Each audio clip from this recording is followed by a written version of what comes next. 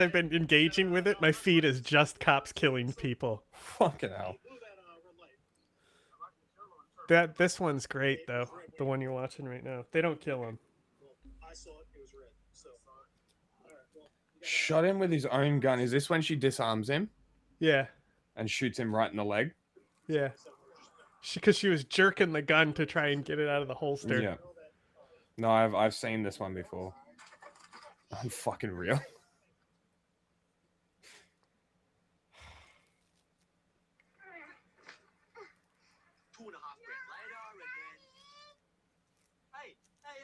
What's going on? It's mine, Daddy. Noah keeps taking it away from me. Noah, give it back. No. Noah, give it back. No. I said give it back now. Noah! Larry, what the hell are you doing? Larry, you can't just... This is so cringe. I know, right?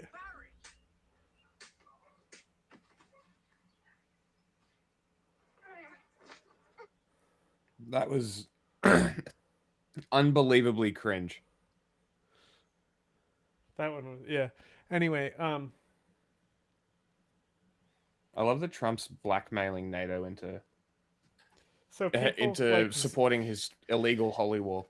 so people like zoomed in on the cash register, the POI system, and the date is from 2024 on the POI, which is like, okay, who cares if a POI has a wrong date? Yeah. Very strange. And like so they're like, this was, oh my god, you so fucking so people were morons. trying to like say that it was filmed 2 years ago. Mm. How would it be relevant to be filmed 2 years ago if he's doing the look, my hands are real thing now?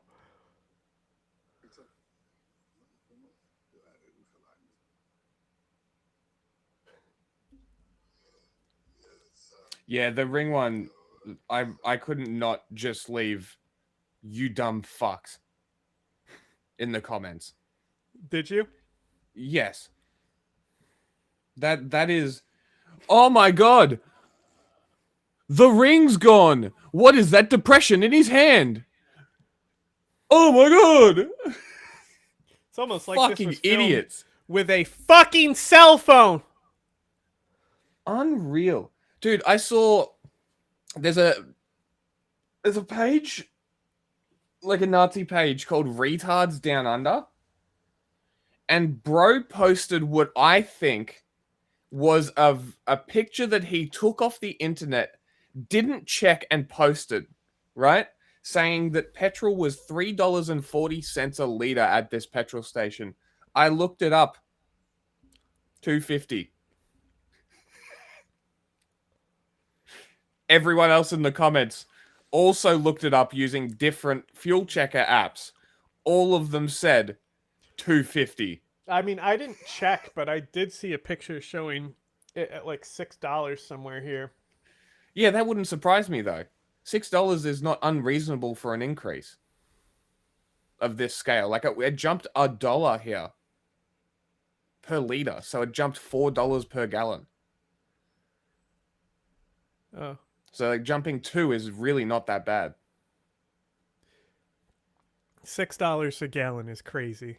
It's insane relative to like the $2 that it was in 2019 when I was there. Mm-hmm. But like it went up from $1.60 up to $2.50. My first car, I could fill my tank with $20 because it was a little Saturn. Yeah. My first car was a massive wagon. It was always expensive. And now I have a motorbike. So I was looking here. Me $30 to fill up completely. Oh, no. Nubia is way behind. I was like, wait, because we have 3 doofuses, and it's John Curtin, Elizabeth, and Nubia who are the big doofuses. And I was like, wait, isn't Nubia doing well? No, they're not. Now that I remember, they're literally in last place. Like their science is still like I don't know, Renaissance or something. Damn.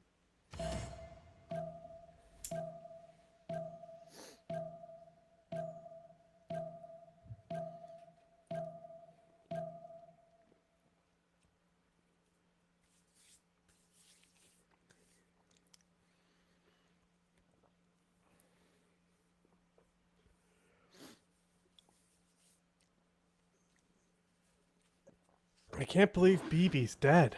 Okay, let's see what else you sent me here. A lot of dumb stuff. Another oddity. Suddenly seems to be missing some teeth.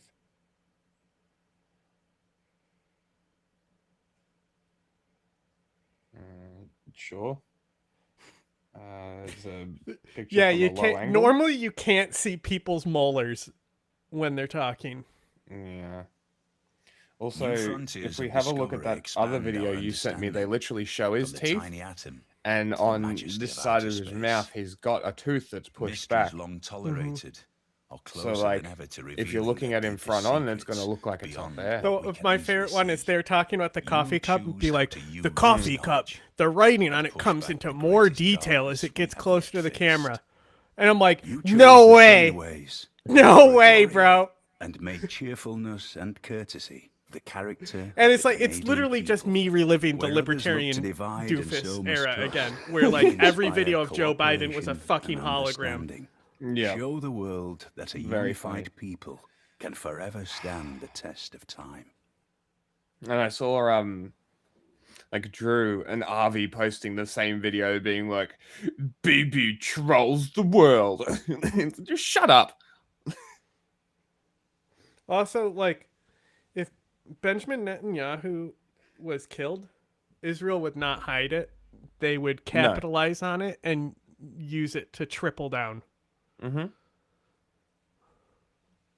Like, it would be quite literally using his death like he's used the bodies of Iranian people to justify their invasion. Use the bodies of well, actually, not even that. Bodies of Jews to justify their fucking genocide in Gaza.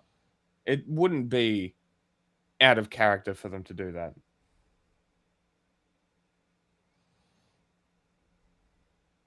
It's fucking repugnant. The fact that he cared enough to make a troll video is so fucking cringe.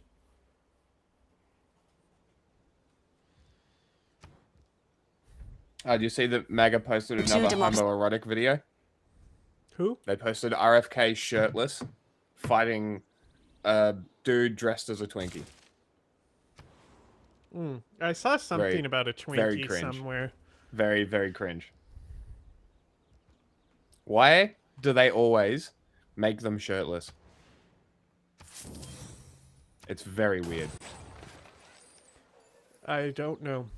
Oh, speaking of which, Louis Theroux? What's his name?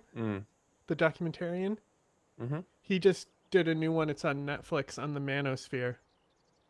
No shit. Awesome. That's great. Yeah, I don't have Netflix. Yeah, you can still fucking find that shit though. Yeah. I still haven't seen the other one about the settlers. I did one about Israel. Yeah, specifically about the settlers. I Interesting. think it was HBO. That's why I haven't seen it. So now that I know Elizabeth is also a doofus, I was And like, she's oh, dominating religion. no, she's not.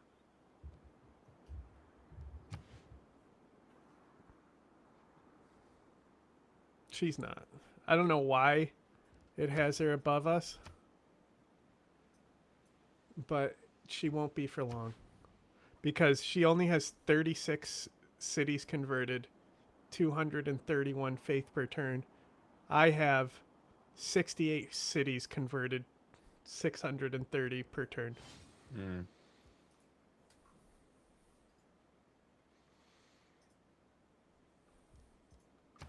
Yes. Are you Australia man? Make a deal. Hold per turn.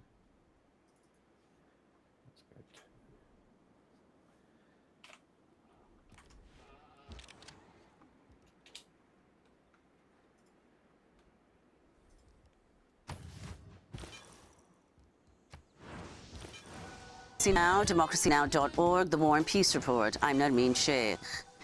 The U.S.-Israeli war on Iran has now entered its third week. On Friday, President Trump ordered strikes on military installations on Iran's Kharg Island, which handles 90% of the country's crude oil exports. In a phone call with NBC News journalist Kristen Welker on Saturday, President Trump said U.S. strikes had, quote, totally demolished much of the island and warned of more, saying, quote, we may hit it a few more times just for fun. President Trump also claimed that Iran wanted a ceasefire, which Iranian Foreign Minister Abbas Araghchi flatly denied. I just gave Just for Peter. fun, bro said. I just gave Peter open borders while he's at war with Mali, and I'm not giving Mali open borders. As long as it takes. He ain't gonna do shit. I know, This is what we have done but it's so going to be far, pretty and funny. we continue to do that until Especially if he President takes Trump down one comes of to his the point cities, it's just that going to go to this me. is an illegal war with no victory.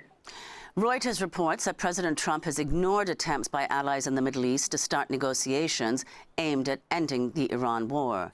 Over the weekend, U.S. and Israeli forces continued to bombard Iran, hitting cities such as Tehran, Hamadan, and Isfahan. Iranian media says that a U.S.-Israeli strike killed 15 people at a factory in Isfahan. Iran's Cultural Heritage and Tourism Ministry said Saturday that at least 56 museums and historic sites have been damaged. At least 1,348 civilians in Iran have been killed since the start of the war, according to Iran's UN ambassador. Meanwhile, Iran's police chief says that the country has arrested 500 people accused of sharing information with enemies. This is Mohammad Tahiri, whose home was damaged in a U.S.-Israeli strike. It's a terrible incident, very bitter. Many people have been killed and so many have lost their homes and lives. However, because of that heroic spirit that has arisen among all the people of Iran, it is now bearable. That is, that sense of resistance within us has grown, strengthened, and matured. For that reason, we're trying to get through these days, and God willing, we will rebuild everything better from the start, just as we are rebuilding our country and moving closer to our ideals. Iran continued to launch retaliatory strikes at Israel as Iranian rumors spread that Israeli Prime Minister Benjamin Netanyahu was killed in an Iranian strike. In response, Netanyahu posted a video of himself getting coffee and chatting with an aide in Jerusalem on Sunday. Over the weekend, Iran launched multiple ballistic missiles at Israel carrying cluster bombs, injuring at least 8 people across the country. In Iraq, 6 U.S. service members were killed when their military refueling plane crashed while taking part in Iran war operations last week. Overall, 12 U.S. service members have been killed since the Iran war began on February 28th. Wow, that's a shame. Too Another bad Trump service member killed them. died of a medical issue. One of my This comes as favorites. the I've posted it to my story twice now, but it's just, "Are you winning, son?" And it's the coffin with the U.S. flag draped over it.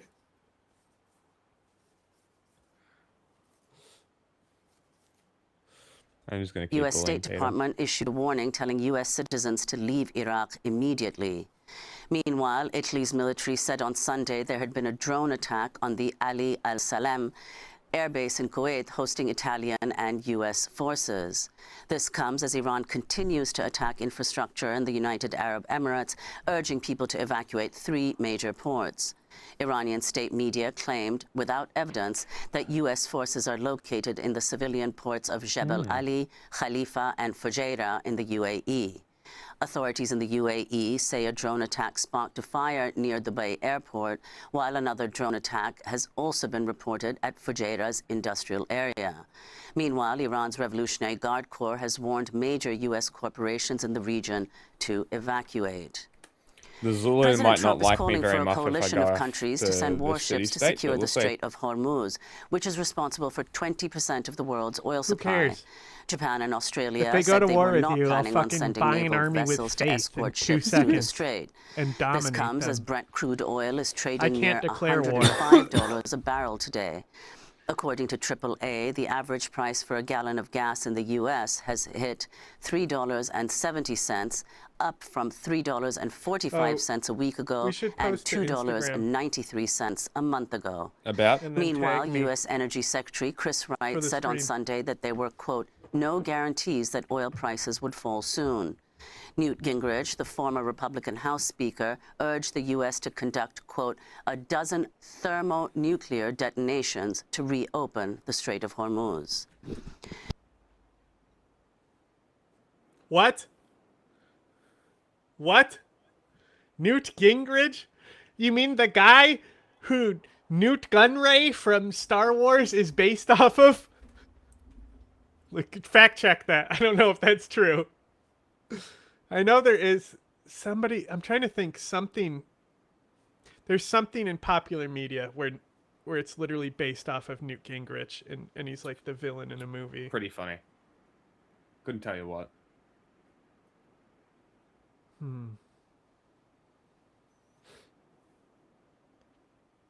Like Newt Gingrich, like, you know what's crazy about Newt Gingrich? He's more irrelevant than Bolton. That is pretty impressive. He called for dozens of thermonuclear detonations to open the Strait of Hormuz. That is Newt, quite a take. Newt, if you think the fucking cost of oil is expensive now because the strait is closed, what do you think's gonna happen when you do thermonuclear detonations?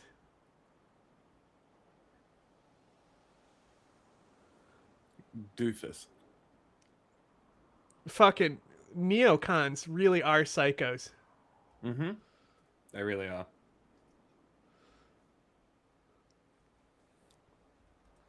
Israel says its troops have begun ground operations in southern Lebanon. This comes as the Why? World Health Organization says it has verified that 12 doctors, paramedics, and nurses were killed in an Israeli strike on a healthcare center in southern Lebanon on Friday.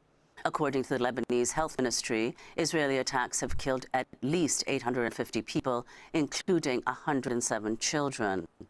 Nearly 1 million people have been forced to flee their homes, according to the UN. This is Furhat Othman, who fled southern Lebanon to Saida, just south of Beirut. I swear, I came from the south, from the district of Tyre. The situation is just as you can see. Sometimes the tent gets blown away by the wind, sometimes there is rain, sometimes water. The blankets are soaked with water. As they say, even the rugs are full of water. Everything is wet, as you can see. We have a cold from the wind, and we are waiting for God's mercy. FCC Chair Brenton Carr is threatening to revoke broadcasters' licenses over their coverage of the U.S.-Israeli war on Iran. Carr shared a Truth Social post by President Trump in which he criticized U.S. media coverage of the Iran war, writing on X, quote, broadcasters that are running hoaxes and news distortions, also known as the fake news, have a chance now to correct course before their license renewals come up. The law is clear. Great. Broadcasters must operate in the public interest, and they will lose their licenses if they do not. Democratic The Senator public Chris Murphy interest. of Connecticut blasted Carr. The public interest.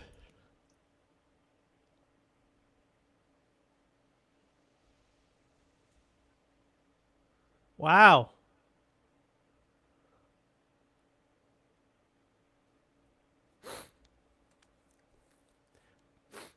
What a cunt.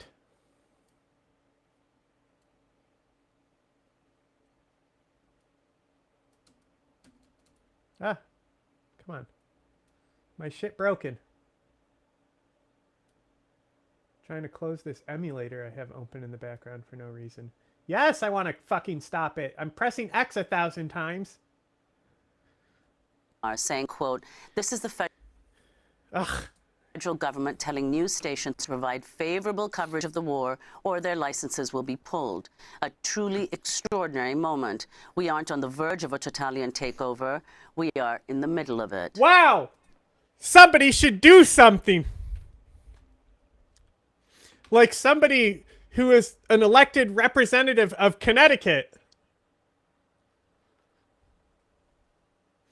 What's funny is, like, from what I've been seeing, is like MAGA is like equally upset with their party that then, like, I think both both sides just fucking hate the establishment now. And it's so funny because Trump was like the anti-establishment guy.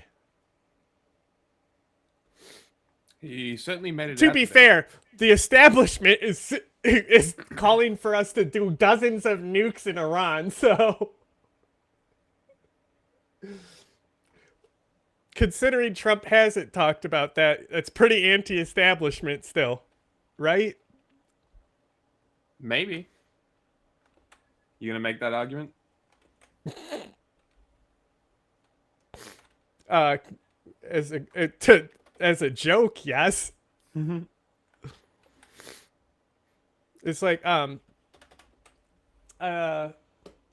Oliver just did a I didn't really watch it, it was on in the background, but he just did the JD Vance thing where he's digging into JD Vance. It's all shit. If anything, it's less informative than like pretty much anything else we've watched on JD Vance.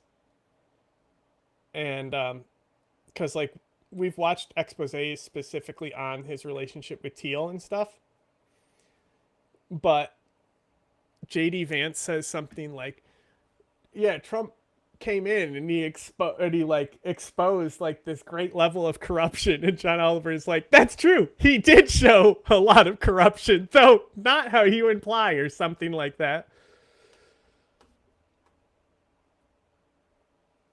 I don't know, it was funnier when he said it. Israel continues to violate the U.S.-brokered so-called ceasefire in Gaza, killing 12 people, including 2 children and a pregnant woman on Sunday. Since the ceasefire deal last October, Israeli forces have killed one of the wars Trump ended. 650 Palestinians, according to Gaza health officials. How's the other wars Meanwhile, going in the he ended? occupied West Bank, Israeli forces killed a Palestinian father, mother, and 2 of their children in their car on Sunday. 37-year-old Ali Khalid Bani Odeh and his wife Wad and 2 of their children, Mohammed and Othman, were each shot in the head in the village of Tamun. 2 other children managed to survive. This is one of them recounting how Israeli soldiers attacked his family.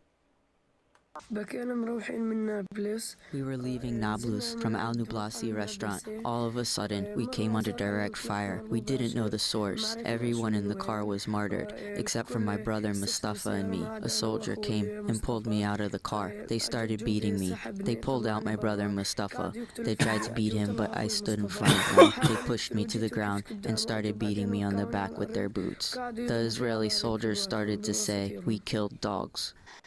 In the Netherlands, authorities are denouncing what they described as anti-Semitic attacks on 2 Jewish institutions this weekend. The mayor of Amsterdam said an overnight blast Saturday damaged the outside of a Jewish school in a, quote, targeted attack against the Jewish community. The day before, 4 teenagers were taken into police custody, accused of starting a fire at a synagogue in Rotterdam. No one has been arrested for the attack in Amsterdam.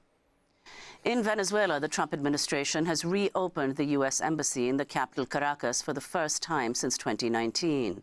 The U.S. flag was raised over the embassy Saturday as Trump has touted the resumption of diplomatic relations with Venezuela after a deadly U.S. military strike led to the abduction of Venezuelan President Nicolás Maduro and his wife Celia Flores in early January.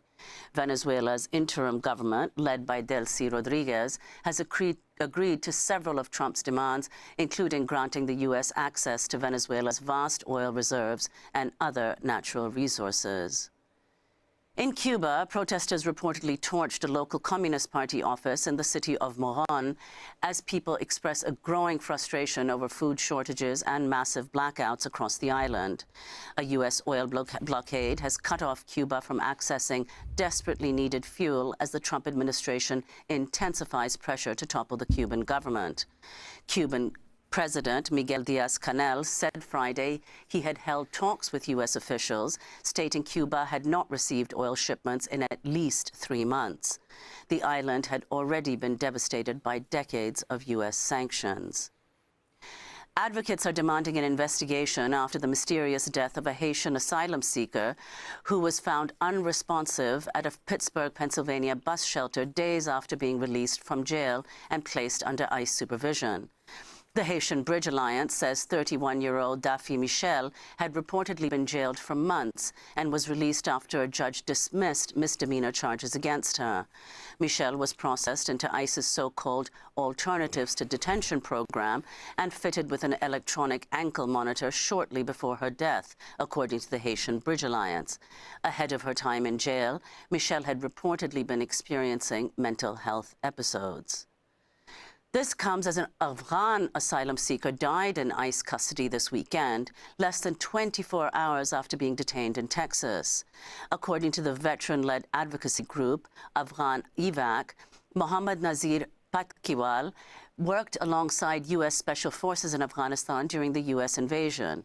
He was reportedly arrested Friday outside his home as he got ready to drop off his children at school. Paktiawal lived with his wife and 6 children in Dallas. He's at least the 12th immigrant to die in ICE custody since the beginning of the year. In Texas, a federal jury on Friday convicted 8 anti-ICE protesters on terrorism charges in a closely watched trial that raised fears over the Trump administration's intensifying crackdown on activists and First Amendment rights. This marked the first time terrorism charges were successfully brought against activists by the Justice Department as federal prosecutors accused the protesters of being members of Antifa. The trial focused on a reported shooting that happened during a protest outside the Prairieland ICE jail in Alvarado last year. The coalition... You know what's funny about this? All these people who like talk about how the Jan 6ers were political prisoners. Yeah, that's a pretty common narrative.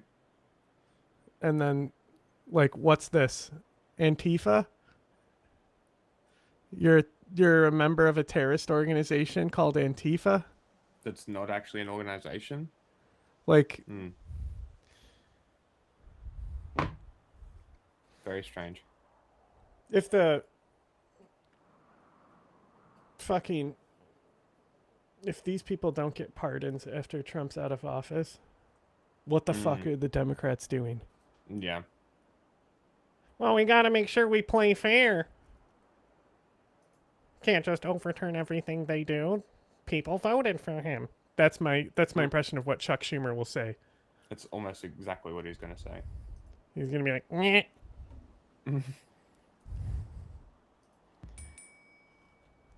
Ding ding. Somebody has to do something. That's Chuck Schumer as well. Constantly being like, whoa.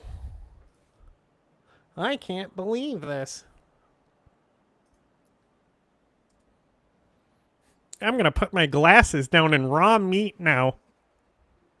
DFW Support Committee said, quote, "This is a sham trial built on political persecution and ideological attacks coming from the top."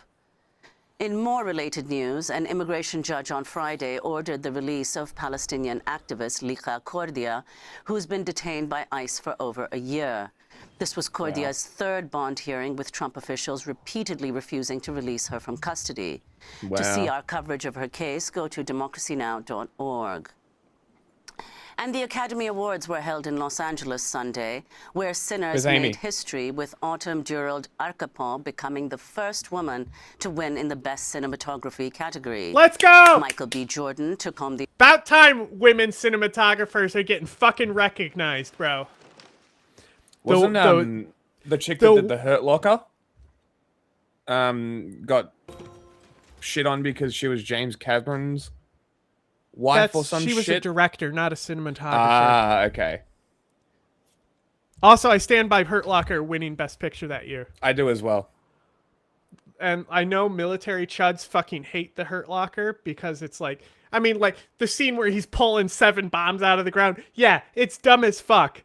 But it's almost like the movie is not actually about war. Like, the war is just a setting for the story that it's telling. Yeah, exactly. Like, how is that hard to understand? And what a year. That was like the last year I actually cared about Academy Awards. Was that year. And I literally went, yes, when Hurt Locker won. But you had Up in the Air, District 9, Inglorious Bastards, Hurt Locker, and then Avatar, I believe, Okay. were the ones. Which is like I really like District 9 as well, but it's not like I would rather watch District 9 than Hurt Locker.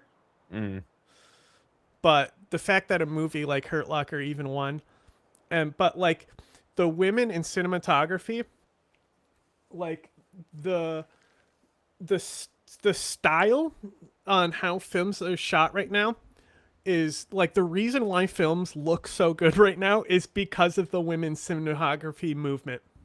So like a few years ago, everything was teal and orange. Yeah. Right? And like House of Cards, I couldn't watch that show because I had been to DC with the white marble and everything in House of Cards was like teal and fucking orange. And I'm like, just fucking shoot it like a normal fucking thing. It's so annoying to me. Like the only time where I liked teal and orange being used was long before that whole trend started. And it was Pitch Black, the Vin Diesel movie. Because one of the suns was blue. So they like did a blue tint when that sun was up. Yes, justifiable. Yes. Now, so like the style that has come up from women cinematographers. So like Neon Demon, I'm not sure if that was a woman cinematographer, but Neon Demon is that style. Annihilation is that style. So like women came up and defined that style, and now people have adapted and started copying that style. But like for the longest time, everything was just the two fucking colors. And if you go on my Facebook and you go back far enough in my like pictures, there's a picture of just a color wheel where I just said, this is a color wheel. And it was a joke inside like the media department because I was always so frustrated with the color palette in films at the time. That's very funny. It's not something I ever took notice of. Like I noticed the tint, but it's like whatever. Oh, it's just nonstop though. That's the issue. It's just like how the fucking Bourne movies fucking ruined movies for a while with the shaky cam shit. Yeah.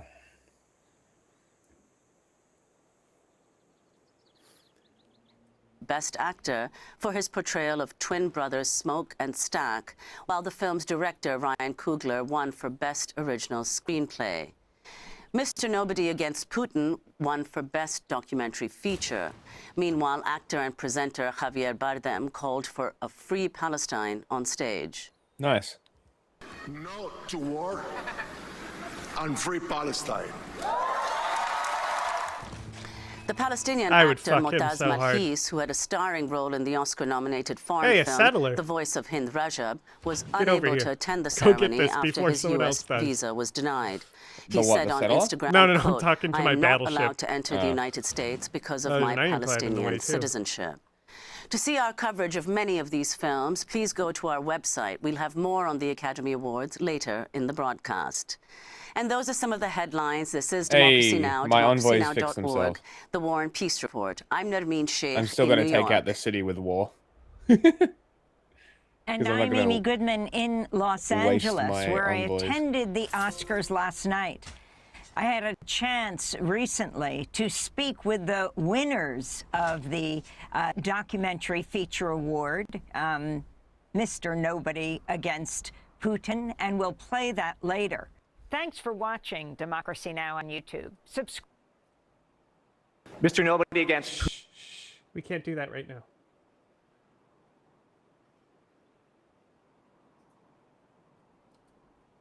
All right, guys, so there is a raging debate currently happening online, and the debate is Benjamin Netanyahu alive? Kyle, very loud. Why are you yelling, Kyle?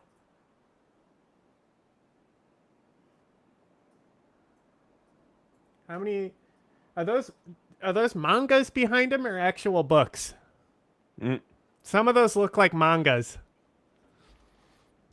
Japanese animation or anime. How come we don't have that as a soundbite? I don't know. Because it's not funny enough? No. Alive, or is he not alive? Okay, so in the middle of this war, It's very. he kind of just disappeared. Okay, here's my question. If somebody doesn't have a heart, can we prove they're alive? Eh. You know, is Frankenstein alive? Did he have a beating heart? What I'm saying is Netanyahu is an asshole. He is an asshole. Fuck that guy.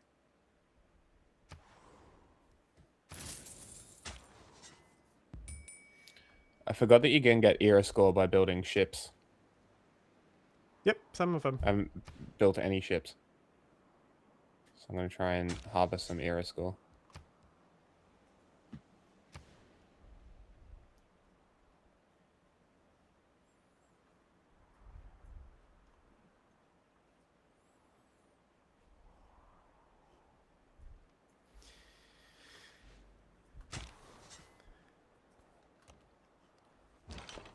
Was gone for a number of days, and then he popped back up and gave this speech where, you know, he has the Israeli flags behind him, and it looks like a very professional setting.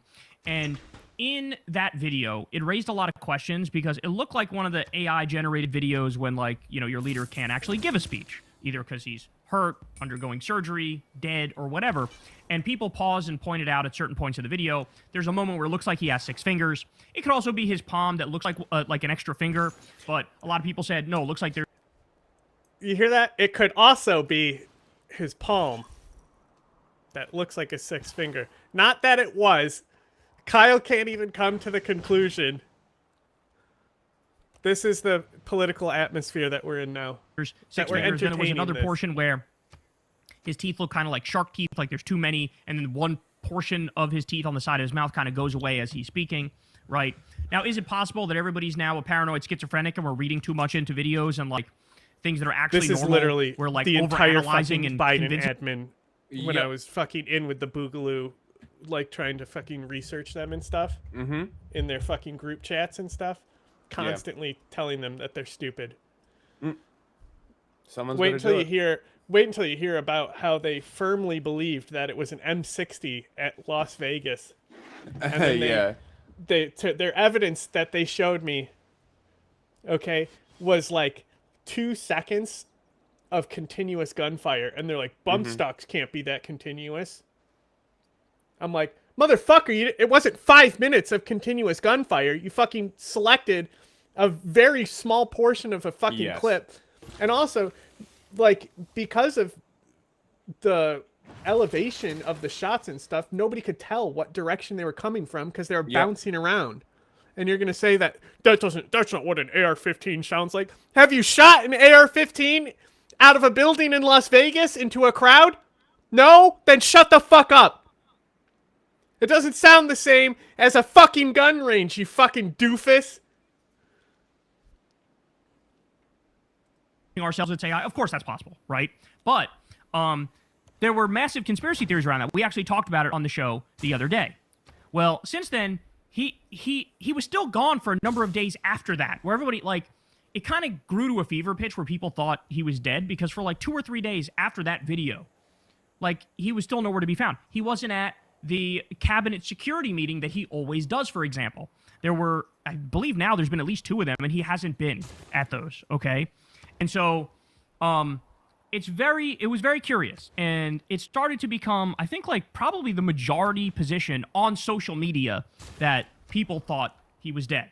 Okay, then, the other day, they're trying to, the Israeli government is trying to lay these fears to rest, and Benjamin Netanyahu comes out of hiding, and you get this video where he's proving he's alive. Watch this. מה שאלת אותי? ראש הממשלה אומרים ברשת שאתה בכלל מת? אני מת על קפה, אתה יודע מה? אני מת על העם שלי. איך הם מתנהגים, פנטסטי. אתה רוצה לספור את מספר אצבעות? אתה יכול להראות לנו? פה. So we showed his hands there going, see, I have 5 fingers, not 6 fingers. ראית? יפה מאוד. לחיים. אני חושב של המסר לאנשים שיוצאים ומתאווררים? לצאת להתאוורר, אבל ליד מרחב מוגן. I'm so owned. והעמידה שלכם היא מדהימה, נותנת כוח לי, לממשלה, לצה"ל, למוסד. What is he casting a spell? Why he talk like that? אני לא יכול לשתף ברגע זה, אבל עושים דברים מכים באיראן חזק מאוד, גם ביום הזה, גם בלבנון, ממשיכים. אתם אומרים לי להמשיך? אני אומר לכולכם, גם אתם תמשיכו. תמשיכו להישמע להוראות פיקוד העורף, כל הזמן, להישמע להוראות פיקוד העורף, וגם לראשי הערים, להיות תמיד ליד מרחב מוגן. אנחנו נקל ככל שהדבר ניתן. ותודה לך על הקפה, הוא מצוין. אני לא יודע לגבי הקלוריות, זה נראה לי מסוכן מאוד. Okay, so when I first saw this, I go, okay, he's alive. Like, it just looks like he's alive. Great. This video passes the smell test to me, where I'm like, yeah, it just looks like a video, right? But wait a second. That's a lot of beans, you nasty ass bitch guy. Yes, it is. By the way, that reminds me, speaking about beans.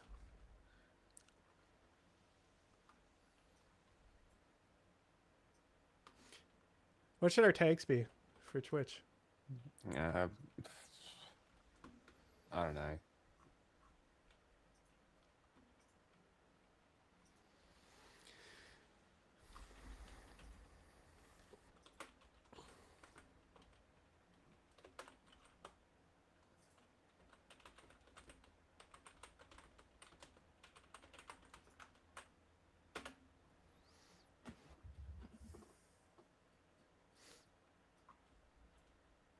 See what we got here.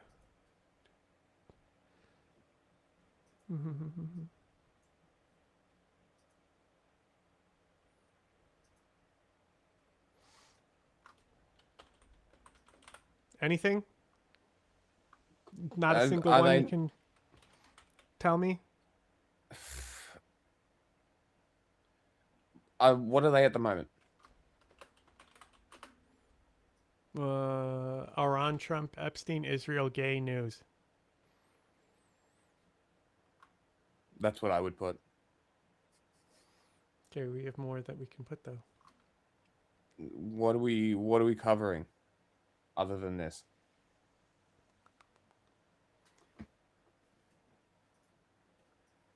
I mean, I got a lot of stuff. Newt Gingrich wants to nuke. Iran is currently our biggest impressions and actually generating views. Fascism also does good. Interesting.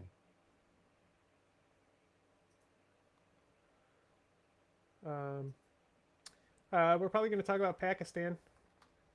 I figure Pakistan is better to put in there than Afghanistan, right? At this point, yeah.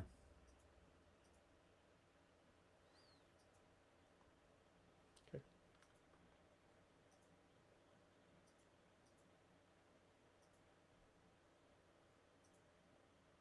I'll also put, maybe, let's try debunk.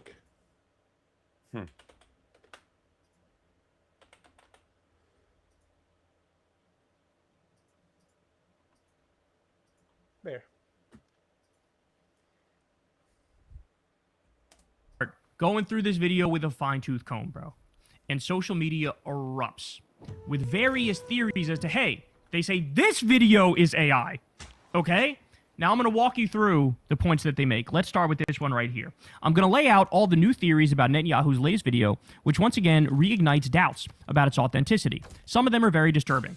One, the date indicates it's 2024. Okay, so let me click this. So if you were to pause the video at one point here, okay, you can see on the bottom left, you can see this screen, okay?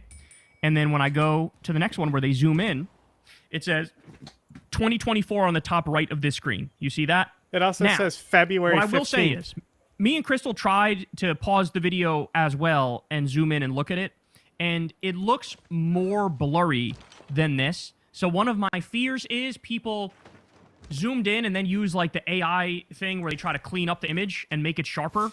And when you like also like a POI system doesn't necessarily like have the correct date, because like I also want to say that this shop is like it was closed and they specifically opened it for this press shoot and stuff.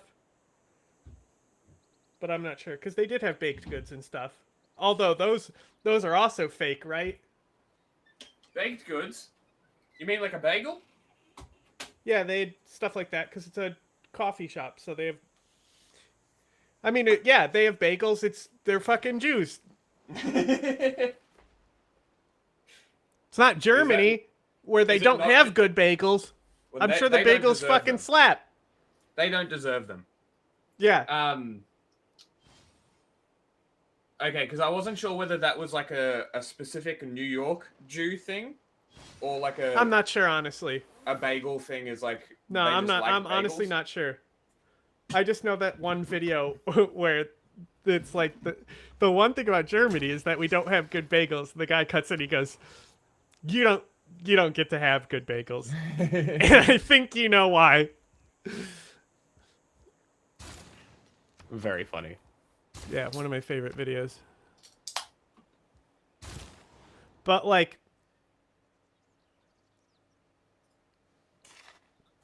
it's also like, I mean, okay, so the pictures I saw, which were probably cleaned up, like Kyle says, it did show February 15th, but that could be a 3. But like the date on a POI system being wrong, like we know AI can't fucking generate font in general. Yes. Right? So like it wouldn't just be a wrong date, it would be gobbledygook. And like I can't read Hebrew. For all I know, that is gobbledygook. That's You true. know? I don't read Hebrew like either. those might not even be Hebrew letters. I don't fucking know.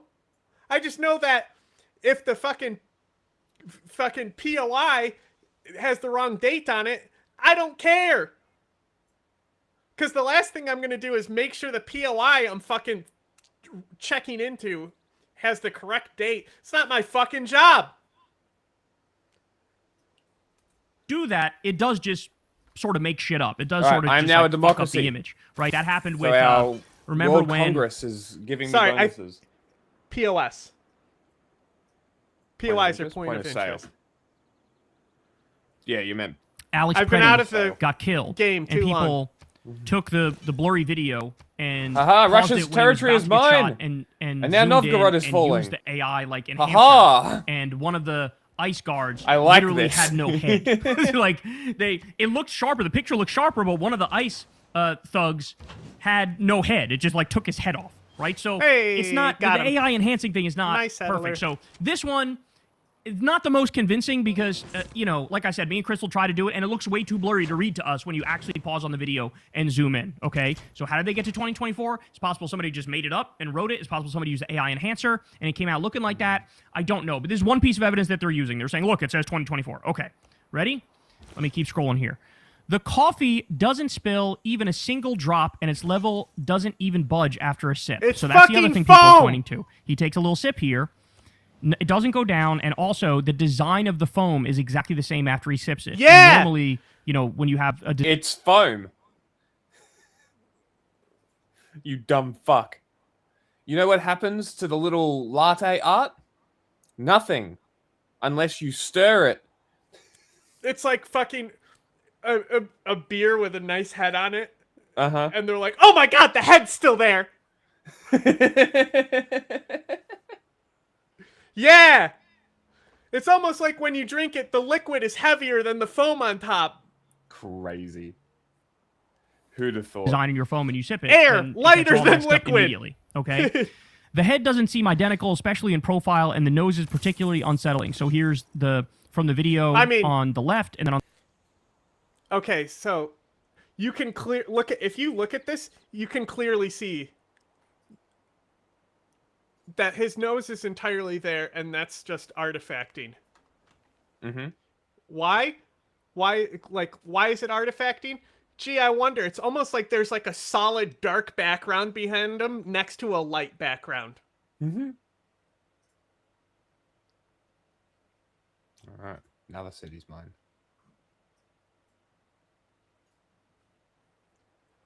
On the right is what Netanyahu normally looks like.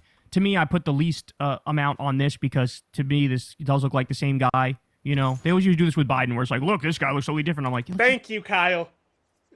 Thank you, Kyle, for also being frustrated with the Chuds constantly doing this with Biden, trying to claim that he's not real and dead, and that we're being run by a fake president.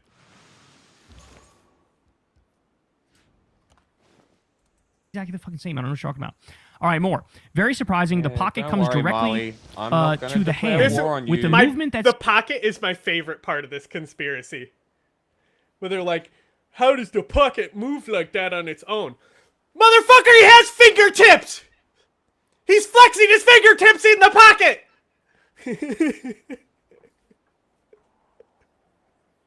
Seems totally unnatural. This is one that a lot of people are pointing to here. Watch. So I'm going to play this video for you, and you're going to see there's a moment in the video that it does look like the pocket moves in a sort of weird way. Ready? Watch. No, it doesn't! Oh, you mean the edge now, got caught by his hand and slipped out? Oh, hey, look. You ready? I'm going to do that now. Hold on. Ready? Why did it do that? Bro, oh my god! These people probably see magic tricks in real life and think they're witches. Sleight of hand. How did they do it? My favorite is like the guy who like the trick where they steal the watch off the person. Yeah. You ready? Look, another pocket. You ready? I'm gonna hit the zip on the inside of the pocket. Whoa! And this is leather as well, so it kind of keeps it shape. It's almost like when you flexed your fingers, it returned to normal. Oh my god, why is the pocket moving?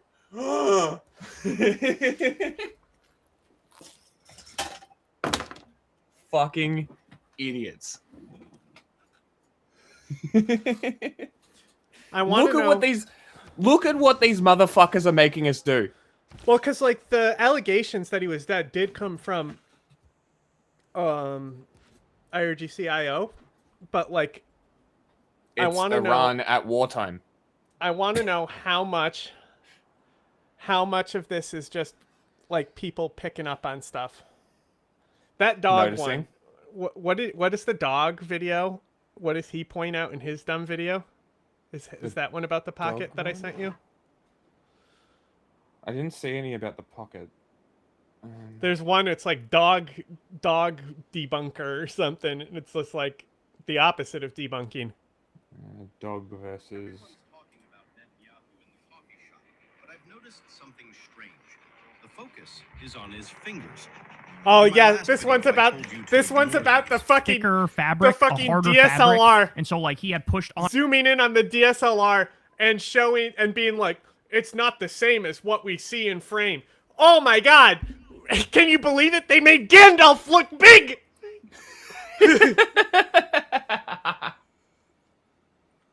That's awesome.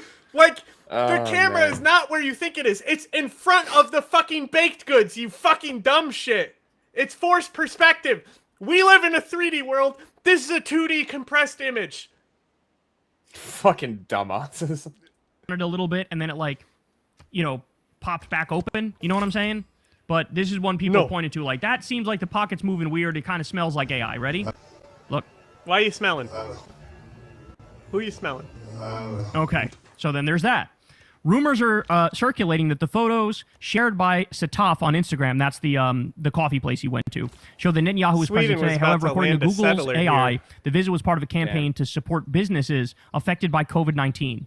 Did they therefore use old photos and stage the video? Yeah, so that's the theory. The theory is like, you see all these guys wearing masks, all these people wearing masks. They already settled where I was going to settle to fucking start pressuring Australia. Did they feed that into AI and say, give us like a newer video, like with this being, you know, the starting point for it?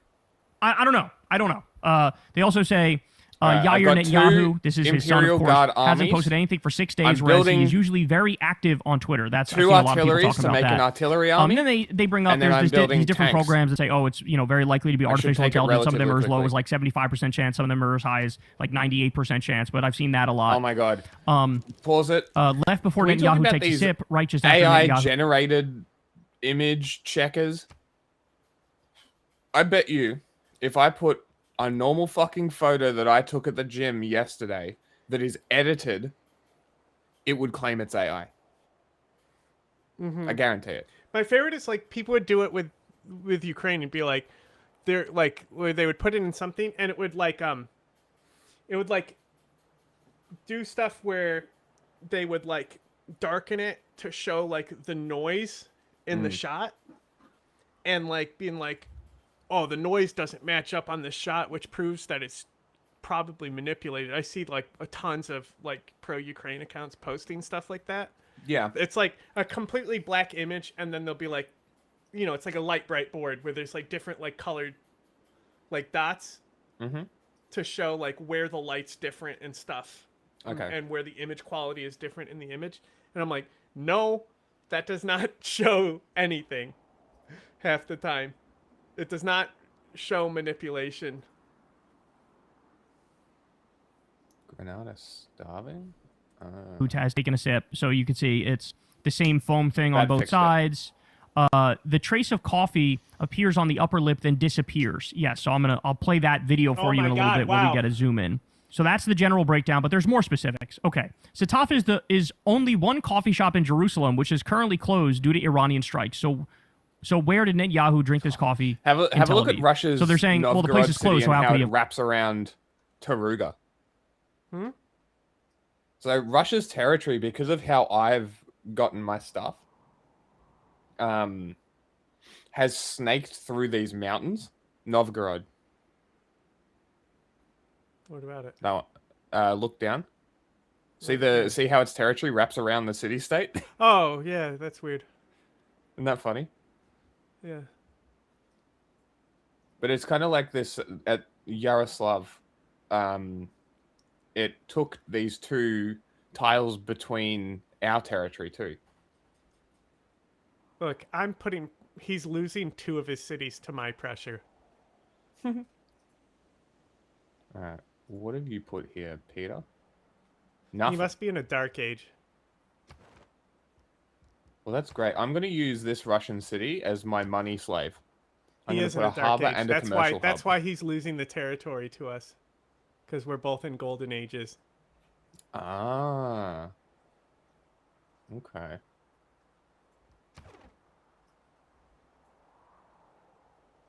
Basically,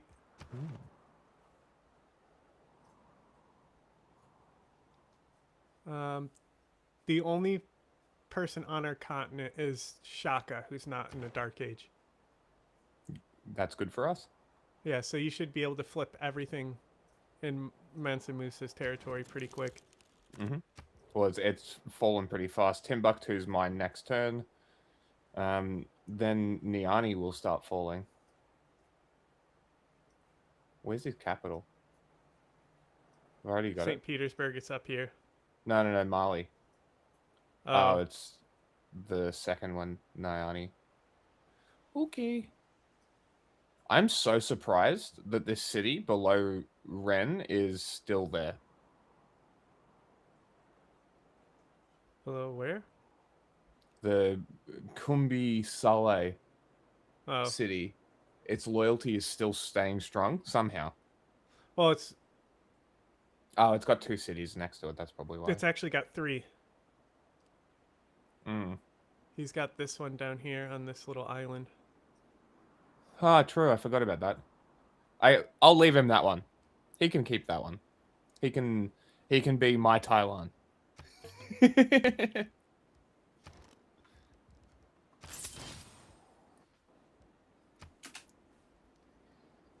Gone. Well, I don't know. He's the fucking prime minister. They would probably open it for him so he could do his little propaganda video, right? So that's a possibility there. 2 reasons it's AI. First, the coffee doesn't spill. Next, the screen doesn't have that screen flicker that's caused by the mismatched frame rates between it. And what should have been the device that supposedly recorded this, it's not there because it was constructed, not recorded. Okay. So, yes, this is a point people are talking to where it looks like the liquid goes over the top, but it doesn't spill. And they say that's like an unnatural movement for liquid. And then the other thing is the screen in the background doesn't flicker, and there should be a difference between the frame rate of the camera and the frame rate of that screen. Okay? That's what they're saying. Is foam a liquid? This guy says Netanyahu is left-handed. In today's coffee shop video, he's drinking the coffee with his right hand. It's an aerated liquid. No. So here he is, holding the coffee in his right hand, showing his left hand, and here he's in the past, eating, holding with... So, the whole flicker thing, right? So that flicker happens because of a refresh rate, right? So refresh, what kind of screens have refresh rates? Computer screens? Screens phone with screens? motion. Phone screens in general. Thing where the image might move, right? That's so like that's why screens flicker when you film them, because you're seeing the screen refreshing, right? Yes. That's a POS. It's a screen. Not a fucking tablet. If it was an iPad, it would be flickering, but it's not. It's a fucking POS system. They don't have refresh? They wouldn't need it. I mean, it doesn't need to refresh. It's going to be a static fucking thing that tells you your total. You can literally, when you watch POSs, you can literally watch them generate, like, they refresh very slow, like when they like come to the next page of whatever you're doing. So they're not designed for like watching movies and shit like every other screen that we interact with. Yeah. Interesting. I never thought about it like that. Like, you know what you should test next time you're at the gas station. See if the digital screen on the gas station pump flickers. Film it. That would you just pull out your camera and see. So like, I'd like to see if ATMs and gas stations have a refresh flicker. This is an interesting question. Couldn't tell you. Man, that little island that you've moved over to with Vancouver is just littered with offshore oil. There's so much of it. You need oil? I'm getting 4 per turn, but I'm going to start producing oil units. Hang on. So I'm going to need them. But I got plans to start making oil wells, so... I have so much oil, bro. Literally, I can't even sell it anymore. Many. I can't even sell it anymore. I've flooded the oil market. Okay, so basically, if you cap out, send me half of it, because I'll always need it. No, I just literally... Yeah, I'm saying, like, from now on. Like, just send it to me. Because I'll always be needing it. Because I'm doing the same strat as I did the other game. I'm going straight for nuclear power. But I needed the oil for units. And I haven't built coal yet. So I'm thinking... I don't need niter, I don't think. No, I haven't. Well, I just topped off what you didn't have full. No, fair. Okay.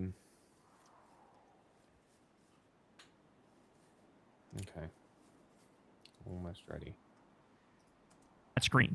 Okay? That's what they're saying here. This guy says Netanyahu is left-handed. In today's coffee shop video, he's drinking the coffee with his right hand. Okay. You can never drink. So, holding the coffee in his right hand, showing his left hand. I'm right-handed. And here he's in the past. You know, if I'm about to shake someone's hand, you know where I'm putting my fucking drink? In my left hand. You ready? I'm going to break the internet. Hey, is that Netanyahu? Am I AI? Are you Netanyahu? You fucking idiots. You actual head-ass morons. Like, this is embarrassing. Like, I thought I escaped this shit getting out of the fucking right wing. And here we are, back in it again. I mean, it would be cool if it was real. Like, can we not? QAnon gets outed as an Epstein op 4chan gets outed as a Bannon op, and now the left is doing this. Did you give John Great. Creighton gold? Yeah. It's a aid request. I'm giving him gold per turn. I was just checking if you gave him gold. Yeah, I'm the most there because I'm giving him gold per turn. Yeah. That's Do you want the Diplo to victory points?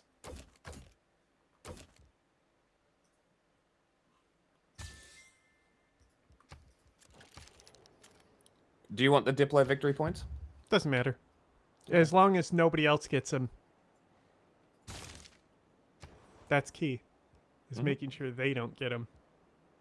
Timbuktu is mine. Damn, Mali's capital is not falling. It'll Maybe come if I take- eventually. Maybe Eating, if I take holding with his this left hand. Here's another one of little him city-state, eating yeah. with his left hand. Here's another one of him signing something with his left hand. There's another thing that people are pointing to. All right, and then we also have this one. So this is where they say, oh, he's got foam on his lip, and then it just goes away immediately after he takes the sip. All right, watch this. So he takes the sip. Obviously, this is slowed down massively and zoomed in quite a bit. And you'll see like a little tiny line of foam on his lip, and then it's gone. I And then swear it's to gone God, right there. Kyle. Okay. If you Now, I don't know, did notice he wipe that it that's an off, or editing cut, I have no idea. I'm Did he gonna lick lose it? my fucking I have no mind. idea. So there, the internet's exploding over that. They tried to prove It's an editing that cut! he's alive, and this also looks like it's AI. I should also point out it's fucking editing. that Ariel Sharon, a former Israeli prime minister, he was like on life support for fucking 8 years. They kept him alive.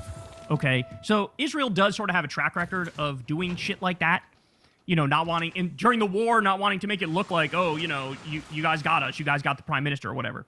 But then they see the backlash over that video, right? And they're like, motherfucker, okay. So then Israel releases another video where they go, no, seriously, he's alive, watch this. So here's the new one that they put out. פה עם שיר ושיר. I'm gonna speed this one up. איזה יופי. תודה רבה. תודה, תודה לכם. תודה רבה. תודה לכם. טוב, קצת לספוג שמש. תודה לכם. של מי הכלב? איזה סוג זה? נענית, ישראלית. נענית ישראלית, כל הכבוד. טוב, גם לא מגיע קצת. ישראלית אמיתית. יאללה, לכולכם מגיע. כן, כן. יצאתם להתעורר קצת? כן. יפה מאוד. תראה, על ירושלים יש משהו יותר יפה מזה? אין על ירושלים. אין על ירושלים, נהדר. הוא השתגע מזה. תשמע, אני זוכר את זה. אתה זוכר? קוראים לו דש. זה היה במטוס, תמסרו לו דש. איזה יופי. שלום. שלום לכם. גם אתם יצאתם קצת להתעורר? מרחב מוגן, איפה את יודעת? ממש שם, בטח. א' ב' זה לבדוק. כמה צעדים מכאן, נכון? כמה צעדים. יופי, זה הכי חשוב. קל לנצח ואנחנו נשמור על עצמנו. מצוין. Can I get that policy where I can just have open borders? ציבור with מבין את city העניין. states? Guys, הנה הפרט Open הכי borders חשוב. איך with קוראים all לו? city breaking מה ששיר breaking אמר, news. here. You ready? יש לנו שני שירים כאן. מה Pause ששיר it. ושיר אמרו, זה הדבר. So now this. You ready? Breaking news.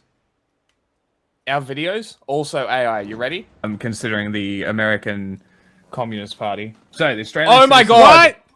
Oh my god! I've never seen something jump like that in a video before. You actual dumbass. Like,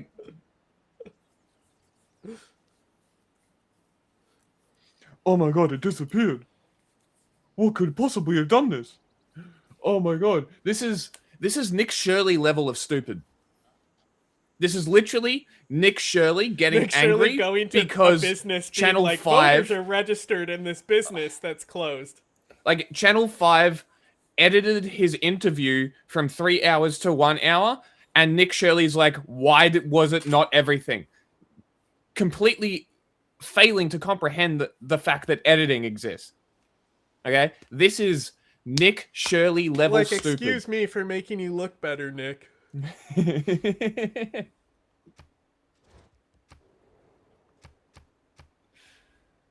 Alright, They literally now- just dropped this right before I came on air, and like I'm positive there's going to be a whole new list of things that they're like, this video is AI, right? And so the one thing I did see right before I came on air is there's one part where it's all computer. You see his ring on his hand, and then he moves it, and then when you zoom in on it, the ring is gone, and then he moves it back, and the ring is there again. So I'm telling you, they're already working on the next, like, hey, here's why this is bullshit, right? Like, I already know there's going to be at least 5 different things when I get off air. Like, here's why this one is also AI, right? Now, here's my overall point. So is Bibi alive? Is Bibi dead?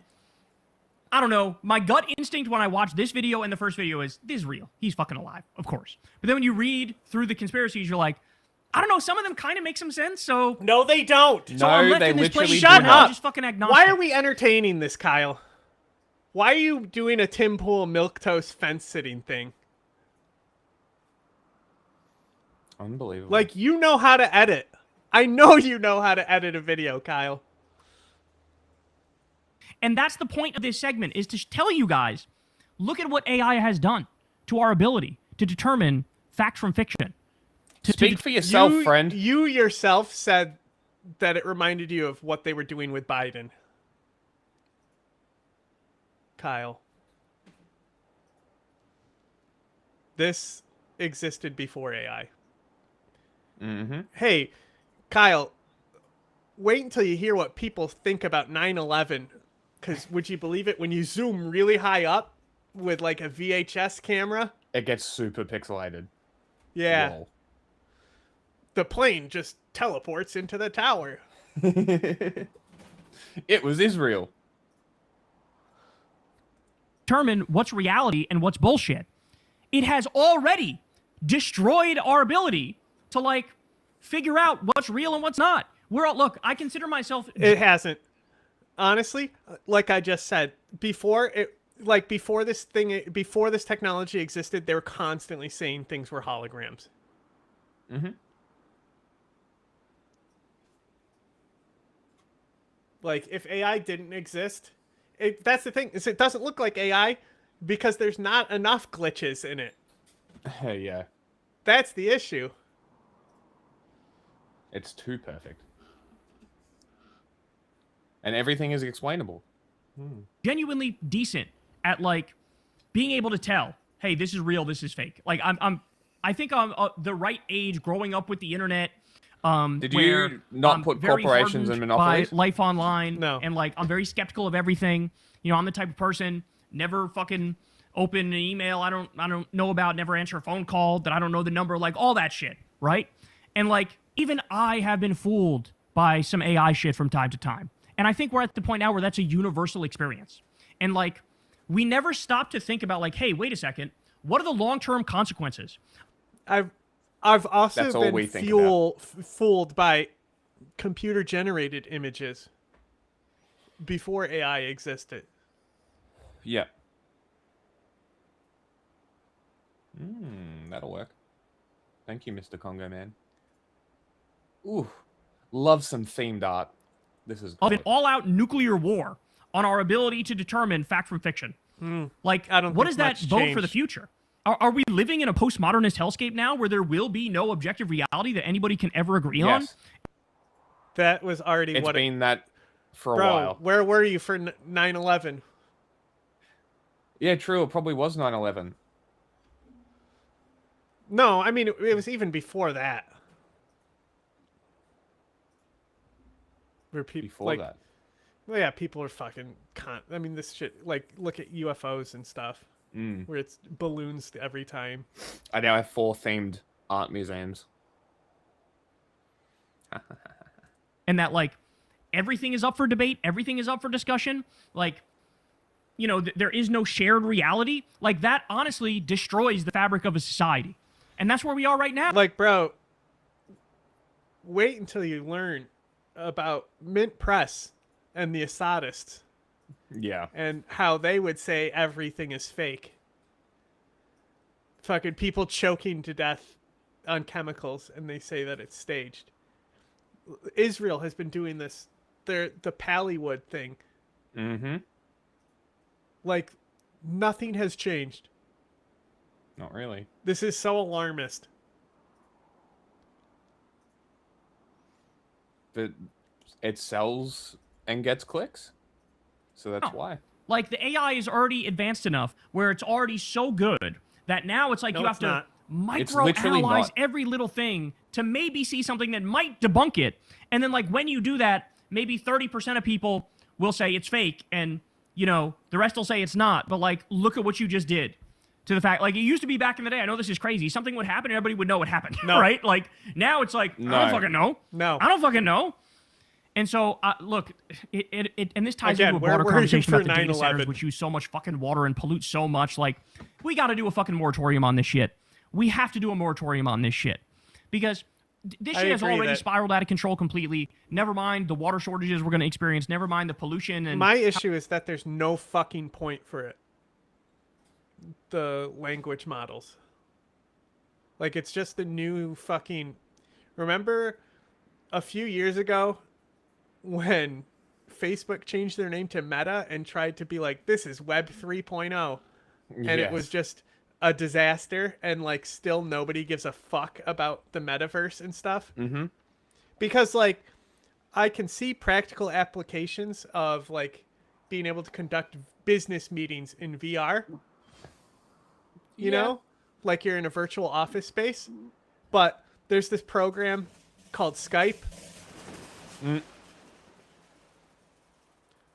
Like they already tried, like they already did this with the fucking Web 3.0 shit. And then it was NFTs, which were also was a massive way for these people to defraud us and generate wealth. Like the AI is just the new thing. And if anything, it's getting worse, not better.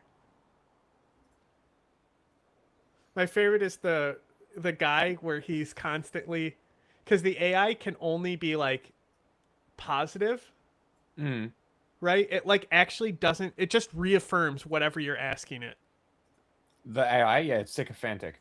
So like the guy, he'll do stuff where he's like, "I'm being hit by a car," and it's like, "Oh well, you have plenty of time to move," and he's like.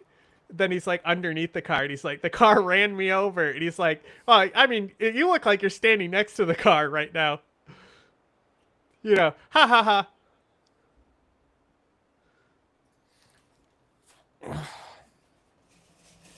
How many sicknesses we give people because of these data centers. But we need to get a fucking handle on this AI shit, because if we don't, I shudder at what the future fucking looks like. I already shudder at the future looks like, but this makes it even worse. And we're going to have election now where AI deepfakes are super convincing. Do you not see the 1,000 ways in which that can fucking blow up in our faces? People can't even agree if this guy is fucking alive. Everyone loves We don't me. even know. And it's all because of this dystopian world that we now live in, where we can't tell if anything is true or not. So, I don't know.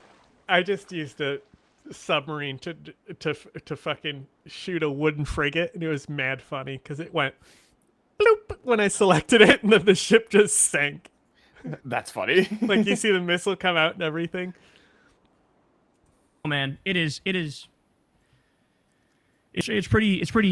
scary, right? It is pretty scary that we're in this place. But I don't know. I'll ask you guys. I'm agnostic. I genuinely don't know. You put in the comment section whether or not you think he's alive or dead. Hey y'all, do me a favor and Shut up, Kyle. You know he's alive. Wake up, babe. There's a new pseudo-historian in town with some absolutely amazeballs ideas. This new guy goes by the name of Professor Jang. And he's not just a pseudo-historian and a conspiracy theorist, but he actually pretends... Right? I saw Flint Dibble posted this. I saw Flint Dibble posted this, and I'm like, fuck yes. Because it's funny, because I don't mind Jang's videos. I will watch his game theory lectures. They're quite entertaining. Where he pretends to lecture to a class? Yeah. So, like, I watch them. They're entertaining. But the one thing that I don't do, and this is probably because we do so much stuff with, like, media literacy, is I don't take what he says seriously. If he says something that's kind of curious, maybe I'll look it up and be like, oh, okay, that's a plausibility. But he plays in a environment of game theory. Like, it's just war games. And this is what I was saying to my friend, because when another person got found in a forest, hanged, I messaged my friend who's from Marietta, which is where it happened.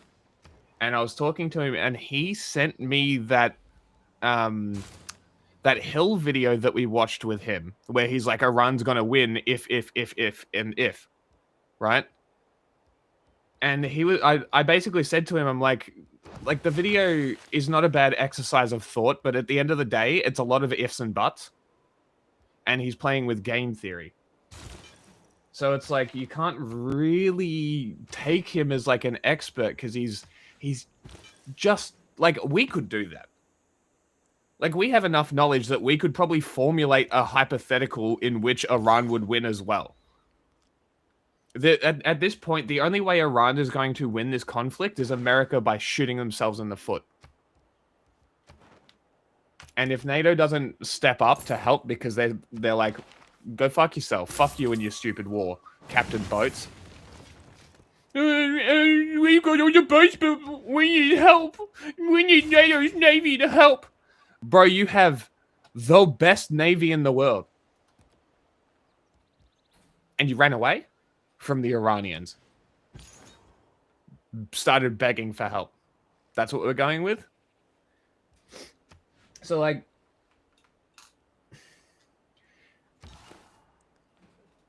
I don't know. It's just... Look, I made a clip. Like the... I clipped so we can send this to Flint Dibble. Yes! But he actually pretends... Right? I saw Flint Dibble posted this. I saw Flint Dibble posted this, and I'm like, fuck yes. Because it's funny, because I don't mind Zhang's videos. I will watch his game theory lectures. They're quite entertaining. Where he pretends to lecture to a class? Yeah. So, like, I watch them. They're entertaining, but the... That works. But yeah, like, I'm not going to say don't watch them, because they are an interesting sort of Here, go send idea, this to but Flint Dibble. Like how, remember how I got the ad, the girl from the ad? Just post that on Twitter. Oh, well. What I just sent you.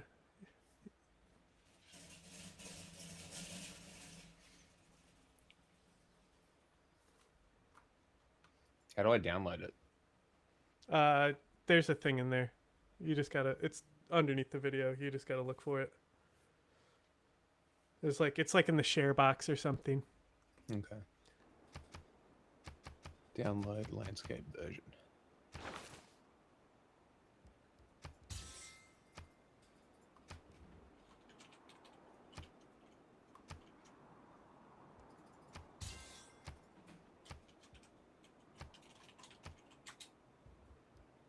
Okay.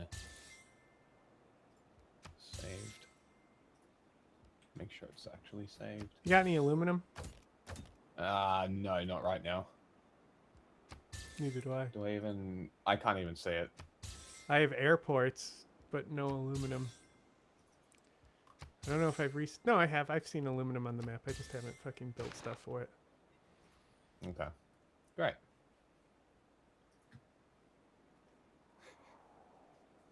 I might cut the tail off it. Yeah. But I'll post it after stream. No, post it right now. Oh, I gotta do a little bit of editing on it. Just post it right now. Because you won't post it after stream. You'll forget about it. No, I will, because I'll literally pull it out on my laptop and do it. I don't believe you. That's fine. Because I've also got to pull the yesterday's stream as well, because I want to clip out the Friendly Geordies thing and the Drew stuff. Because, the Sunday one, sorry. Because the Drew one, I'm going to do a proper edit. I'm going to try and cut it down a little bit. I also think we did a couple things where we fucked up a little bit, but I'm probably just going to put a thing on the screen where it's like, we did this live. No prep, live. Yeah, give us a break. Like what? There was a few things early that I'm like, oh, maybe there's some things that I said that weren't correct. I'm going to have to go through it. I wouldn't worry too much about it. No, but still. It's wanna more go through correct it and have than a look. that dog shit they put That out, is let me true. tell you. That is true. It's far more correct than that. Yeah. Perfection is the enemy of good enough. Mm. Oh, I'm not gonna like That he's make a it prophet perfect. Like I'm who not can predict the future. crafting sentences and shit. Professor Zhang is a game theorist, best known for his popular Predictive History YouTube channel, where he applies his systems of analysis to the past in order to predict the future. Back in 2024, he predicted that Trump would win the presidency, that Trump would go to war with Iran, and that the US would lose that war. This has sparked a flurry of interest in both his work and his rather colourful adjacent opinions. Zhang's been It's appearing like that one every guy who has like the formula for who's gonna win elections or whatever. Mm-hmm.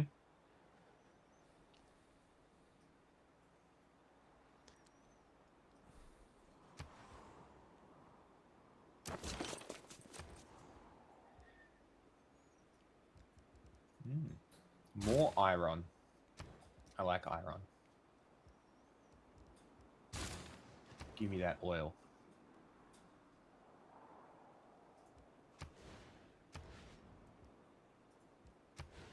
Government. Ah, that's why. I took away my builder thing. Great. I don't want to produce any builders right now. Great. It's all producing units. Excellent. Armory. Getting those 3 cities, those 2 Mali cities and Granada, gave me so much land. There's so much.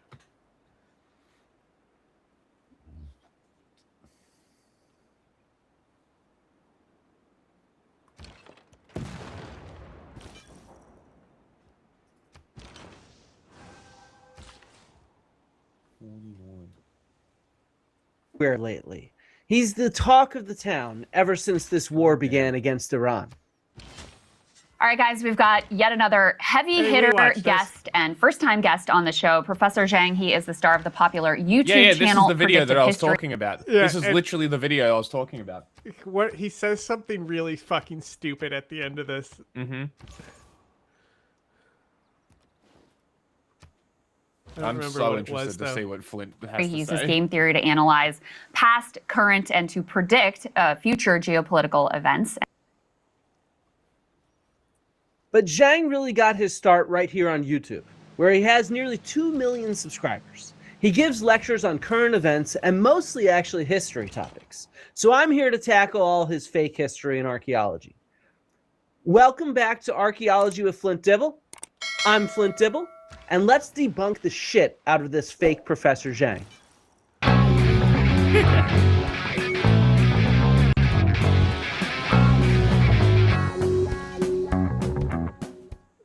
From the start, I want to be absolutely clear. Professor Zhang is absolutely a wacko who spreads insanely harmful conspiracy theories about history and politics. His predictions about the future are mostly not accurate. After all, a broken clock is right twice a day. Professor Zhang is not even a professor. He teaches at a middle school in Beijing called Moonshot Academy. He's never taught at a university level. He does not hold any advanced degrees. His bachelor degree is in English literature, not historical or geopolitical topics. No shit. On his popular YouTube channel... I mean, we already were saying this, that he's not even like a real teacher. Yeah, like I figured that the videos were just a set. Like if that, like if you I- don't hear if I questions clipped or anything. Another 30 seconds, it would be. Oh no, it's in that clip where I'm like, where I say him pretending to talk to a class. Yes. Great. That's what we want Flint to see.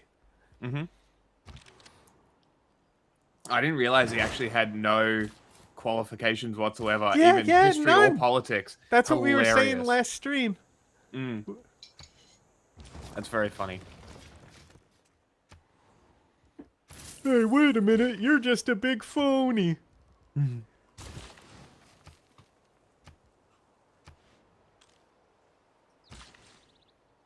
Predictive history. Russia Zhang's is entire losing premise 2 is that he cities can to me predict the future by taking knowledge from the history They're and the losing 3 to geopolitical me. present. He claims Well, to they're use a actually fictional losing method, 4. psychohistory, which is not a real thing. It's from the Science Fiction Foundation series by Isaac Asimov. Zhang sums up his claims in the first video of his Secret History series. We'll be looking at all 3 this semester, the past, the present, and the future. We were analyzing all 3 in order to construct a more objective reality for Put a settler south of Tambov here. So right where there's no settlements here, because by the time the settler moves over here, this will flip. You put it just south of here, and you'll start flipping Australia. Yeah. I don't we will have enough not gold to buy succeed. one We right will. Look at his empty bookshelf. Teaching at a high school in China is wild. That's his qualification? Yeah, not a professor. I'm getting so much food, it's fucking crazy. The highest food production is 140% population growth. The lowest is 115. Or 110, Mexico City.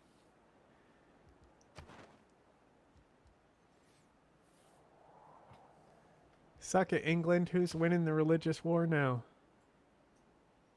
Play the video.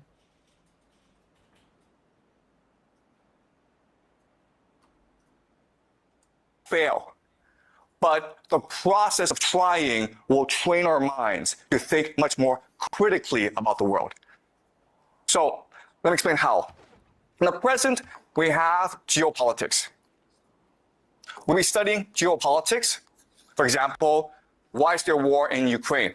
Why is there war in the Middle East? Why is there war in Ukraine? Because Russia invaded. Yeah, pretty easy answer. Oh, it was NATO's fault, of course. What happened? We'll be studying geopolitics. And we'll try to understand why this is happening. We'll try to formulate an analytical model of geopolitics. The fact that an there's analytical model. nobody there he's lecturing to. It's the best It is part. quite funny. We will then use this analytical model to make predictions about the future. Why do we do this? Because these predictions will tell us if our analytical model is correct or not. Okay, does that make sense? It's no different from artificial intelligence. How do you know if your artificial intelligence, the model is correct or not? Well, you test it against reality. Okay? There's no difference between that artificial intelligence system and what we're trying to do here. Cool. And why are we doing this? Because if we're able to have an analytical model that makes correct predictions, then we can take all this and go back and analyze the past to reveal the secret history of the world. That is a project we are undertaking this semester. Secret to history. discover for ourselves the secret history of humanity. Because you may not know this. This guy is the all definition the history that you learn in school of confidence history trumping you think you know qualifications. It is false. This is why we should just make shit the up history that you know and give ourselves awards. The history that you believe, it is a system implanted into your brains. I like the idea of giving by myself powerful people. awards. That's pretty good. The first warning sign of Wendy's a conspiracy idea, theorist to be is fair. everything you've been taught in schools is a lie. So don't trust scholars. Instead, trust me, a random tinfoil hat wearing middle school teacher on YouTube. Look, at the core of Zhang's teachings is the existence of a conspiratorial secret society of elites that have essentially brainwashed everybody. So yeah, his entire theoretical approach to the past, present, and future is a conspiracy. But okay, I'll admit that he did make one good point in that clip. He said we can test his analytical models on objective reality. And guess what? That's much easier to do by testing it on the past than it is to test it on the still-to-be-seen future. After all, we have concrete evidence for what actually happened in the past. Archaeology, history, all that good stuff. So, if we can see if our evidence matches with what he's teaching about history, we can fact-check him in a sense. And he teaches a whole lot of this so-called secret history. He's got nearly 100 lectures on history and civilization. He thinks Freemasons run the world. But That's look, awesome. for me, the first question is, if the history that we're taught in schools is false, then where the heck does Zhang's secret history come from?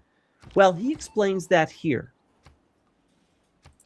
Now, when you see me teach, you think, oh, you must have a script. You must have outlined the class. I don't do that. I have a conception, I have a framework in my head. I come to class and I teach. How do I teach? I watch your observations. Not talking to I anyone. watch your facial expressions. And based on your responses, Empty room. I then start to flesh out the framework. And how do I do that? Because I'm always accessing a higher force. And I'm receiving this information that I can then articulate to you in class.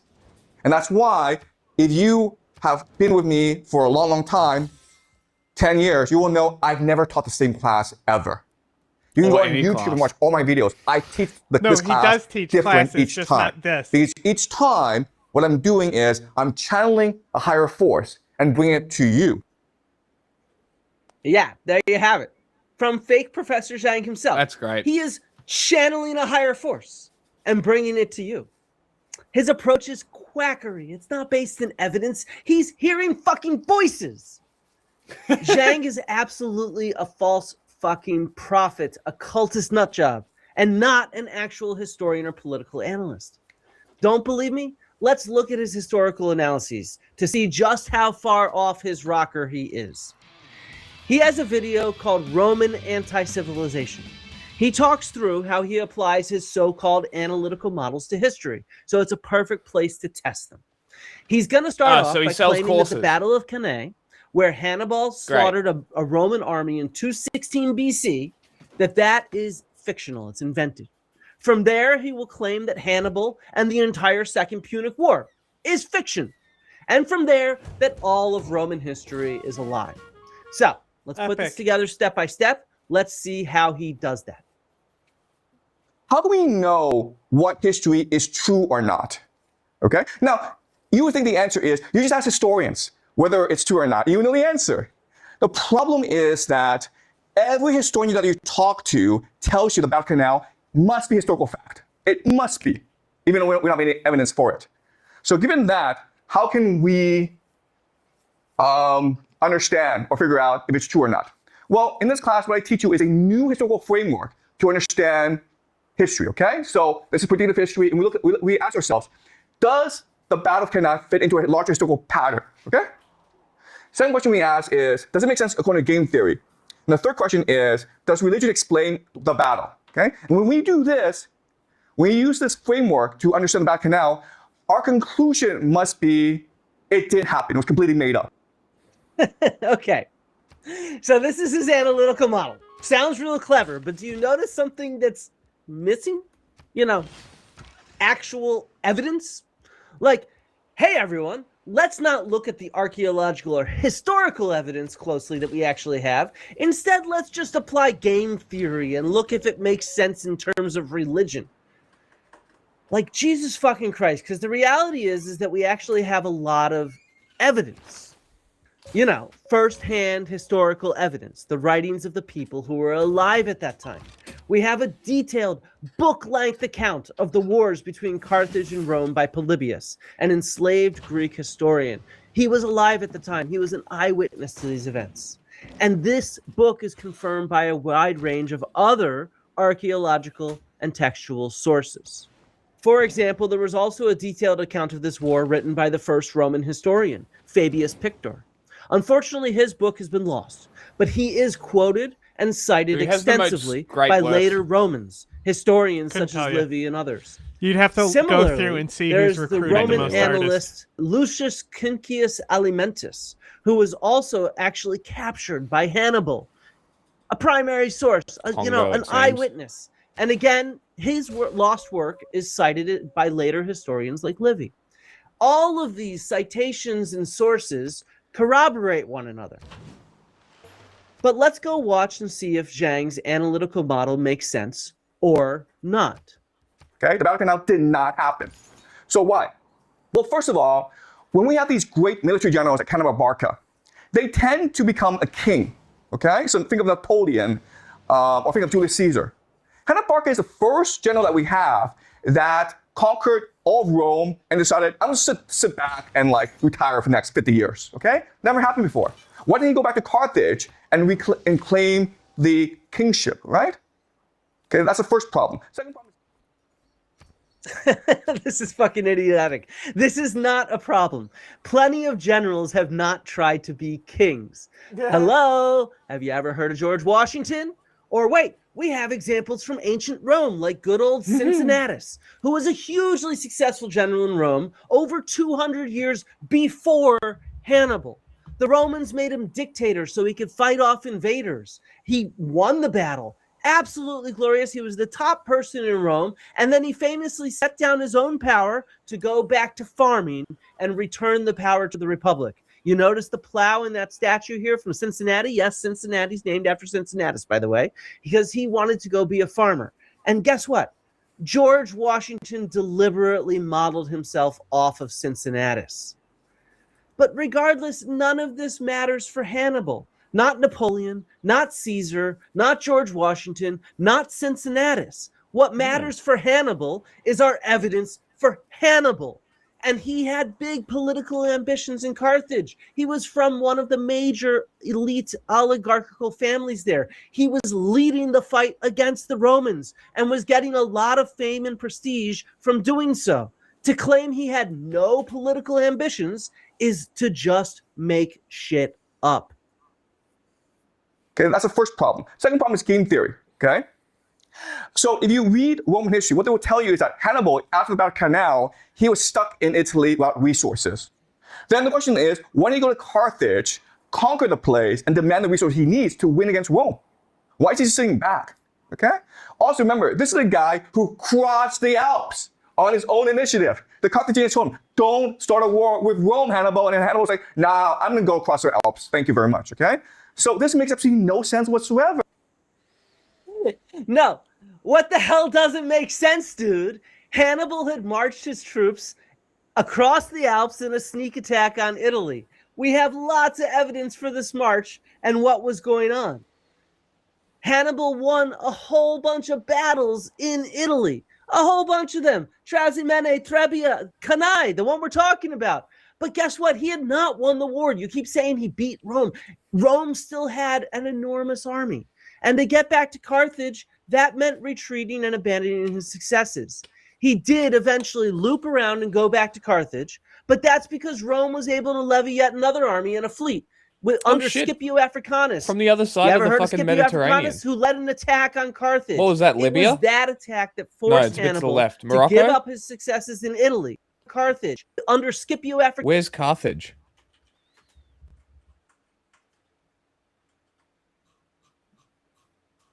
Next to Utica.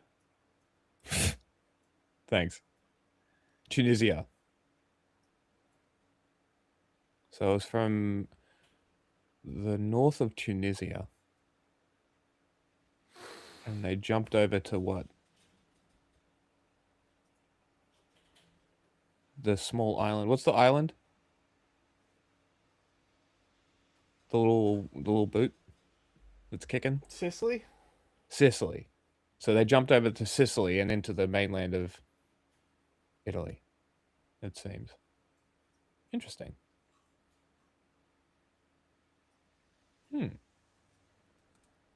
But that's because Rome was able to levy yet another army and a fleet under Scipio Africanus. You ever heard of Scipio Africanus, who led an attack on Carthage? It was that attack that forced Hannibal to give up his successes in Italy. And that's why Carthage ended up losing in the end, because he had to surrender his successes in Italy. But of course, there's even more insanity from this fake Professor Zhang. And then from a religious perspective, how do we explain why Hannibal did what he did? And the Roman historians will tell you, oh, it's because his father lost against Rome. He wanted revenge on behalf of his father. That makes no sense, guys, okay? Usually when a Napoleon emerges, it's because he thinks he's a son of God. Think of Napoleon, think of Alexander the Great, think of Julius Caesar, okay? They all have a messianic calling, a divine mission. All right? Okay. So from this, only conclusion can be, first of all, Battle of Cannae did not happen. There's no way it could have happened. The second thing is, you can also say that Hannibal Barca did not exist as a person. All right? What? All right, we're going full on nutso. He says our history doesn't make sense. But the reality is, if you pay attention to what he's saying, his own logic makes no sense. Again, plenty of successful generals have not had a messiah complex. He's going to list Napoleon and Caesar again. Well, I'll talk about George Washington and good old Cincinnatus again. And dozens more generals like them. And now he claims Hannibal didn't exist at all.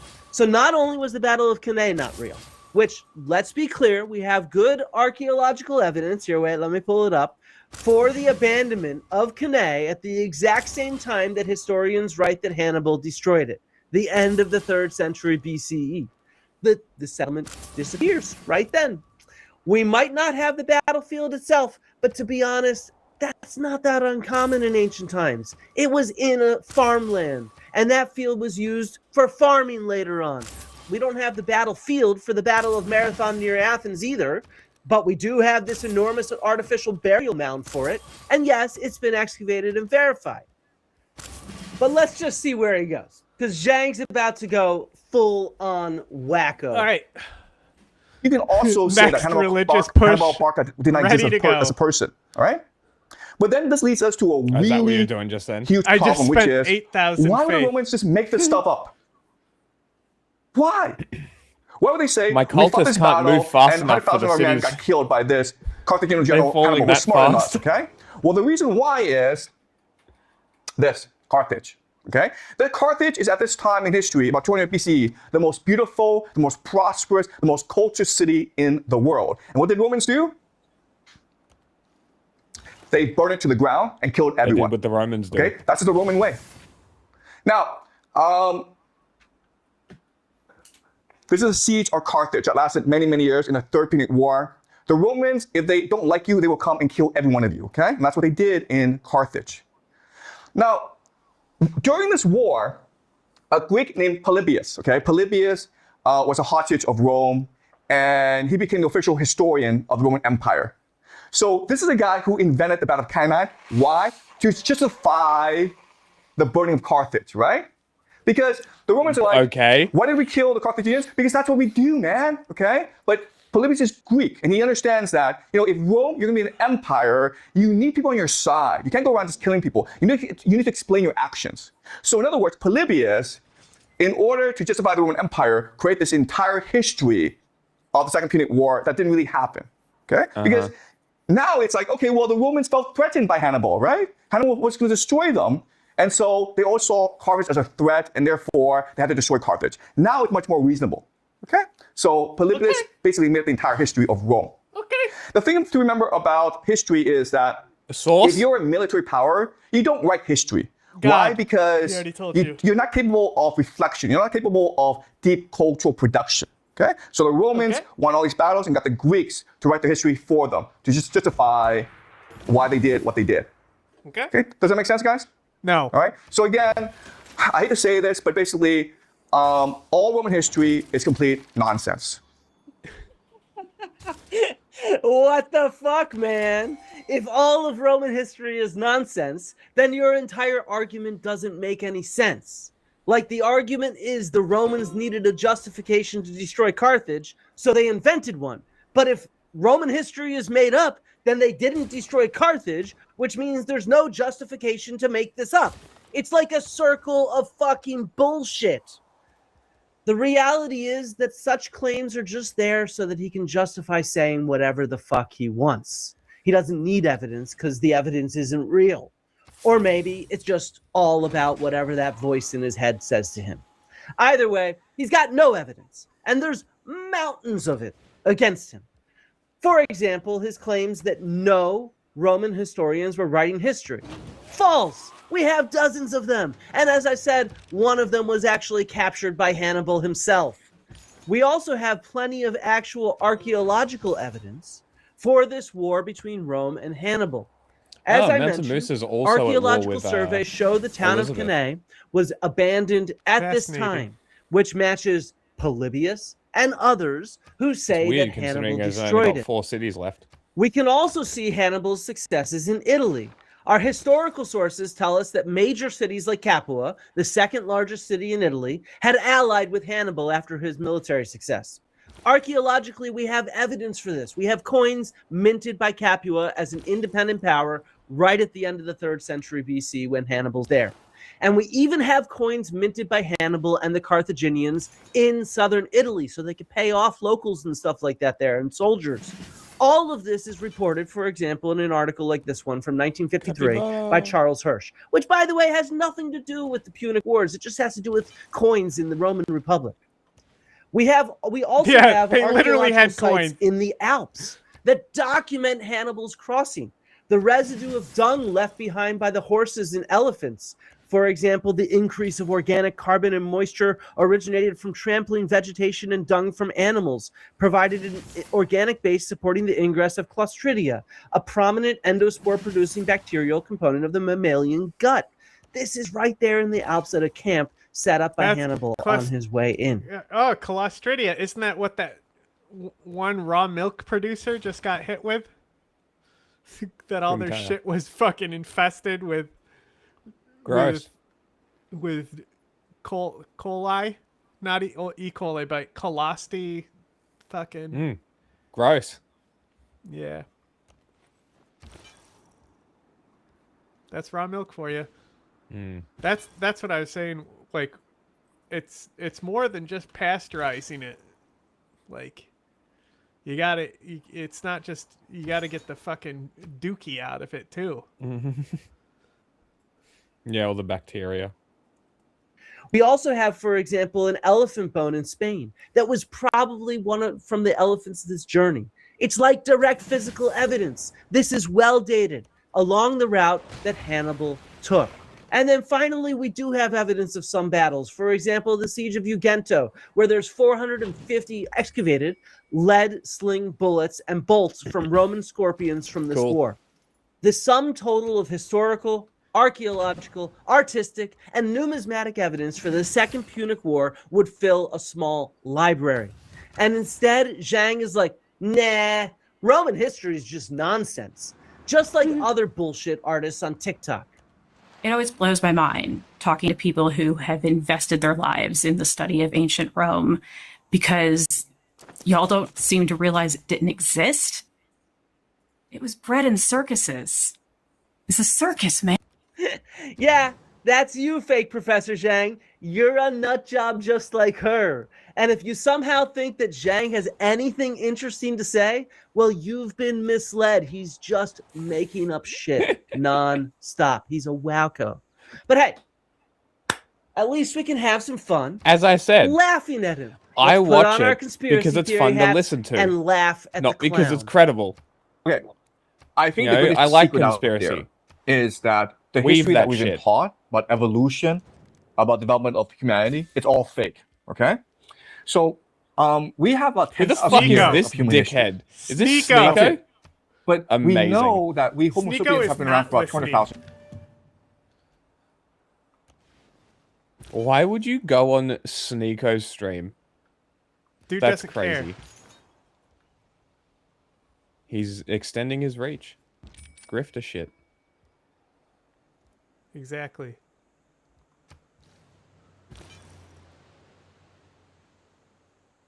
Years, 200,000 years. Okay, Interesting. that's the best estimate. So what are we doing for the rest of this time? Okay, that's a question that science has never really answered for us. Okay, that's point number one. Point number two is that we have some archaeological sites that are close to us. Okay, so Göbekli Tepe in Turkey. Okay, Göbekli Tepe, Turkey. Tepe in Turkey. We've only uncovered 5% of all of it, and we have. And so why we haven't uncovered the rest of it? It's not about money issue. It's because the truth will destroy. Maybe it's because it's the a traditional historical narrative. fucking site and Then one you of the have, oldest in the world, you Amazon dumb fuck. in Brazil, and how we're discovering how these ancient civilizations Isn't it existed in the literally Amazon the oldest before. site we've And ever and found? Also, these ancient civilizations were the ones who actually. He's now just doing Graham Hancock. Yep. He's citing the prehistory in the Americas here too. It was inhabited from 9500 to 8000 BCE. Pre-pottery Neolithic. Among the world's oldest known megaliths. Man, I can't imagine why they're being careful. You fucking doofus. Unreal. Quit the Amazon. Because the Amazon itself is not an organic creation. It was a man-made creation. So, oh my god. So if you do, I mean, like if you just work. That's right, baby. The Amazon. The rainforest. Man-made. Yeah, I think that's river? what he's saying. How these ancient civilizations existed in the Amazon before, and also the traditional narrative. Then you have the Amazon in Brazil, and how we're discovering how these ancient civilizations existed in the Amazon before, and also these ancient civilizations were the ones that actually created the Amazon, because the Amazon itself is not an organic creation; it was a man-made creation. So if you do, I mean, like if you just work from first principles, what you recognize is that we've probably had civilizations before this, okay, that were destroyed in the Great Flood, okay, or what's technically called it's just the Graham geomagnetic Hancock. excursion, the magnetic pole excursion. Which is say that the magnetic poles, the north and south, they switch every 6,000 years, okay? And when you do that, you change the geography, the topology of the Earth. You cause massive floods. You cause climate change, and these civilizations were destroyed. So we are not part of the first civilization. Okay. Another thing is the pyramids, the Egyptian pyramids. We are not able to create the Egyptian pyramids using the technology that we have today. Okay. It's incredible to think about how, we have the most advanced spaceships and computers, but we're not actually able to recreate the pyramid. What the fuck, man? How many stupid fake history conspiracy theories can you cram into 2 minutes? It's like listening to Jimmy Corsetti on steroids. Evolution is not real. Archaeologists are hiding our past. They aren't digging Göbekli Tepe. Which, all right, come on. Let's be real here. They are absolutely digging Göbekli Tepe. They have an excavation field season every single year. Archaeologists want to understand it. I've got a great video interview with the field director, Dr. Lee Clare, about recent discoveries, and a new one's coming up soon on the news story of the site that these excavations are showing. Zhang. Milo Rossi also did a really good video on Göbekli Tepe, where he actually went to the site itself. So that's also something that people can watch to get actual information about it.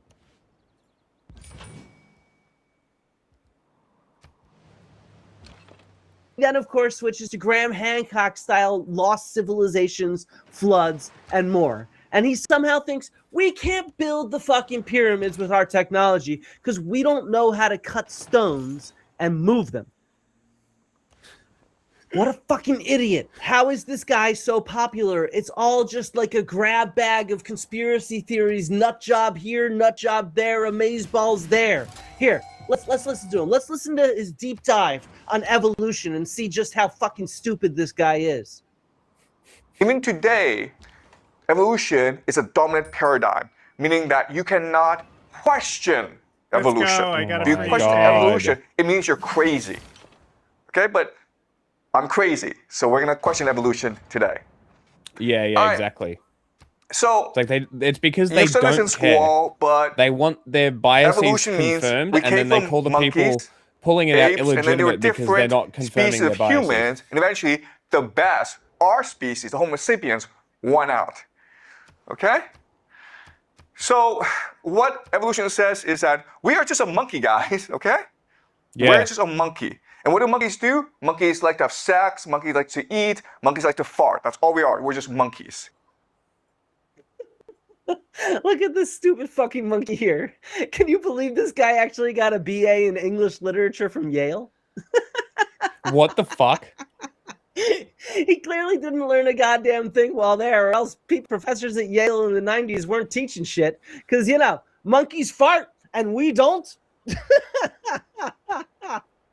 Evolution does work, and it works for most animals, except when it comes to human beings. Okay? Because the idea of evolution is gradual progress. But we don't know how we went from the ape, okay, to the human. We share I'm just with the gonna let ape, Flint do this. other monkeys, 99.9% of DNA. You We fucking don't know dumbass. why we're so different from the ape. We're not that We are different. literally That's the still first problem. Second discovering problem is humans have been around for linking about species. 200,000 years. Okay, that's a long, long time. We only have maybe 50,000 years of history.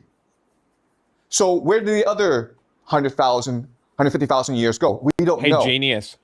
Writing was discovered. Okay, so Hey, this is also another guess what huge else? problem with the theory It's of called indigenous stories.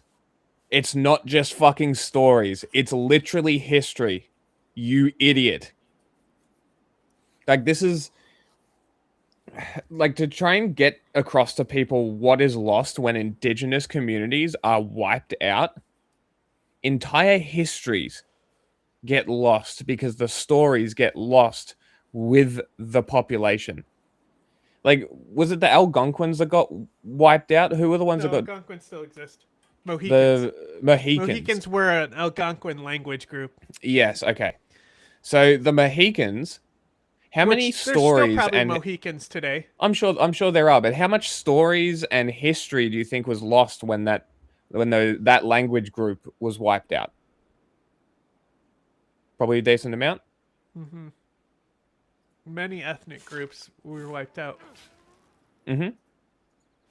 And it's like, it literally removes the history, and the only way that you can find it is through archaeological artifacts and trying to connect the dots with people who actually work in this field and analyze this stuff. You know who doesn't? Graham Hancock. And this asshole. And this guy. His board is too clean. Oh, it's because it's digital. It's not actual chalk, huh? It might be. Yeah, it's a digital board. Like a smart board. Yeah. evolution. The third problem is, according to evolution, there should be many different types of human beings. But in fact, there's only one, Homo sapiens. Now, what scientists will tell you is, well, before there were different species, the Neanderthal, the Cro-Magnon, and then didn't we literally just watch a video about chinchillas? And it's like, hey, this one looks kind of different, but it's still a chinchilla. Well, let me break it to you, buddy. I look very different from someone born in Ethiopia, yet we're the same species, or the same species, but we're from a different area. Thus, we look different because we have different adaptations. This is called evolution. You know, population centers in Arctic areas don't need the same adaptations as people in the Sahara Desert.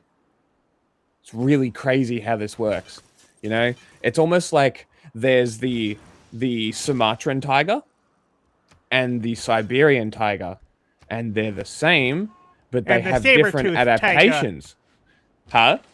And the saber-toothed tiger. They don't exist. You see? Archaeology is fake. You ever play Far Cry Primal? No, I fucking hated that game. Oh. You can get a saber-toothed tiger. As a pet? Yeah, well, you That's can great. get beasts to command, and one of them is a saber-toothed tiger. And then you can be like, go attack. And like, That's well, I pretty think cool. one is like some type of panther, and the panther is like the stealth one. Interesting. It's not as good as Blood Dragon, though, let me tell you. Is that 5? No, Blood Dragon is the DLC for 3.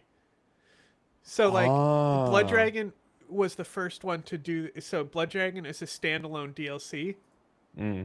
And Primal is also a standalone DLC for 4. They just never marketed it that way. So, like, Far Right. Cry Blood Dragon is Far Cry 3 Blood Dragon Far Cry Primal is just Far Cry Primal. I see. What was the one connected to 5? I thought it was Blood Dragon. No, 5 is like some. It's like some alternate apocalypse thing. Oh, But you're it's- talking about New Dawn. Okay. No, yeah, you're okay, talking I about see what- New Dawn. Yeah, no. There's internally inside 5. There's like a mini game thing, and I'm pretty sure it's Blood Dragon. Let me double check. But like Primal is like not a full game if you actually like sit down and play it.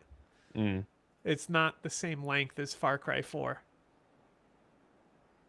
Okay, Blood Dragon content in Far Cry 5 is primarily featured through a themed side mission named Blood Dragon 3. So it's a side mission callback to 3, I guess. Far Cry Blood Dragon is awesome. The main pistol you have is the RoboCop pistol.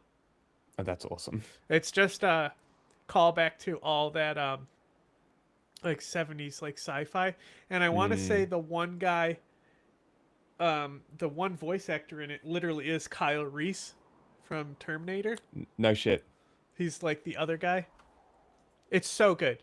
It's a phenomenal game and it's really short. I never played Far Cry 3. I started with 4. Far Cry 3 is the best one. I've heard. I actually think Blood Dragon is better, but let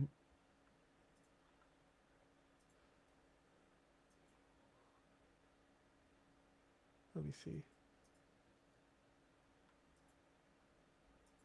Oh my God, Phil Lamar. Remember we were just talking about him. Phil Lamar? Yeah, it was the Mad TV guy. Yes. Interesting. Yeah, so the character you are is literally Kyle Reese. And his name is Rex Power Cult. That's great.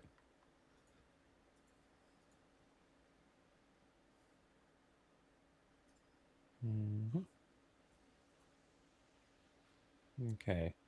My tank is almost ready. My artillery look, a army trailer. is almost ready. And then I'll take this city. Look, a trailer.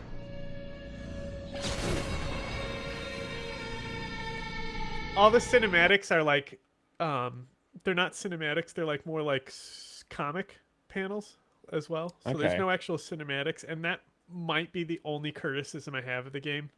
Interesting. But it was a standalone DLC, so.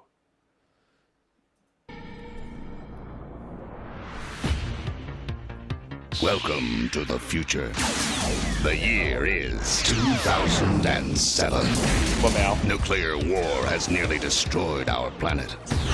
Now, an evil presence seeks to enslave what's left of humanity. And there's only one thing that can stop it. Nobody threatens my planet. Michael Biehn is Sergeant Rex Power Colt. A Mark IV cyber commando who's part man, part machine, and all American. School's out forever. He's got the science. He's got the firepower. And he's got the robo-ball. Also, like, so, you know how you can throw rocks to distract people? Yeah. Instead, this one, you throw a D20. That's instead hilarious. of rocks. But they have a specific button. He's got just the to give people firepower. the finger. And he's got the robo-balls. That's a Rex code guarantee. To destroy evil. He's a great more trailer. hero than any man on Earth. I'm no hero. Firemen, policemen, janitors. Those are the real heroes. He is Sergeant Rex Power Colt.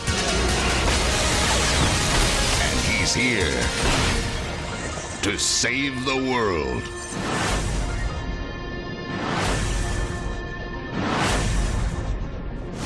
Far Cry 3. Blood Dragon. This standalone title is available now. Interesting. So that's why it's good. It's that it's really entertaining, and it's really like the gameplay's really fun and entertaining because it's still the Far Cry gameplay, but then it's got all the like cheesiness on top of it. Yeah. Gradually, Homo sapiens took them over. Homo? And you can believe that, but it's problematic because according to evolution, there should be many, many different types of humans, okay? Maybe some with 6 fingers, some with 3 eyes. 6 fingers? Like animals. Like Netanyahu? Okay, so the lack of diversity in the human species, it doesn't really fit into the evolution model, okay? Okay. Yeah, man. All those fucking animals with 3 eyes and 6 fingers keep channeling those voices. I mean, oh, I wish I could have a conversation. Where are you, voices? Come on. It sounds like such a fun time, right? So, okay, look, none of these are problems. I mean, none of them. First of all, human history did not start 50,000 years ago. It only started a few thousand years ago. And we have archaeological evidence for humans and our ancestors going back millions of years. We have fossils, we have stone tools, we have discovered dozens of species of our ancestors and cousins in our evolutionary timeline. We've discovered that we've interbred with them. They've interbred with each other. Look, I've got an excellent interview with Dr. Chris Stringer covering some of the recent advances in human evolution and fossils and things like that. I have other videos on similar topics as well. Pause. Goddamn, what?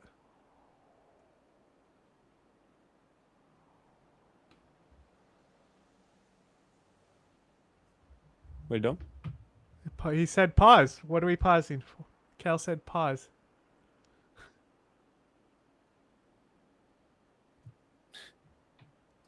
Well, you see, Bibi Netanyahu is not a human.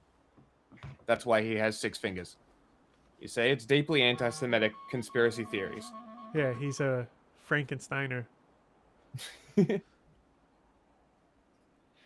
Yeah, we're not the one claiming Again, this. I don't know what else to tell you. This dude. We're the ones contesting it. You want to know?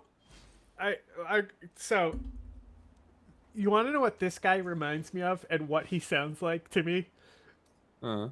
So, as you can tell, because I've sent you a few videos, I've been on a little kick of like looking back at some classic pro wrestling. Yeah. Right. So I like sent you a few great videos of like people dying in the ring. Yes. For nothing too. Yes. Fucking for nothing. Like for the guy nothing. For the like one 10 that people in attendance. literally tombstoned him. Looked like he broke his neck. You probably did. Like, it was the most unprofessional fucking thing I've ever seen. Okay, so all right. Another one of city the is mine. greatest wrestling promos of all time. Okay. Now, you tell me this does not sound exactly like the guy.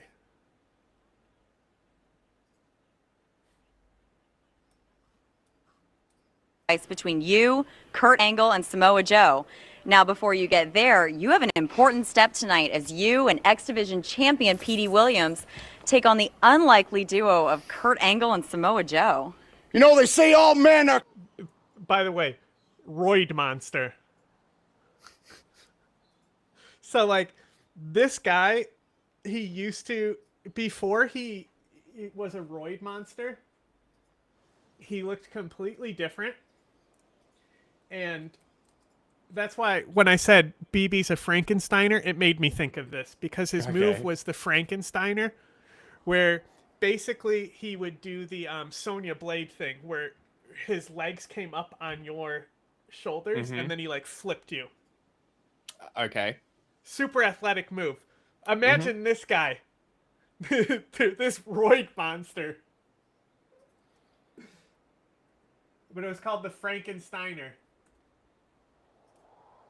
It's a good name. So I land on your front or back? I'll just show you the move real quick. Okay. Because what I'm picturing is legs over shoulders, flipping backwards onto the front.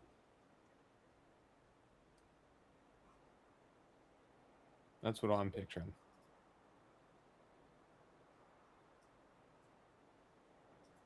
Okay, I found a picture.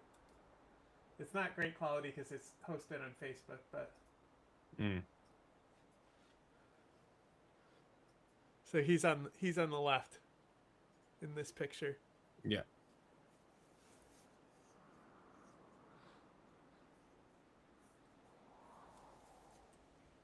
What is this, WCW? He was in both. Okay. He's been in a lot of companies. He's been all over.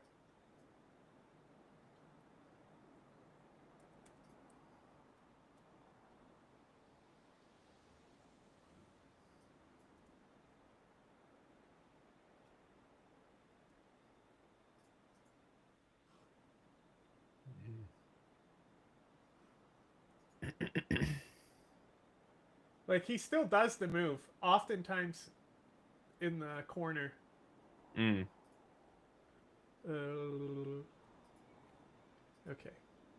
Gotta be careful, because this is the shit that might get you flagged. Okay. See? Okay.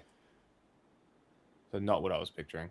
Yeah, but you see what I mean? It's like a Sonya Blade move. Ah, he puts his legs... Yeah, but he used that's to be neat. able to do that standing. Like, in the ring. Ah. He would jump up, grab the guy, and flip them. That's great. Now he can only, like, do it in the corner. All right, that's good. And are created equal, but you look at me and you look at Small Joe, and you can see that statement is not true. See, normally if you go one-on-one with another wrestler, you got a 50-50 chance of You winning. can't just walk away. You got to keep track of the math here.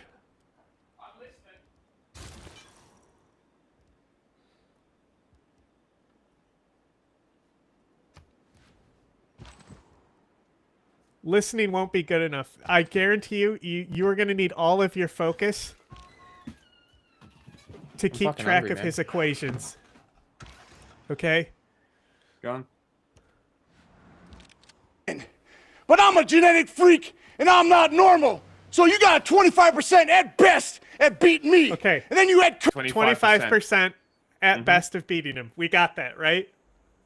Kurt Angle to the mix. Your chances of winning drastically go down. See, the three-way at Sacrifice, you got a 33 and a third chance of winning. But okay, so if you in just a regular three-way match, you got a 33 and a third % chance of winning. Sure. But then he's in there, so you only have 25% against him on a one-on-one. Okay. All right. Makes sense. But I got a 66 and 2/3 chance of winning because Kurt Angle knows he can't beat me and he's not even going to try. So, Samoa Joe, you take your 33 and a third chance minus my 25% chance, and you got an 8 1/3 chance of winning at Sacrifice. Okay. But then you take my 75% chance of winning if we used to go one-on-one and then add 66 and 2/3%. I got 141 and 2/3 chance of winning at Sacrifice. See, Joe, the numbers don't lie, and they spell disaster for you at Sacrifice.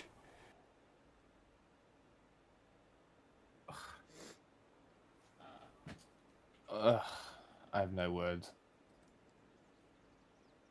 I told you. That- Does he not sound wow. exactly like that, though? Yeah. Dude is just vibing with voices in his head. He's I ignoring think all Scott the Steiner is actual also evidence that vibing we with have. voices in his head. But hey, maybe he's farting while doing it, right? And let's be honest. Guess what? His ideas on Egyptian history are just as nutty. Inside the pyramid are granite stones, and outside are limestones. And this is a perfect way to trap and store energy. Oh, Okay, so God. think of a solar panel where the sun and the moon reflects light onto the pyramids, and this energy is stored inside the pyramid. God. Okay? Okay. And so this is a great theory. And again, there are lots of people who believe in this because this is actually much more plausible than the tomb theory. Is it? What the fuck? Is he just mainlining conspiracy theories and teaching them as history? Like, yeah, the pyramids were fucking tombs. The debate is absolutely fake. I've got a whole video on this, complete with an interview with Zahi Hawass. Go check it out. It's a good one. And yes, Not a guess good guy. what? We've discovered mummified remains in several of them. For example, the well-dated and well-studied Just remains do a little of Google search on Zahi Hawass. Bro's a piece of shit, but he big fan of Egyptian history. So he likes literally to protect it. is the He is expert. the guy, yeah. He literally you cannot be in Egypt doing archaeology without going through him.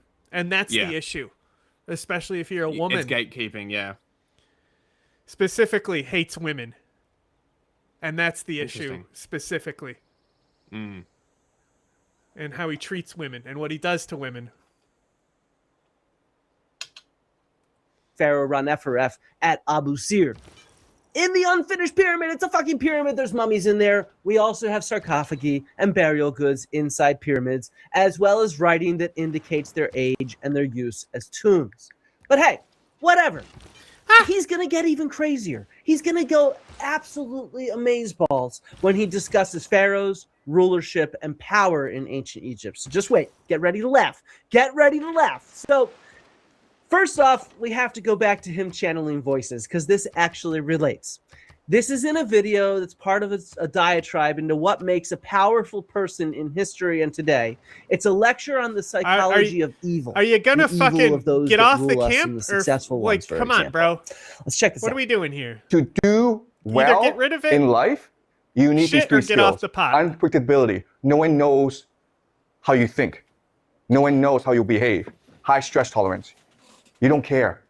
Lack of empathy. You're very selfish. Okay? And these are the three skills that leaders need in order to do well. But you know what? We can just use one word to describe all three skills. The word we can use is dissociation. Dissociation just means line that infantry away. your mind is part of your body. What a when you dumbass. dissociate, what literally happens is your The mind city-state. leaves your body only so that military you don't unit. think that All what's my happening military is is on happening his to border. you. It's happening to someone else. It's like you become an observer in a movie. Okay, you're in the movie, Yeah, but you're also so real watching the quick, movie. And this is what leads. click your artillery. Hmm. What's the damage number it's got? The bombard strength? Yeah. 80. So that city only has 103. Oh. I don't know why you're building up all these forces. You literally only needed one artillery piece. Like, just Oh. fucking shoot it. Right now. Just shoot it right now. I don't want to. You have a tank there too. You can literally take it right now. I'm waiting for my other tank, which is coming next turn. You don't need your other tank. I Just want shoot my it. tank. Just shoot it. I You want need my to tank fix- army. You need to fix your emissaries. You needed to fix this. It's already fixed. Oh. I told you it was fixed. I was able Okay. to put it into Granada. That's how I got Granada. Good. leads to these three things. But I said I wasn't going to put Unpredictability, envoys stress into it. I'm tolerance, just going to and take lack of it. empathy. So I'm just going to make sure I can do it Okay. quickly. Another word, dissociation, that we use is multiple Hey, personality bro, red disorder. pen is not a great idea. I don't even know what's going on. So, this is Zhang's theory of political success. You need to be unpredictable, handle stress well, and lack empathy. I guess that sounds Can like a make a bunch of declared war asshole on Mansa politicians. Musa. But he claims that this is accomplished through dissociation or multiple personality disorder. Maybe he's channeling those higher voices again? Look, I don't know what to tell you. Professor Zhang is a whack job. Stop taking him seriously. Man, Look, I don't know what to tell he you. has Professor a Zhang lot is a of whack city job. states. Stop taking him seriously. Who? And of course, he's going to apply Hand all of maker. this to pharaohs back Look at how in many ancient city-states Egypt. declared war against Mansa Musa. Every human brain can be programmed in a certain way. Well, he is. Okay, so let's go back to the story. One of the boss. What's going on here? This is a recipe for programming the pharaoh into separate identities. All three of these individuals, Ra, Osiris, Horus, represent different identities. Ra represents the virtuous hero, right? Osiris represents the passive victim. What? And Horus represents the vengeful child. Okay? Does that make sense? No. Okay? So, by know what doing I'm these saying? different rituals, I can get the pharaoh to believe he's a different person in different circumstance. So, while the pharaoh is drugged up, the pharaoh is dressed up as Ra, and he will take an effigy or a real person, and he will stab, lance, burn, or strangle that person to feel as though you're a virtuous hero. And also what will happen is that the pharaoh will then be asked to be Osiris. And guess what? The person will be put in a tomb, cut up, and have sex with a prostitute, okay? Pretending to be a priest. And then Horus will be, of course, this, okay? So this is all to create trauma, which creates disassociation, which allows the priest to program the pharaoh. Okay? No. Does that make sense? No. No, that does not make any fucking sense. You are absolutely nuts, man. And his videos have 60 million views.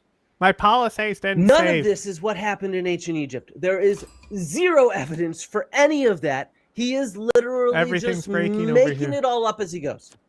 Or rather, it's told to him from voices on high. I don't know, because I think he's probably the one who's dissociating. Like, seriously, Zhang, seek help. And you know what's really weird is that there's actually an audience there, like a live audience No. for these lectures. No. The claim, There isn't. the fiction, I think, is that these are There is middle not. schoolers that Zhang teaches. But I really don't think that's the case. It's it an sounds empty more room. like a group of followers, adults. They're definitely adults who sometimes ask him questions that he answers in the middle of a lecture, like this one on the pharaohs. Are there any questions so far? Yeah? Sorry. Can you speak in the microphone, please? So they only trained the pharaoh by this method and not his relatives. I'm convinced that his this is brothers his or mate Okay, that's a great question. in a Zoom Okay, call. that's a great question. So who's being did trained sound like a Zoom into call. this system? And the answer is everyone, right? Because the people really in control are the priests. They're what we today call the deep state. Oh my God. And Jesus it's Christ. possible the pharaoh gets in an accident and dies. Okay, so you need someone right away to replace the pharaoh. So everyone in the royal family is being trained into this. The problem arises when the priest class divides into different political factions who all want power. Then they program the pharaoh's brother to create a civil war. Yeah, it's the deep fucking state. Of course it is. Everything is a conspiracy to this dude. This is just, amazeballs, nutso, wacko. I am absolutely running out of words to use here. And yeah, I'd like to say we can just stop here when it's all just kind of funny. Ha ha ha ha. 60 million people, 60 million views, 2 million subscribers on this kind of stuff. But 2 million it subs is gets wild. worse. It gets much must be making so much fucking money worse. off this shit. Because the ultimate conspiracy theory of all, that a secret cabal of Jewish people control the world, is at the heart of Zhang's secret histories. It's just outright anti-Semitism. Right. At the heart and the head of the American economy is the President of the United States. You've argued that Trump is not the most powerful person in America, and you've inferred that actually the real power base is Israel. Explain that.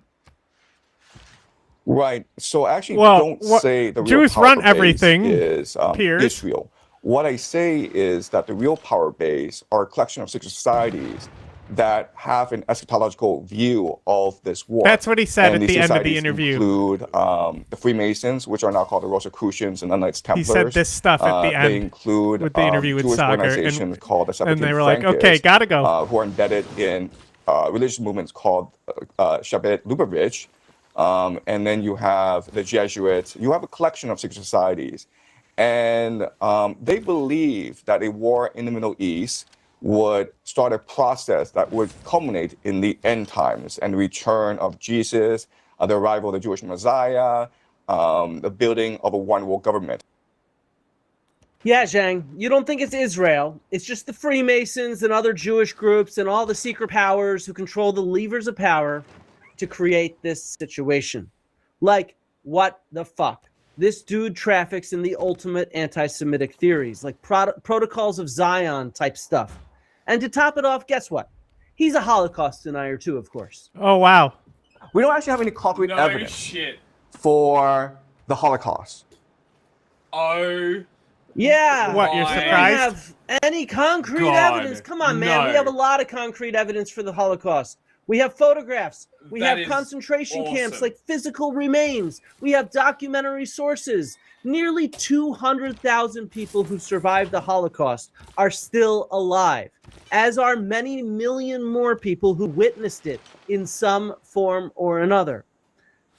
I cannot emphasize enough the point that the mainstream popularity of this dude is harmful. He is a nutjob conspiracy theorist. In his interview with Sneeko, he won't talk about the Holocaust for risk of banning his channel. But Zhang does make some pretty false claims about Hitler. Claims we know are false because we have his writings, Mein Kampf, and his actions. And again, there is plentiful evidence for the Holocaust killing 6 million Jews and millions of other people too.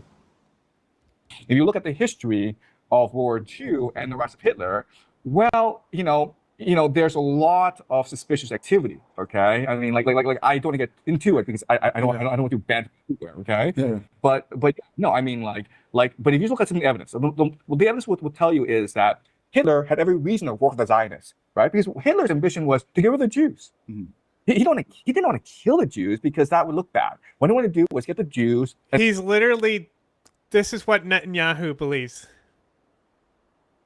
He's literally just saying what Netanyahu believes. Dude, is he Make them leave, about right? to say the Palestinians I'm really not sure what the worked fuck the with interview is Hitler laughing. to execute the Holocaust? Is that really No, he what was he's just gonna saying say? that Hitler didn't want to kill the Jews. He wanted them to leave. That's all. Which is what Netanyahu says.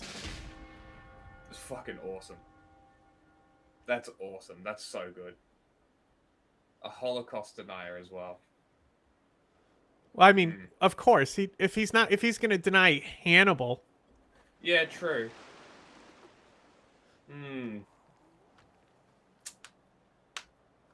Well, Yeah, this shit is some pretty disgusting anti-Semitic seen conspiracy with Annette, theories. I'm absolutely disgusted deny at the everything Holocaust, and here. that's perfectly fine And while with Piers YouTube. Morgan, to his credit, did ask Zhang about the anti-Semitic tropes, it was not nearly enough pushback. I mean, a lot of people say a lot of what you've just said is a load of fantastical baloney and driven by anti-Semitic tropes. What do you say to that? Look, I completely sympathize with this argument. 5 years ago, I would have said the same thing about this sort of argument and thinking. Yeah, 5 years ago. Whatever, man. It's still fucking anti-Semitic today.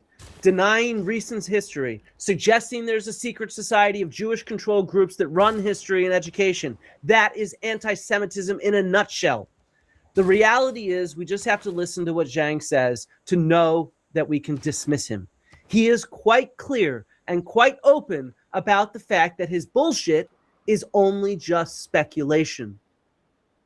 Now, when I teach, I don't engage in historical analysis. I engage in speculative analysis.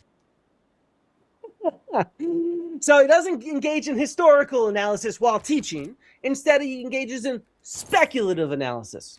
So look, everybody, can we just stop parading this idiot around? He's a bullshit artist who makes it up as he goes. He freely admits it.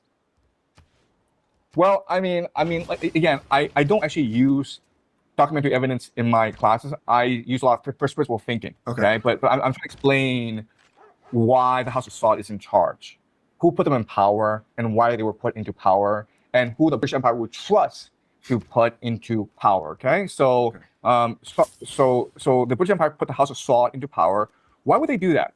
And well, they would do that because they know the House of Saud would be loyal to the British Empire. And why would they be loyal? Because the House of Saud is compromised and they're secretly crypto Jews, and therefore they have no choice but to align with a greater power, whether it's the British Empire or the American Empire afterwards. So again, I don't have evidence, but I'm saying wow, this you don't have makes more evidence sense for me, right? He's got no documentary evidence. He just makes up his anti-Semitic bullshit because it makes sense to him. No evidence, just vibes, man. It makes so much sense, doesn't it?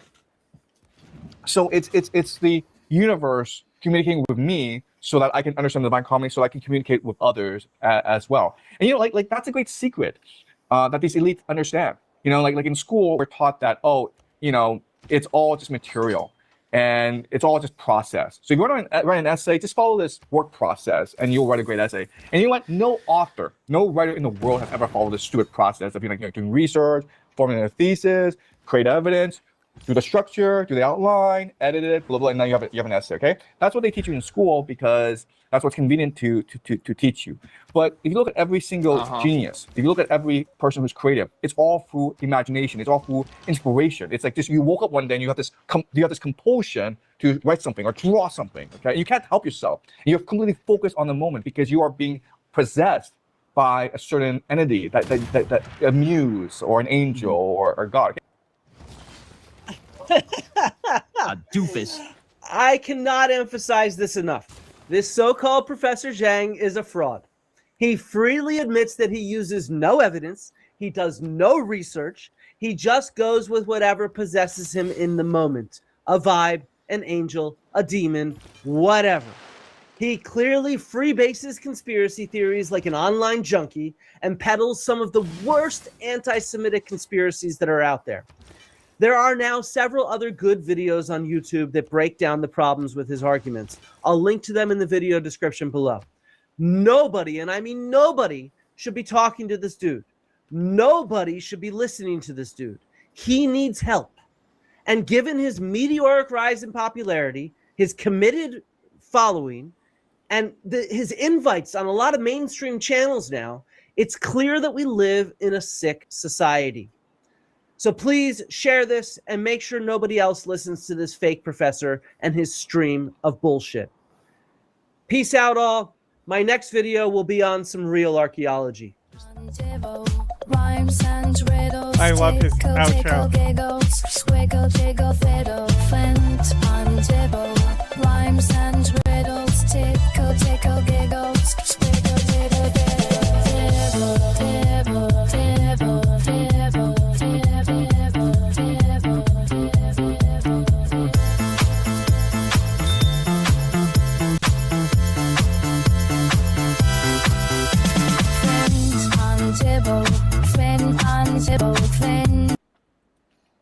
We are happy to be joined here on the show by Obaidullah Bahir, who is a PhD scholar at the New School, also an adjunct lecturer at the American University of Afghanistan.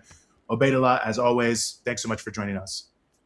Hi, Eugene. Hi, Rania. I wish we could start meeting at better times. It's just extremely unfortunate that we have to sit down and talk. Oh, this guy. Is this the, I think he's Gulbuddin Hekmatyar's grandson. Ah, no shit. I've argued with him online sometimes. That's so funny. Yes, this is totally. Grandfather. Yes! Let's go. We're platforming the grandson of Gulbuddin Hekmatyar. The only guy who might be worse than the Taliban when it comes to people who ruled Afghanistan. Because he never did. He just destroyed Kabul. Yeah. War criminal, backed by the CIA, by the way. Main guy Awesome. backed by the CIA, Hikmet. Good job, PSL. That's awesome. You can't make this shit up. They're so stupid. This dude is a bad guy. Whack job. Well, I mean, like, the only reason he's anything is because his fucking granddad is fucking Hikmet. Start meeting at better times. It's just extremely unfortunate that we have to sit down and talk when there is military escalations and killings happening. Yes, no, I agree with you 100%. And because of everything happening in Iran, I think what's been happening between Afghanistan and Pakistan for a lot of people has flown under the radar. But it seems to be quite a significant conflict, and that there is still a lot of potential escalation in the wings here. Maybe for those who just haven't seen this at all, give us some sense of just what the status quo ante is as it concerns the conflict between the two countries. Pakistan, at least, is calling an open war. You're right, Eugene. I mean, it is very suspiciously timed, considering that the Iran war was in the pipeline and these military escalations and what Pakistan dubs as an open conflict or open war has started. So what it has meant is, for the first time in history, we've had Pakistan belligerently and with complete impunity bombing Afghan cities. They've bombed refugee camps, one really close to the border, the Omari camp, where returnees from Pakistan were located and were supposed to be moved from there. The numbers that you quoted of the civilian deaths are UN's official numbers. We've had Amnesty International and other international networks report on it as well. But of course, it's a world in which there are so many hierarchies that you end up being epistemically ignored and become invisible. Anyone have any questions on who Gulbuddin Hikmatyar is? Do you want to just give In a larger quick breakdown? conflicts. But I think I mean, he was the beyond what you already said. Like I just said, he was the main mujahideen, the Peshawar 7 that was backed by the CIA, drug dealer. He learned to code just to create a website to talk shit about the Taliban after they kicked him out, because Amazing. He's even like too insane for the Taliban. Probably one of the worst dudes on the planet, honestly. Like, Afghanistan dodged a bullet by not getting him in power. But also at the same time, I mean, like, he killed so many people. Like, he committed genocide on his own. Like, so did, like, a lot of different, like, even Masood's faction is technically implicated in genocide. But it's one of those questions of how much control did Masood have over his forces. If you ask the Taliban, he certainly did. The Taliban do not like Masood because, of course, the Northern Alliance fought the Taliban. Yeah. But basically, after America pulls out, he declares himself de facto leader. The rest of the Mujahideen wanted to form an Islamic Republic. Okay. And they even gave him the position of prime minister to, like, cede ground to him, to bring him to the table. And they literally described the system they were trying to implement as a Khomeini system. Interesting. Where they would have a council that would approve candidates. But instead, he just sat at the palace, literally the palace where the Soviets invade and kill the president when they invade. He literally sat at that palace that overlooks Kabul, and him and Masood shelled the city into dust. And so it's like 90 to 93 is the worst time in Afghanistan. Worst time. And this guy was so bad that when Mullah Omar rallied like 14 guys together to kill some sex offender and free teenage girls, people turned to him as a solution because of how volatile and bad Afghanistan was. And if you go back and you look at all the analysts at this time, they were saying we do not want to leave. Like there's like also like one of the main ways they funded him is by giving him the fucking dope network. So he's also responsible for the opioid epidemic at the end of the day. Wow. But that you could really Fucking say hell. that's the CIA who's responsible for that one. But like when Sure, I people mean, say that like we funded the Mujahideen and created the Taliban, no, we didn't. So like this guy was who the Taliban rose up against because of how bad he was. Mm. And like even at this time, like the Soviet appointed guy was still there, and the Taliban end up killing him too. And they castrate him, drag him behind a car, and then hang him from an air control tower, and put cigarettes in all his fingers and money in his pockets to symbolize like the corruption. The corruption, yeah. And like that guy also, he was like basically in charge of the Afghan intelligence agency and killed a lot of people. Okay.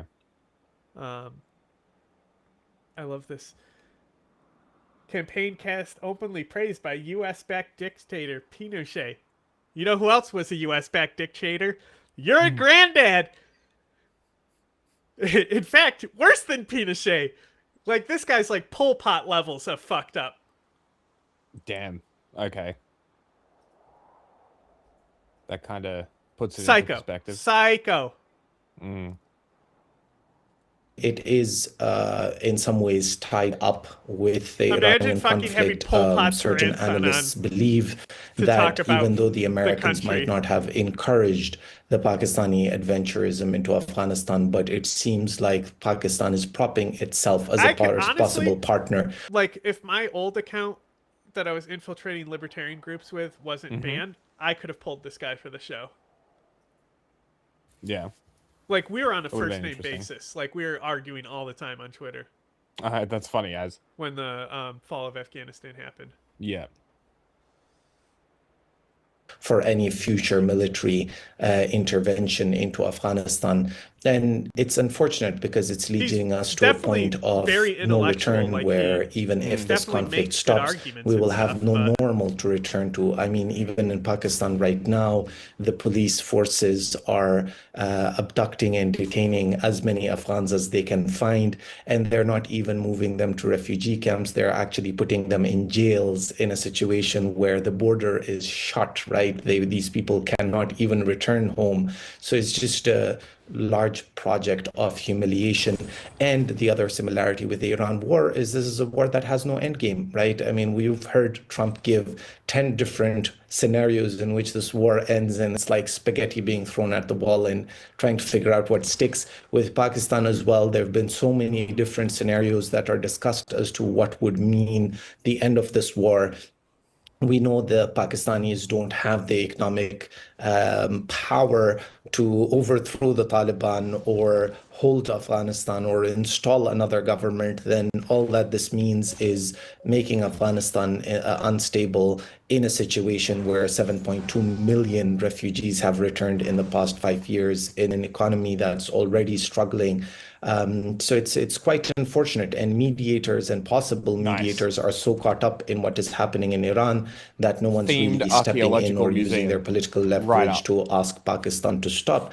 Because ultimately, if your concern really is TTP as a local insurgent group that's killing your soldiers inside your country, the solution surely cannot be having an unstable neighbor that could turn into a geographical vacuum that such groups really thrive in. So, now this is something that could be debated, okay? When Pakistan started backing the Taliban, some people will say that Mullah Omar's beginning is straight out of the Pakistan intelligence. And that the only reason Omar existed and came up is because Pakistan willed it. Pakistan definitely eventually did back them, and they backed their takeover when the U.S. left too. Now, Yeah, okay. imagine your granddad being so bad that Pakistan installed the Taliban and now they're fighting them. And you're the guy on this show talking about this. Embarrassing. Obaidullah, I want to ask you if you can speak to the way that, on the other hand of all of this, there are downstream impacts of the war, the U.S.-Israeli war on Iran for Afghanistan. How is it impacting Afghanistan? So Afghanistan, Iran, for us, represents one of our biggest trade partners. A lot of our shops are stocked with products from Iran. Iran's fuel is sustaining our economy. So in a lot of ways, that being disrupted, the refugees that were already facing difficult times there, that impact, and then largely just this war being so big that it's sidelining anything that could be said about Afghanistan. All of those are ways that Afghanistan is impacted. I mean, I keep thinking about the war in Iran, and I wonder about Fukuyama's book by the end of the Cold War, the end of history, and the new man. It's like maybe one should retitle that as the end of the world and the idiot man. Because, hey, I mean, Congo man is what not happy is with me. the ultimate goal here? Embroiling the whole Middle East into an unnecessary conflict, a cost that cannot be justified at under war, God's dickhead. sun. $40 billion is the fact that it's costing $1 billion every day, it's and now the Trump city is supposedly state, saying like that I he's said. going to carry on this conflict for 3 to 4 more weeks. $40 billion means thousands of Americans, tens of thousands of Americans, whole student debt being erased. It means that the healthcare becomes better. There's so many better ways that $40 billion can be used, but instead you use it to replace Ayatollah with Ayatollah, or with what Piers Morgan was pushing Mehdi Hassan to say as to whether he was pleased that Ayatollah was no more. In a world where we keep justifying means because the ends supposedly serve our interests, what's the point of international law? What's the point of the international order? The whole point of the world sitting down after the Second World War was to agree on certain red lines that we wouldn't cross. We wouldn't abduct Hey, quick question. sitting Why heads of isn't your state. We grandpa wouldn't in The bomb, Hague? assassinate heads of state. We wouldn't start unjust wars. And look at where we are. Like it's like the whole international order was a house of cards that has just crumbled. So, and then Afghanistan is a country that's already at the front lines of the impacts of climate change, of the impact of America's adventurism for 20 years, and barely finding its feet, having the Iran conflict shroud what Pakistan is doing to us, our people, and our economy. But you see what he's doing here? So, like, it's just like how, like, NIAC functions, right? He's not saying anything pro-Taliban. It's all pro-Afghan state. Yeah. And that's what he does. Is that he never says the Taliban are good or anything like that. He talks about Afghanistan as if the Taliban don't even exist.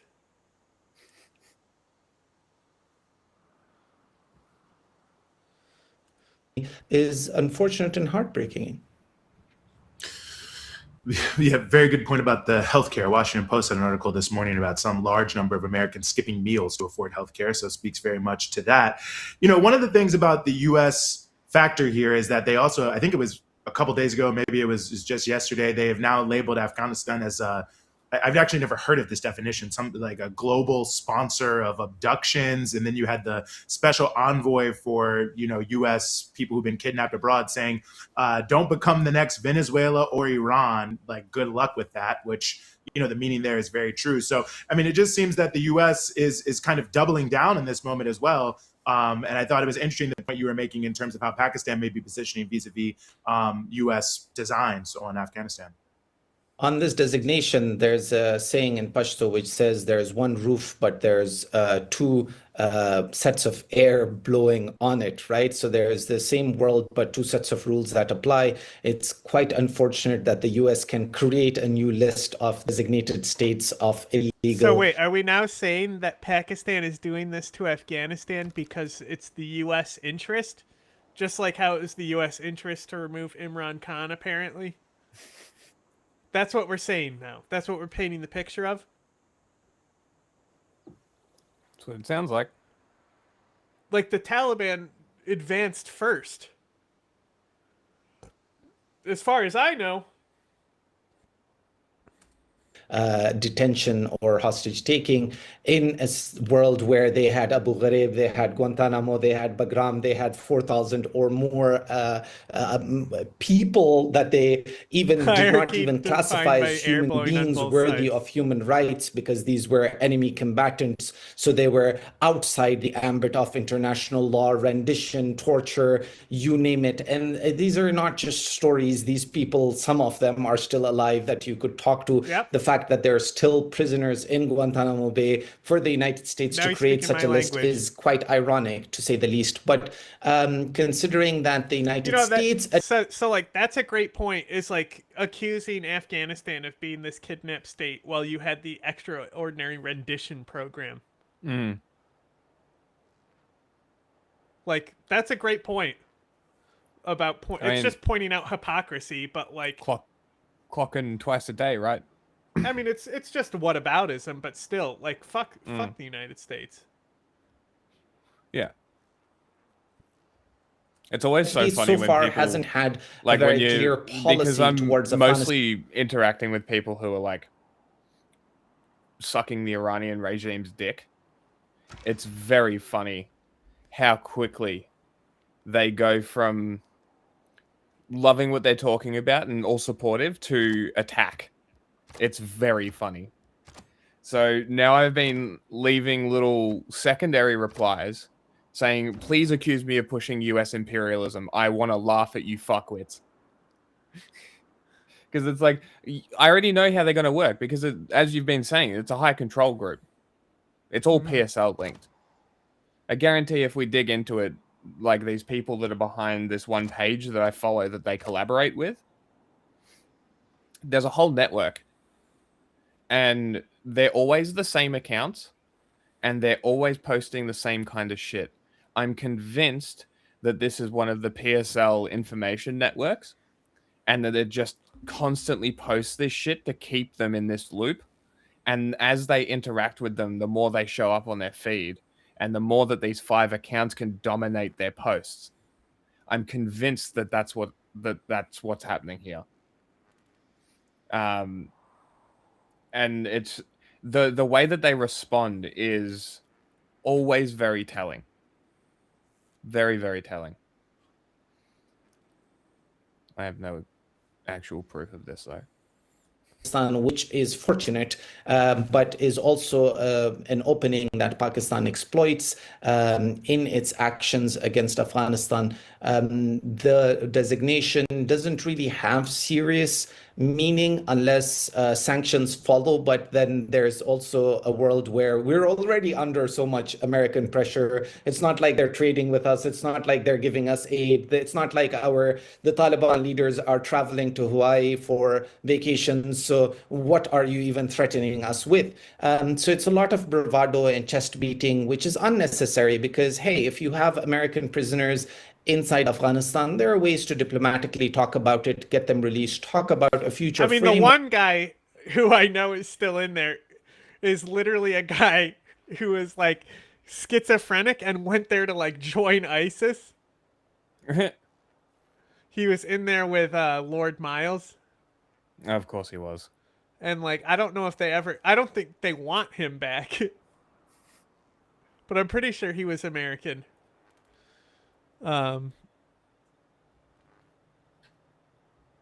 James will tell you more about him if you ask him.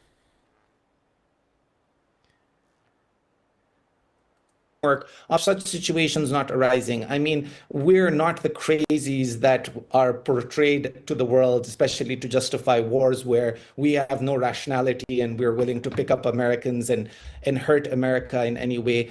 We're a people that want to be left alone. We're a people who want to thrive, who want to build a better tomorrow. But guess what? That's everyone. Unfortunately, you say you want to be left alone, but the government you pretend not to back and like are totally neutral on has instigated multiple cross-border conflicts with like Iran, Pakistan, probably Kyrgyzstan. That's not being left alone. No, it isn't. We're faced with a neighbor right now that has a military dictatorship installed, a military dictatorship that has tied itself at the hip with Trump. Yeah, they are. The fact that you could view the When? interviews of their prime minister and their... Like, have you ever heard Trump doesn't even know this is happening. No, like, he has no remember idea. we looked at, Trump was like, what? Like, no clue. Yes, yeah, no idea. Trump doesn't even know the name of the guy in charge of Pakistan. What are you talking about? Marshal, yes, they which is are. supposedly Hold a on, new hold on. dictatorial position. And So, the only reason I have them is because they're color matched to the bikes. Uh-huh.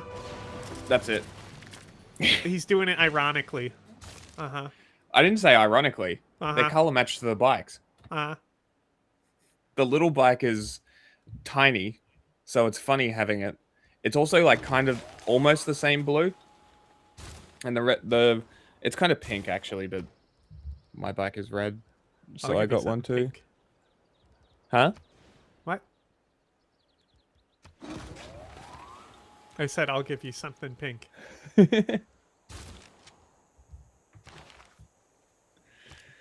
Oh man.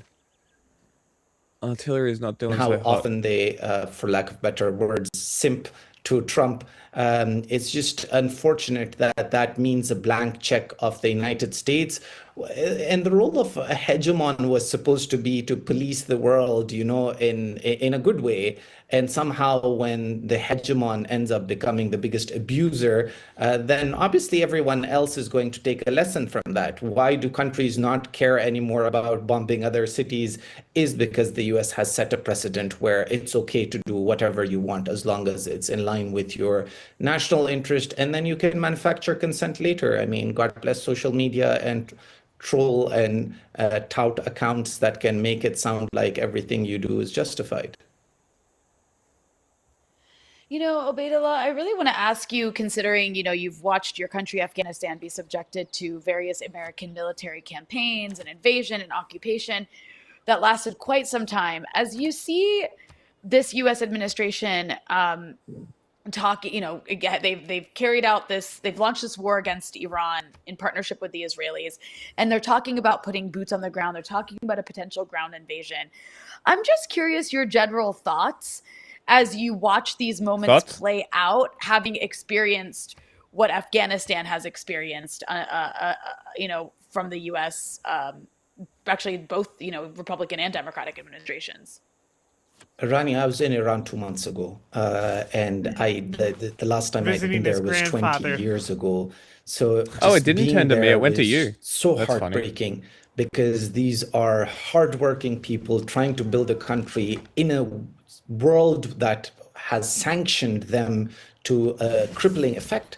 The fact that an average Iranian barely makes $100 a month shows you how difficult life there is economically. And even in the face of that, Iran produces everything that it can produce, from the smallest products to the biggest products. So they're a very self-sustained economy. And the fact that they can't sell those things to anyone because of international sanctions is the reason that their economy is the way that it is. So seeing Tehran and seeing how big and populated that city is, and then seeing the videos that emerge of the bombing, there's no way you're avoiding civilian targets. There's no way. I mean, the fact that your first bombing was on a school and you try to deny it, and then ultimately you get caught with your lie, just shows you that foreign occupation does not come with liberation. It does not come with flowers.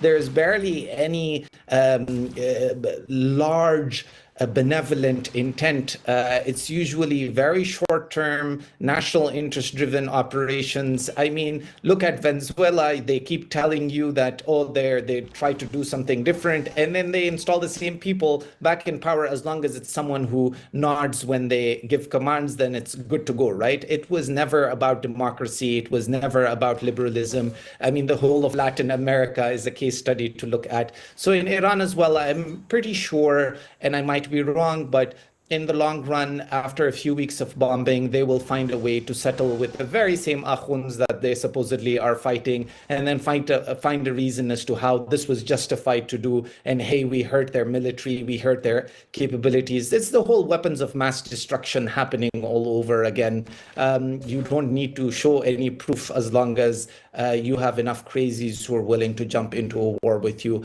And the fact that after 7th of October and the genocide in Palestine, we finally have the reality of how deeply controlled the United States is by Israel, the fact that they can drive them into wars. And these are the lists of countries that Netanyahu named. And he's dead. Iran, and they're going after each and every one of them. But fortunately, I don't think that they will have troops on the ground. The United States would not risk it themselves. There is no other ally around as long as the Gulf countries do not conspire to do so. It seems like the economic global pressure is going to be enough to get the United States to back off from its adventurism. I hope that is the case, because I really don't want to see another Iraq happening in Iran. And sort of is karma as well, Rania. I mean, I love the Iranian people, but when they watched as this happened to Iraq, when they allowed for the United States to come into Afghanistan, they should have thought about how at some point down the line it would be their turn. And I really wish that the Arab countries think about that as well. What's the famous fable of the three oxes, where one of them conspires with a lion, and eventually one after the other, once the last one's turn, he realizes that he had died the moment he sold off the first one. And this is going to happen to the countries in the region unless they can wake up and work together. Well, Obaidullah, as always, we really appreciate you joining us here. Say hi to your Thanks, granddad for me. PSL. Huh? And influencers are fighting. Like there's massive fighting with Megyn Kelly's calling Mark Levin micropenis Mark, which I kind of support. And Tucker Carlson, as everybody knows, I think this guy is going to run for president. I think that he has seen the power of this America First agenda that Trump ran on, of putting patriotism above everything, and how much it resonates with middle America, and combining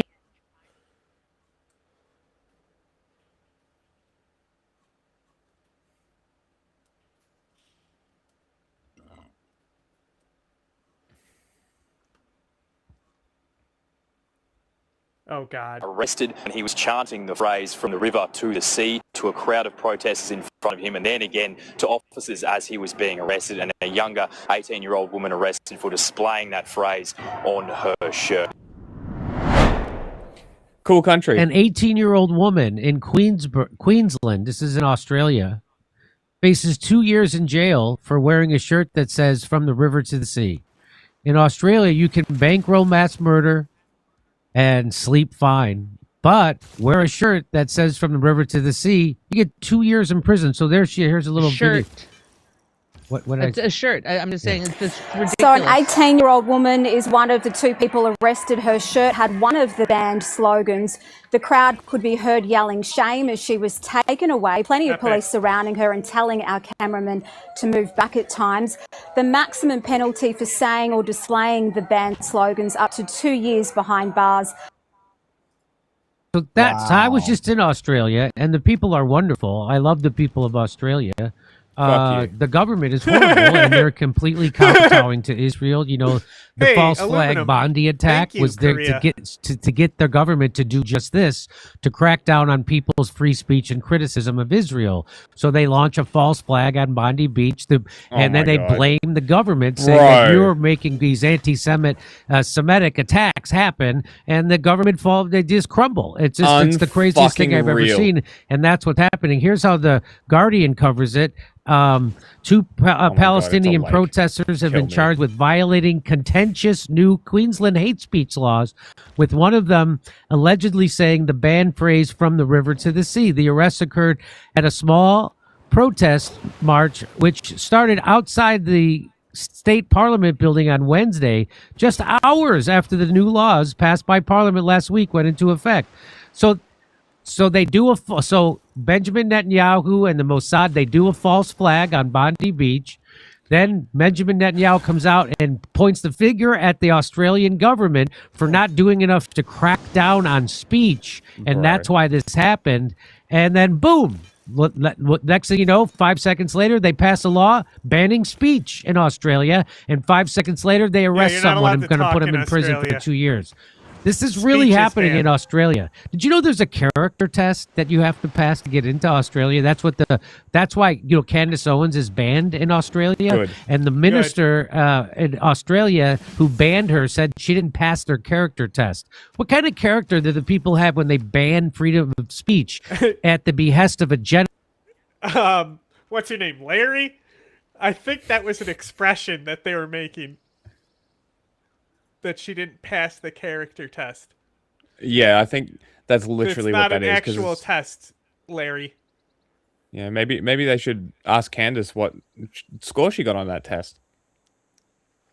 Genocidal, murderous terrorist organization called Israel. There's no, again, where are you taking your test for character? Under the act, a person can be jailed for up to 2 years for saying a banned phrase, including from the river to the sea. And you can't even say globalized intifada. In doing so would cause menace, harassment, or offense. Liam Perry from the Students for Palestine group had led the protest where there was a large police presence that included officers, the public safety response team. I'm not sure if everybody here knows the history of the different slogans from the government is trying to ban us from saying. So in the interest of education, I want to explain it to you. He went on to deny that the phrase was terroristic or anti-Semitic, saying it was instead a call for freedom and dignity of the people between the Jordan River and the Mediterranean Sea. So when we say from the river to the sea, we're calling for the freedom of the people of Palestine. He discouraged others from chanting the slogan. Moments later, as protesters started to march, he was arrested. Witnesses said a second person was later arrested at the end of the march to King George Square, who they described as wearing a T-shirt that said "From the River to the Sea." Perry was released from the Brisbane Watch House on Wednesday evening. I love Brisbane. What a great city. Australian 9 News presenter has to explain that he's allowed to say it. Listen to this. Watch this, Jose. Arrested when he was chanting the phrase "from the river to the sea" to a crowd of protesters in front of him, and then again to officers as he was being arrested, and a younger 18-year-old woman arrested for displaying that phrase on her shirt. Now, I must note, as journalists, we are allowed to say that phrase to make for fair and accurate reporting and to explain why these people have been charged. It's pathetic. So if you're a reporter, you could say, I have to explain, the government allows us to have this, to say these words. We can say Can the you N-word imagine 'cause living we're in a journalists. society, the humiliation that the people of Australia, over COVID was bad enough. That was unbelievable. But now the humiliation that your own government is arresting you and forbidding you from saying certain words at the behest of a genocidal government like Israel, that has got to be humiliation. We'll be right back with more of this story after a brief message from our sponsor. It's not humiliation because the government doesn't represent me. To bringing you to the Bronx 2 years ago. You know, you actually brought humor. We brought free speech right in front of AOC's office, if you remember. Am I a nationalist? Yeah. Fuck the but, country. You know, I think I find it completely funny that you can't say that phrase, right? But if you're an Israeli, you're allowed to talk about greater Israel from the Nile to the Euphrates, right? Because they want to have all of Jordan, parts of Egypt, Saudi Arabia, Syria, Lebanon, and Iraq. Right, so you can't say from the river to the sea unless it's in the context of expanding Israel. That's okay though, and you know they have the IDF has emblems, insignias on their uniform with these maps of their greater Israel, right? But you they're can't fascist. say from the river to the sea because then what? You go to jail You get fined. You change the way you think and have to say things. Oh No, my see God. what that is In order to that's coming change the here shit next. laws, Okay, people that's need what to be is actually arrested about to to happen. challenge This, the you know, laws they're in doing it court. in Europe You first, and understand? that's what this is. The Australia war with also has Iran. a You know, Supreme there's going to Court. be a potential It's called the false High flag. You know, Court. you saw this thing from CBS And if you News, right? go That the there FBI or something with said this there might challenge, be, you know, drone it will attacks get from Iran. struck down. It's really crazy how this works. It's almost like it's a similar system set up off a same system of colonialism that introduced this like legal a system into the Magna Carta country. or something. Yeah, something like that. Who would know? Fucking Probably idiots. Larry. He seems Like- to be an expert. Like, notice how nobody genuinely concerned about these laws are making these arguments. They are offering support, and legal entities are putting themselves forward to put themselves in front of this, to challenge this, to get it removed. There is only one way to stop a government from doing this shit, and it's by getting arrested for it. However, the way that we know that the Palestinian crowd works, I'm not so convinced that they're not anti-Semites. So you could maybe have the charges stick because you can prove a But what about history? Zorhan Mandani's wife? a history of advocating for the destruction of Israel, which is not abnormal. It's a genocidal state. Like, Nazi Germany was destroyed. Germany today is not Nazi Germany. It was pretty much severed. So, like, if they are not distinguishing, and you can prove that they are not distinguishing Jew from Zionist, then you can maybe have the charges stick. However, if all you are doing, like, if I was to go out to the city and get arrested for this, there's absolutely no way, with the amount of recorded statements from me, the amount of posts on Twitter that I've made calling out essentialism and this exact thing, I would, that would be a case for being like, okay, well, I'm literally talking about autonomy and self-determination of Palestine. I'm not talking, I don't give a shit whether it's a two-state solution, as long as Israel stops lording over the Palestinian people. I Hey, don't you care. have aluminum in your territory. You have 2 aluminums. Good. Like, I genuinely do not care. The only thing I want to see is Israelis stop killing fucking Palestinians. That's all I care about. I don't give a fuck about the semantics. Okay? I know the history.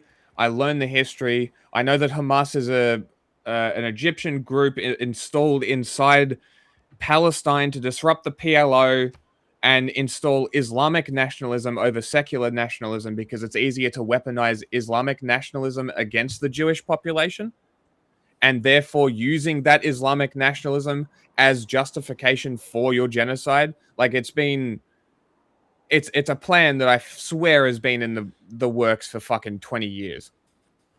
So, like, I know too much about the history here between Israel and Palestine to ever justify a single thing Israel does. Not one.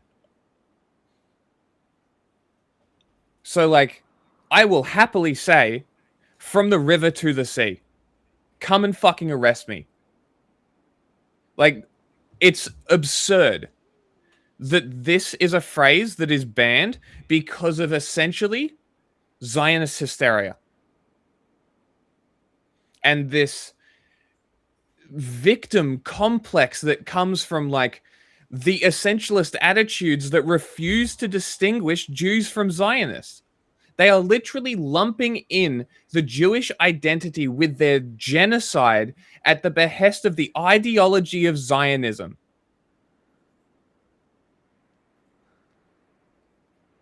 How is this something, as a country, we can support? We are a secular fucking nation. So how in the hell can you justify us supporting Israeli theocratic fascist genocide? Because at the end of the day, the ideology of Zionism at its most basic definition is a homeland for the Jewish people. Okay? And what they are doing is tying the faith of Judaism to the expansionist goals of not the base idea of Zionism, because whatever, you can have a homeland for fucking Jews in Palestine. It doesn't fucking matter what the country's called. You are fascists. That's the problem. It's not like the idea of Jews having a homeland is not the issue here. I need people to understand this. It's not that people don't want you to have a homeland. The problem is that you are actively committing genocide to seek the goal of a homeland for the Jewish people, to the point that a large majority of, well, I wouldn't say majority, but a large portion of the Jewish community is now against Israel in their actions, not the existence of Israel. Obviously, I wouldn't be surprised if most people who are Jewish want Israel to exist as a place. I wouldn't be surprised. I'm not going to lump them in with Ben Gvir and what's the fucking president's name? Herzog. Isaac Herzog, fucking Captain No Innocence in Gaza. Right? I'm not going to lump them in with that. Like, it's not...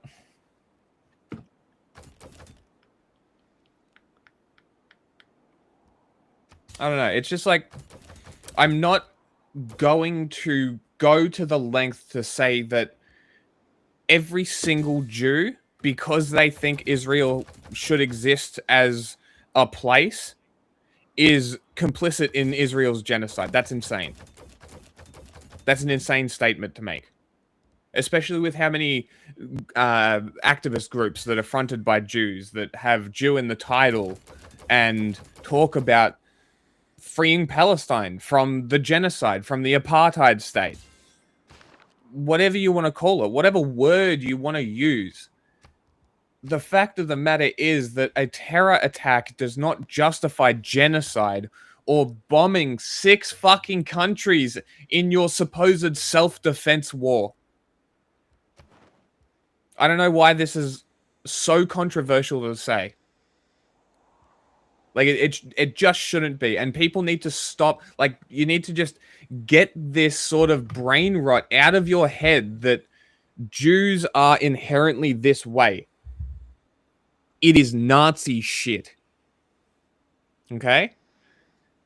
Literal Nazi shit.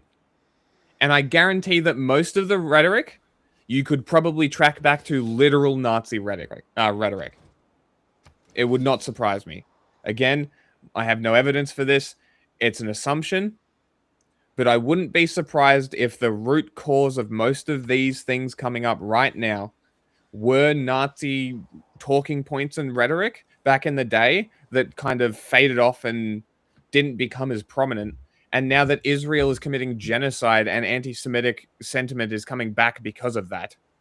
Because Israel ties Judaism to its fucking death cult genocide. Like, are they even... Would you classify like 12 Shias as like a similar ideology to Zionism? No? I don't know enough about it. I need to look into the 12 Shia ideology a bit more. I try to ask Ace about it, and he like won't tell me. It's like because like it's like they don't want to talk shit about other Muslims, you know.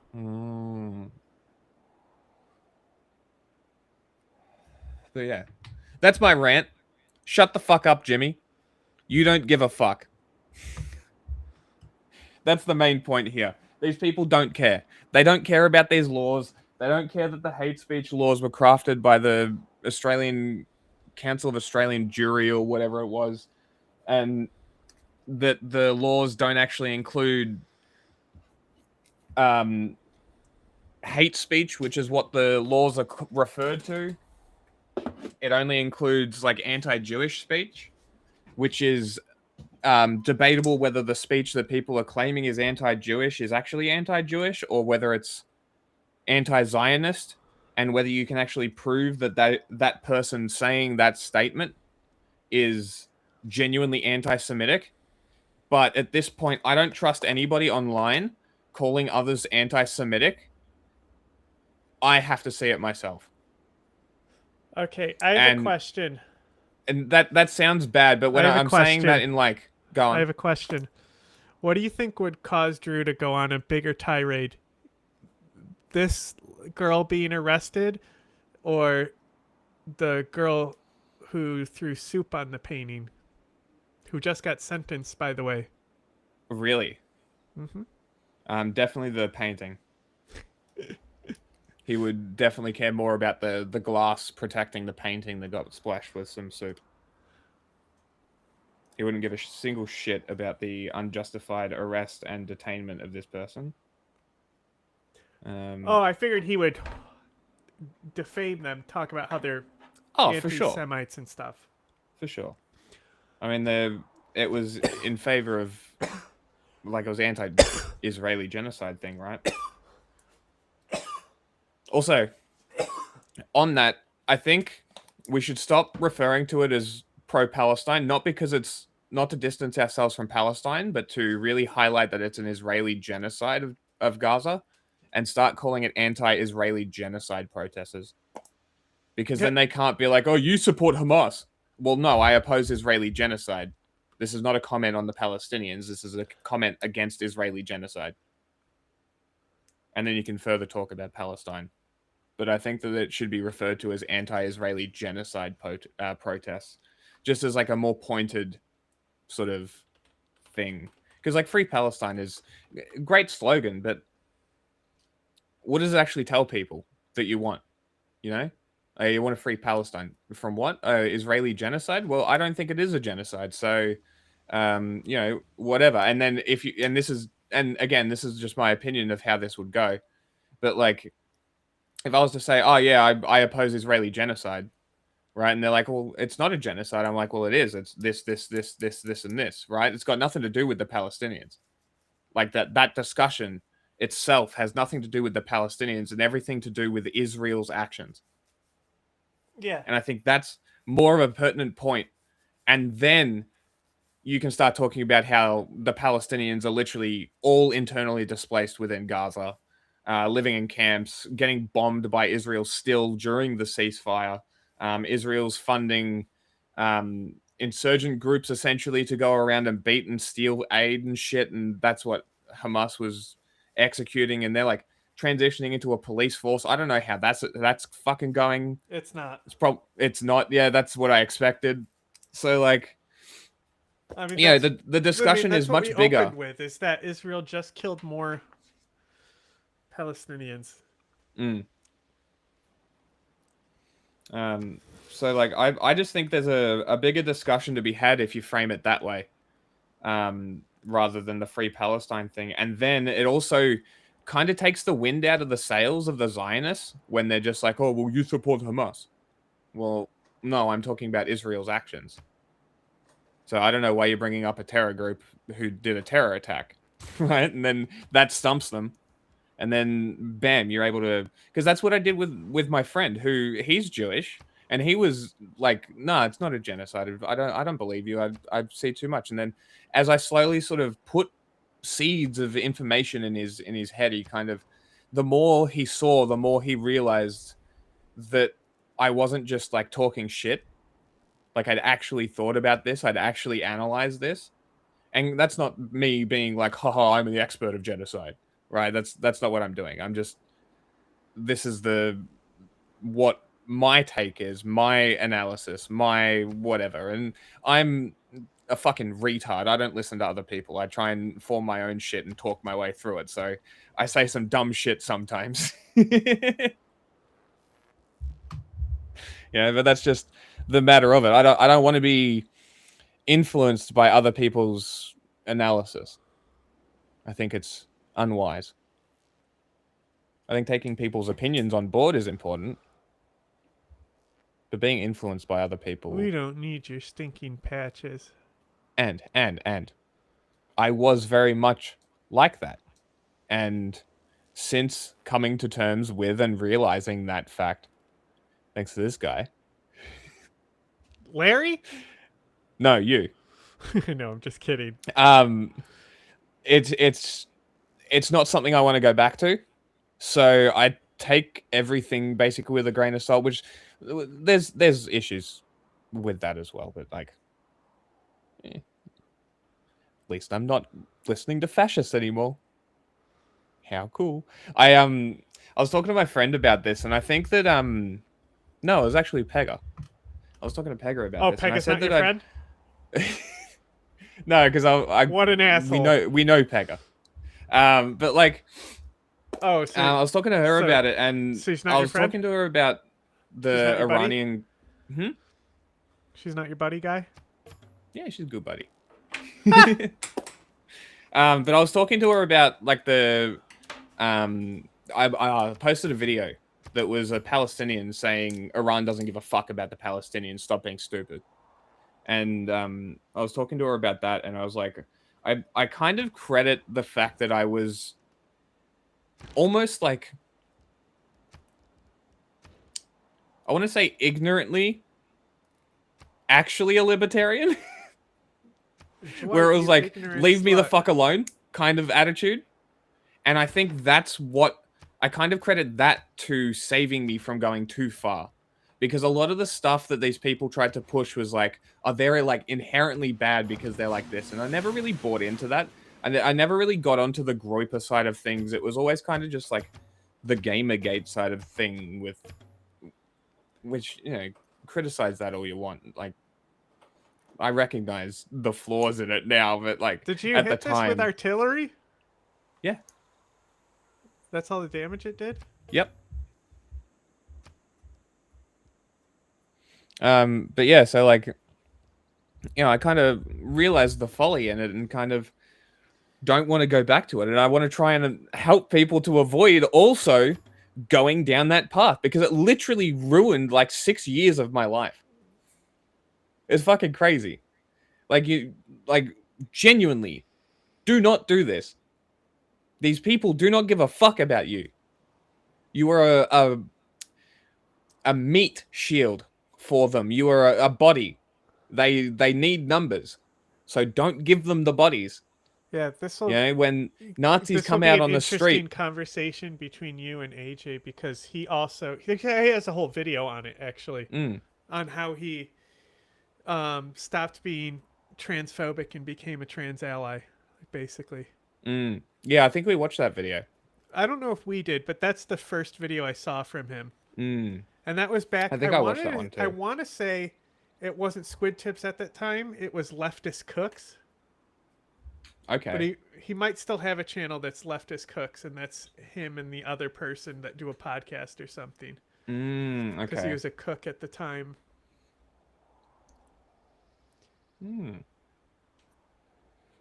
it will be very interesting. And I think most of the discussion, I think we should start with that specifically, talking about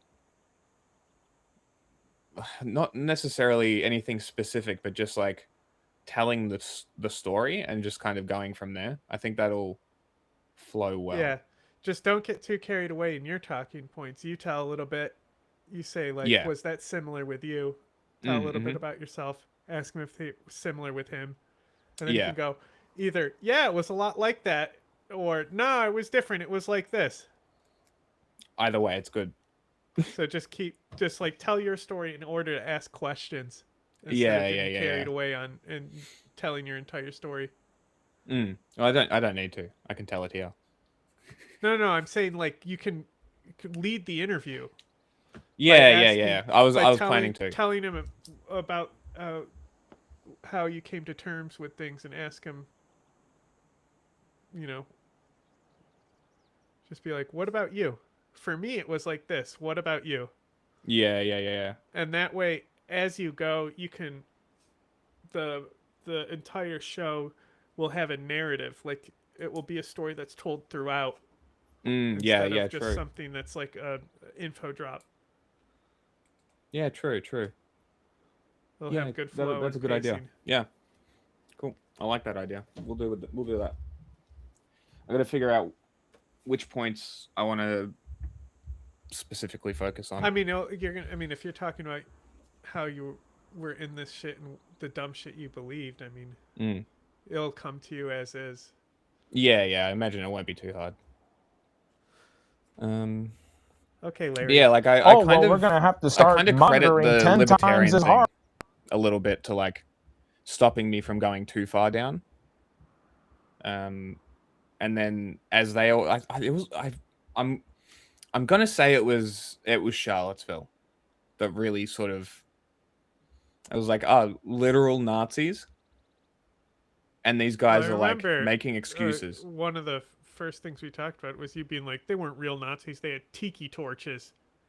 And I was like, what do they need to construct their own torches for you to find them legitimate? Yeah, well, my knowledge of the Nazis was exclusively World War II at that point. It was just active denial. Yeah. And this is what I'm saying is it's like immediately when somebody's just challenged you on the torch argument, but what's funny is like you have the NSN, which literally are Nazi rejects. And like that's where you can say they're not even real Nazis. They can't make their own torches. But yeah, so like I don't, and it's funny. Out of all of the people that I watched at the time on YouTube, you know who I kind of credit with keeping me a little bit grounded? Tim Pool. No, very much no. Sean Head. At the time, she was like an actual liberal kind of but still kind of like leaning on that right side of things. So I was like not opposed to the arguments, kind of disagreed with her a little bit, watched her, that kind of stuff. And then kind of her and another guy called Chris Raygun. He made mostly like game stuff and then started talking about politics. And he's a very interesting character. Both of them are on that tier list we made. Yes, I think they were. Where it was just a combination of like people we all knew. Yeah, I think they were, yeah. Like some people we didn't know and only Richard Haney did. And I just like grabbed a bunch. Like I just like looked up political YouTubers and like just found like things where it would be like 20 thumbnails of like different people and then just saved them all and then cut them up. Did you make a beautiful Katamari? A what? A beautiful Katamari? You ever play Katamari? No. Bro, you're missing out. You what basically can't play it. They haven't fucking ported it. Oh.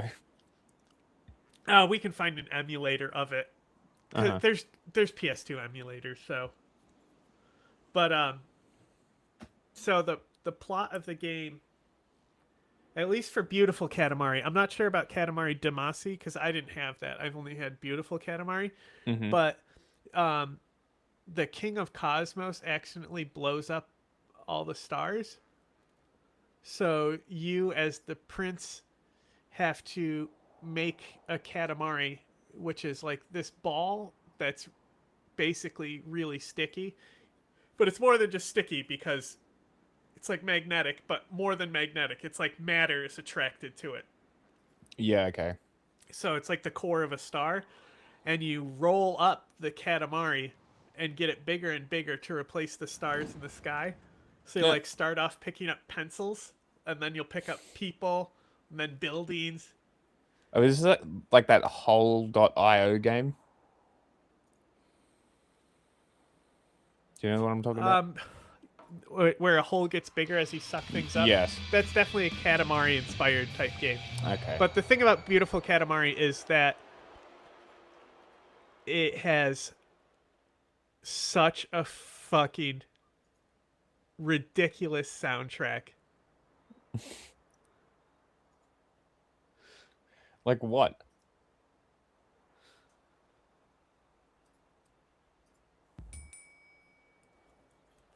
Play the video for now.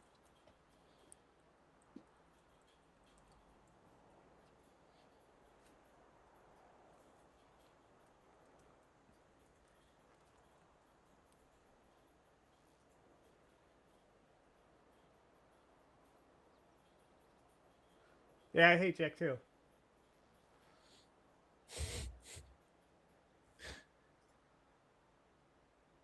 Grade A under A. Yeah, dude.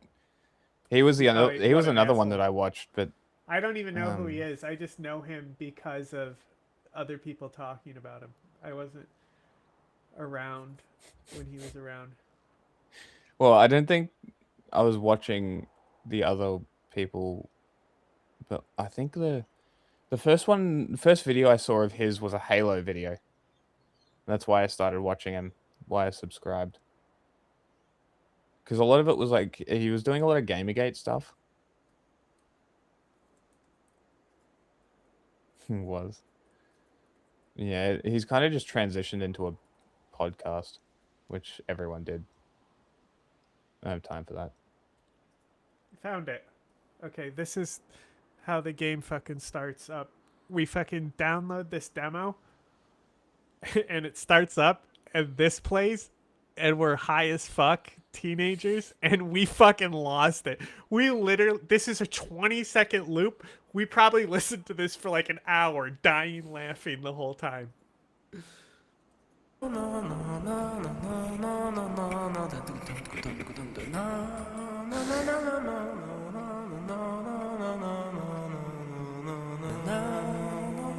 What is happening?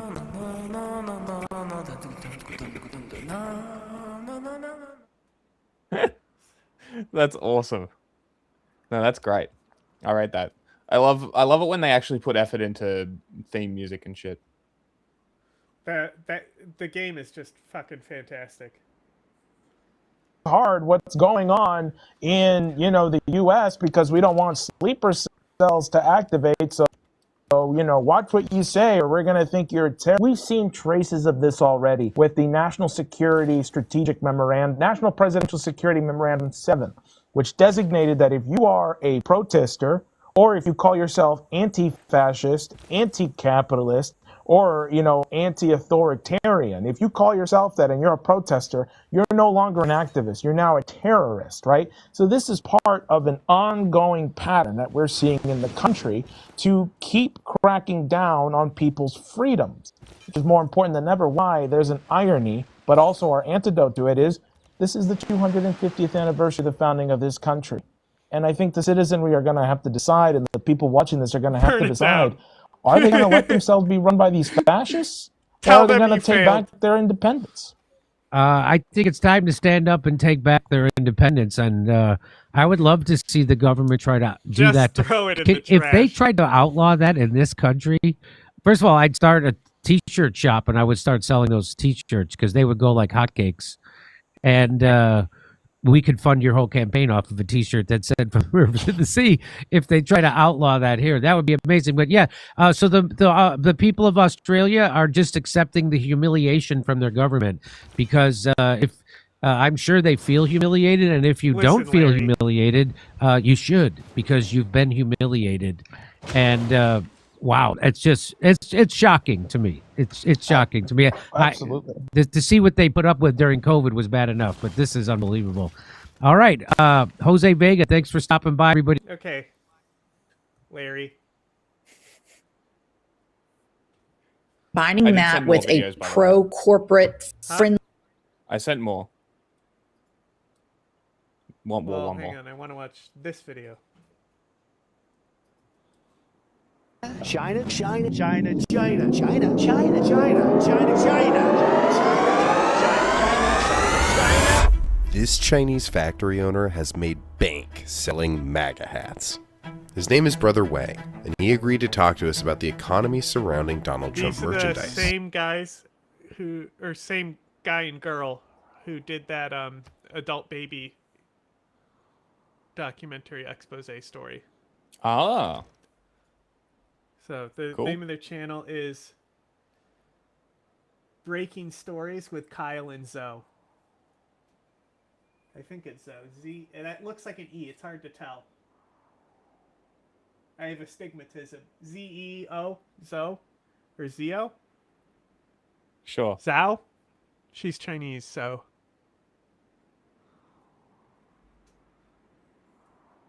So we sent a team inside of his Chinese MAGA hat factory.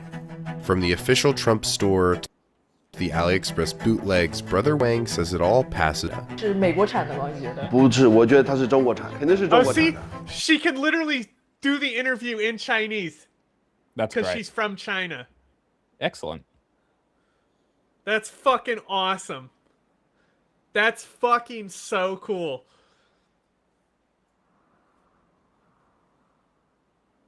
That is cool. Good on him. He even says he predicted the 2024 election outcome based on one thing: sales. 我自己卖的肯定就是川普卖的多呀。 So you sell tens of thousands of MAGA hats. How many Kamala hats would you sell? 4、5点儿。 4 or 5. Brother Wang is not a political person. He doesn't follow debates. He doesn't watch rallies. He only follows one American. Trends, baby. Benjamin. So maybe the best place to understand the American MAGA movement isn't some rally in Ohio, but instead inside of a humble textile warehouse thousands of miles away. So let's take a look inside a Chinese MAGA hat factory.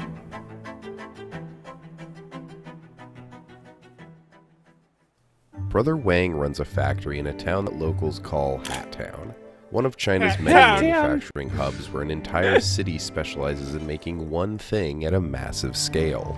Something Fucking like hats. a third of all the hats in the world come out of Hat Town. What the fuck? So how did you first learn about Brother Wang? As you know, I speak Chinese, and I immerse myself with Chinese media from time to time. So there's one article titled "Brother Wang is no longer in love with Trump," and it's very enticing. So I read it, and it was talking about his whole experience of getting his hat business shut down. I was able to find Brother Bro's jumper is awesome. Chinese. He had his I hat want business his jumper. shut down. Say that again. He said I'm so interested. She said it's the whole thing was his experience of getting his hat business shut down. I wonder if it's all about tariffs and stuff. It might be. I need to grab food. Okay. Journalist network, because before I interview people in diapers, I was a real journalist in China. So A I real still have that journalist? connection. And because we don't have the budget, obviously, to go to China. But there's a thing called Red Note. What is Red Note? Okay, Red Note is a Chinese-based app, kind of like Instagram, and you can hire any Chinese person on Red Note to do anything for you. So that's how I found the videographer who lives 40 minutes away from Brother Wang's Amazing. town. I believe the she just videographer I freelanced? hired. That's Yeah, great. freelance. That's what I do. That's what I do when I go to a different even better. country. Just hire people who are there. Mostly just do propaganda videos for the government. Like, not Hey, even like hey, high level. Hey, so do I. First, Brother Wang was confused. He's basically like, who sells hats? Why is this a story? Because what Wang is sitting inside of is much bigger than one single factory. In the US, Trump merch kind of exists in multiple parallel universes. You've got official campaign stores, independent Trump retail shops, and then the real Wild West, the unlicensed stuff. The rally merch, the roadside tables, the pop-up stands that look suspiciously like parking lots outside of a Kid Rock concert. Politics, it turns out, has a merch table too. And according to Brother Wang, whether the hat is official, unofficial, or extremely unofficial, there's a good chance it started life in the same place, Hat Town. like I explained, the hat town, Ligo Zhangjin, this one small town makes 500 million. You know, it's a real shame for me when there's so much effort and production here, and the loudness in your levels is so different, guys. Ugh. Like, you're so close to perfect.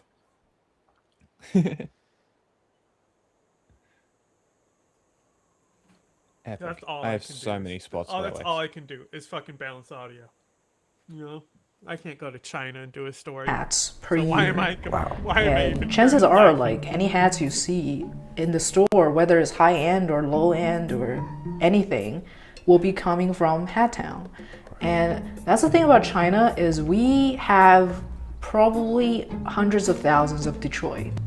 Because in America, Detroit is this one town who used to like, all they do is make cars, right? Right. But in China, what you will see is it's a bigger scale of this. You will have Hat Town here, and next to Hat Town, you have a town that only makes buttons. So all the buttons in the world. Every shape, every size. Every shape, every size, you know, from Armani to like Temu to whatever is from that town. And the next town, all they do is zippers. The next town, all they do is lighters, from Zappos to like lighters you found in 7-Eleven. I even went to a fireworks town, which is pretty... Okay, we gotta make sure nobody bombs fireworks. Okay, I'm not gonna give out the coordinates. Of Can you read it? Dad in the streets, daddy in the 那你父母有做过帽子吗？还是你家里？我家里人做，对我姨我舅都是开帽厂的。像我们这边质量比较好一点，然后尤其是我们比较信任这个，就是这两工厂太熟了，我比较信任。 When you actually look at these places, like where Brother Wang lives, it doesn't really look like a grim factory image a lot of Americans. Wow. You too, Dad. Sky don't lie. No, it does not. Wow. Look at the shot before. It's the smog is even worse Probably before. happened where Brother Wang lives. It doesn't really look like a grim factory Look at that. image. Jesus Christ. A lot of Americans probably have in their heads. Kinda just looks like a normal industrial city. Kinda just looks like if Pasadena made a few million hats a year. But right in the middle of all this is Brother Wang. Not especially political, not especially ideological, just very, very good at following the money. 你卖的最好的时候是跟他的哪个事件联系在一起？就是他被枪击的时候嘛。The attempted assassination of Donald Trump, a dark new turn for a deeply This divided dude is nation. probably like, let's go, money. 就是这样的变化。就这样的变化，你那几天心情怎么样？我心情当然好了，赚钱能不好吗？ America responding to the chilling images of a moment in U.S. history now seen around the world. 就是这样的变化。跟平常相比，就多少倍嘛？你能不能大概说一下，估算一下？就是8.59的时候 Can't believe you missed. 时候卖了，好像是2000多美金吧。然后9.0翻分的时候就3000多美金了。1分就等于说几分钟之内马上就1000美金。 4分钟吧，5分钟吧。 By thousands of dollars. His profit. That's amazing. Wild.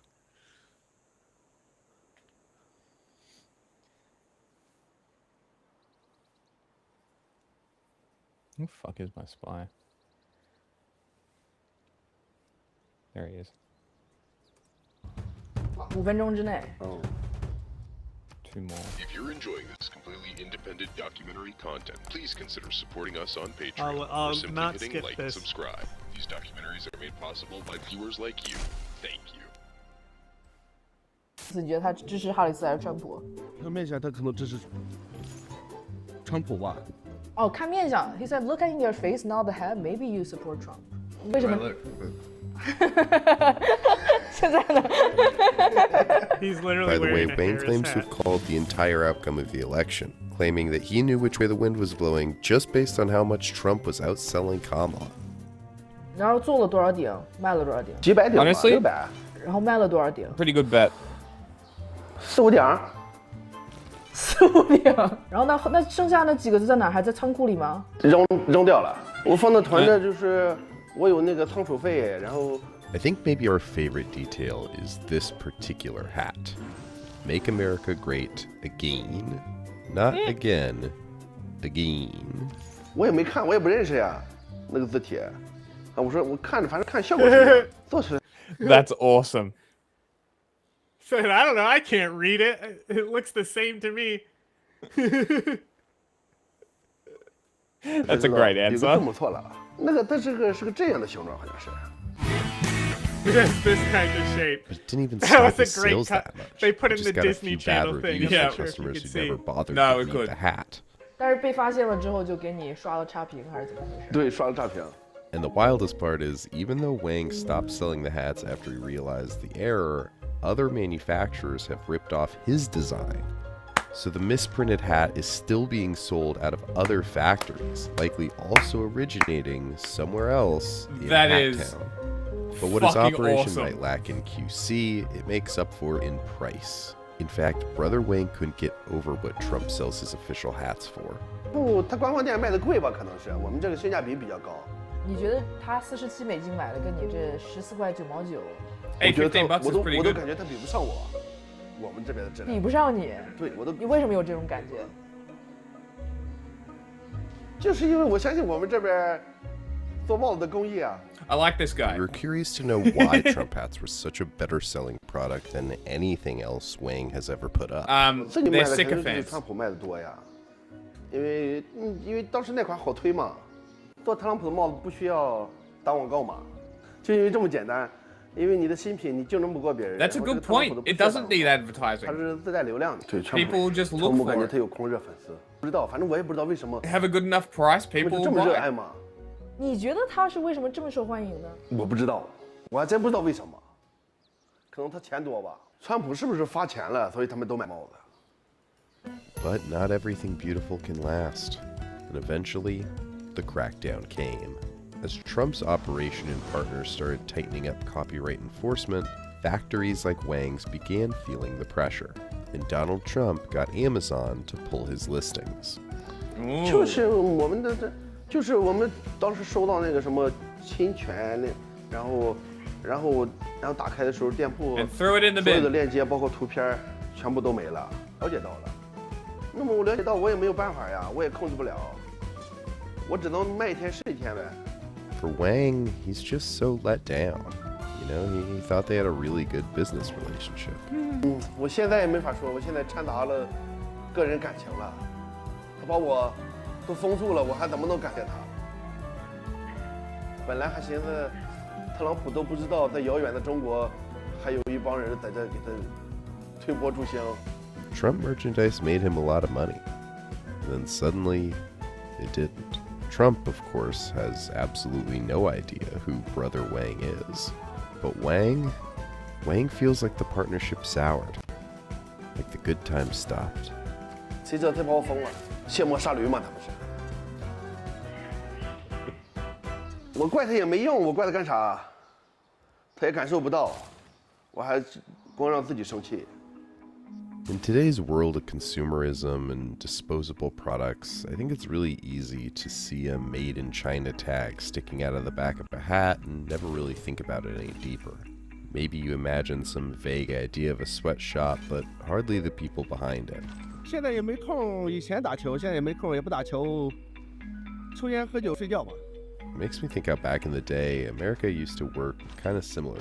You know, cities would have their sort of manufacturing focus. Detroit with car factories comes to mind as a prime example, right? And despite the factories being moved to other countries, we still have a This is why I long-lasting was building obsession my with army. cars, partly because Why? of the pride we had in making Look at something. how much damage it's doing to Maybe the part of it fucking for wall. us is just trying to humanize the person on the it's other not. side of the AliExpress listing. Siege him. The person who actually puts your Temu order in It the already box. Because maybe you and Brother Wang No, it's not. aren't so He's not different under after siege. all. You need to move your 你最 units 喜欢的 up. 美国电影是什么？别人喜欢的 It's 还有速度与 surrounding 激 a 情嘛。 city. It doesn't have the broken 速 heart. 度与激情。He loves Fast and Furious. I was gonna say, dude, I was literally gonna say this is so many words to say Fast and the Furious. 他说你一看就喜欢速度与激情。I knew he was cool. He sleeps. He smokes cigarettes. He watched Fast and the Furious. 你《速度与激情》当中最喜欢哪个角色？范迪塞尔。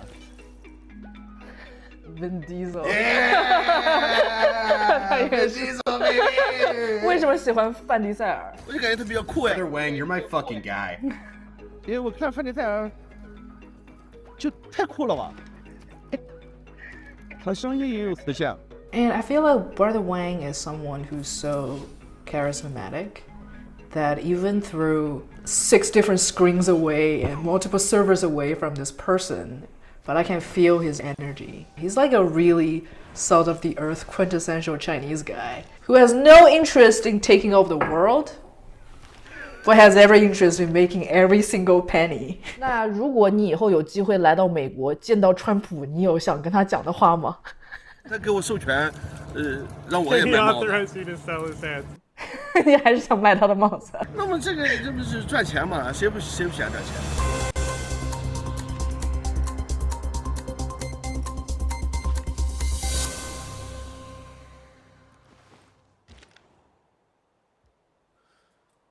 ？Also, like, Trump really shouldn't care. I mean, all he did was steal to the top. Mm-hmm.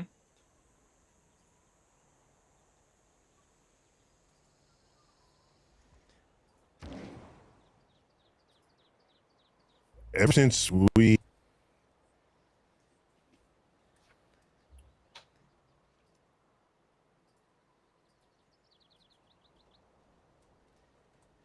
recorded the history of human conduct in what we call civilization, and even before, there have been people who didn't get along, where it wasn't simply a matter of let's talk over our differences. It's we cannot resolve our differences, so therefore I must kill you. This, as a mode of operation within our species, within civilization itself, is disturbing.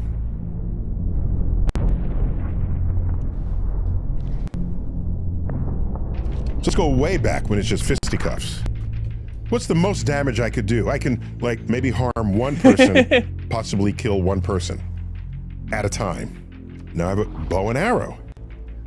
I'm one person and I can take out 10 people at a time. Notice this ratio is getting steeper and steeper.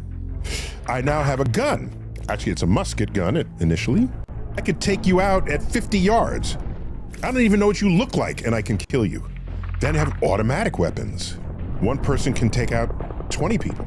Reload, take out another 20. A missile. You fire a missile. I can take out hundreds of people. War continues to, quote, advance. What else can I have? Oh, bombs. Yes. So now one person can kill thousands. Once you have an airplane, you can fly over someone's head. It renders the trench warfare obsolete. Airplanes can go over cities, you drop bombs on people's heads, whether or not they're combatants. So now you just make more and more powerful bombs.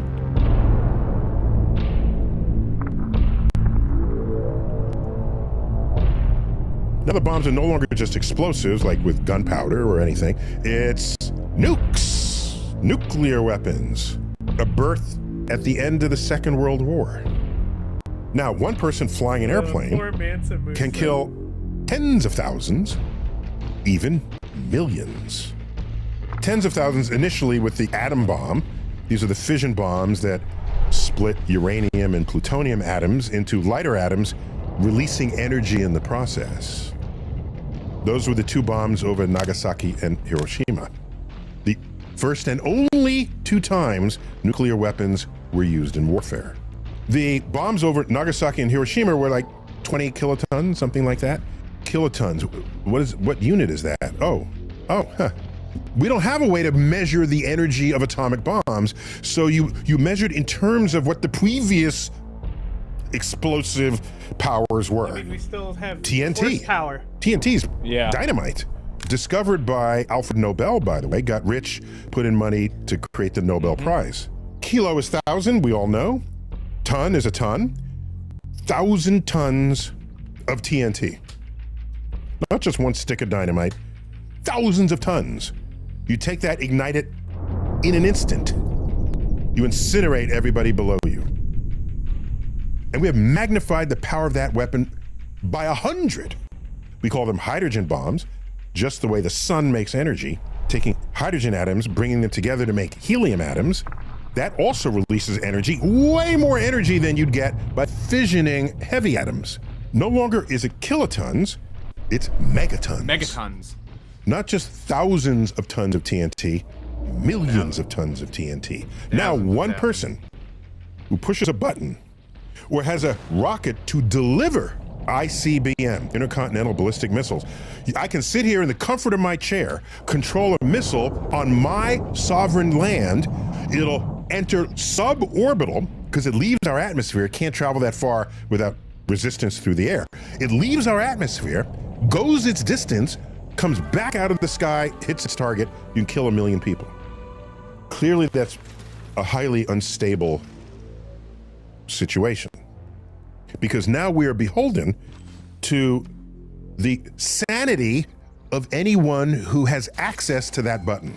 Given the neurodiversity of our species, not everyone has the rational capacity to make a decision that would be in the interest of the world's health, wealth, and security.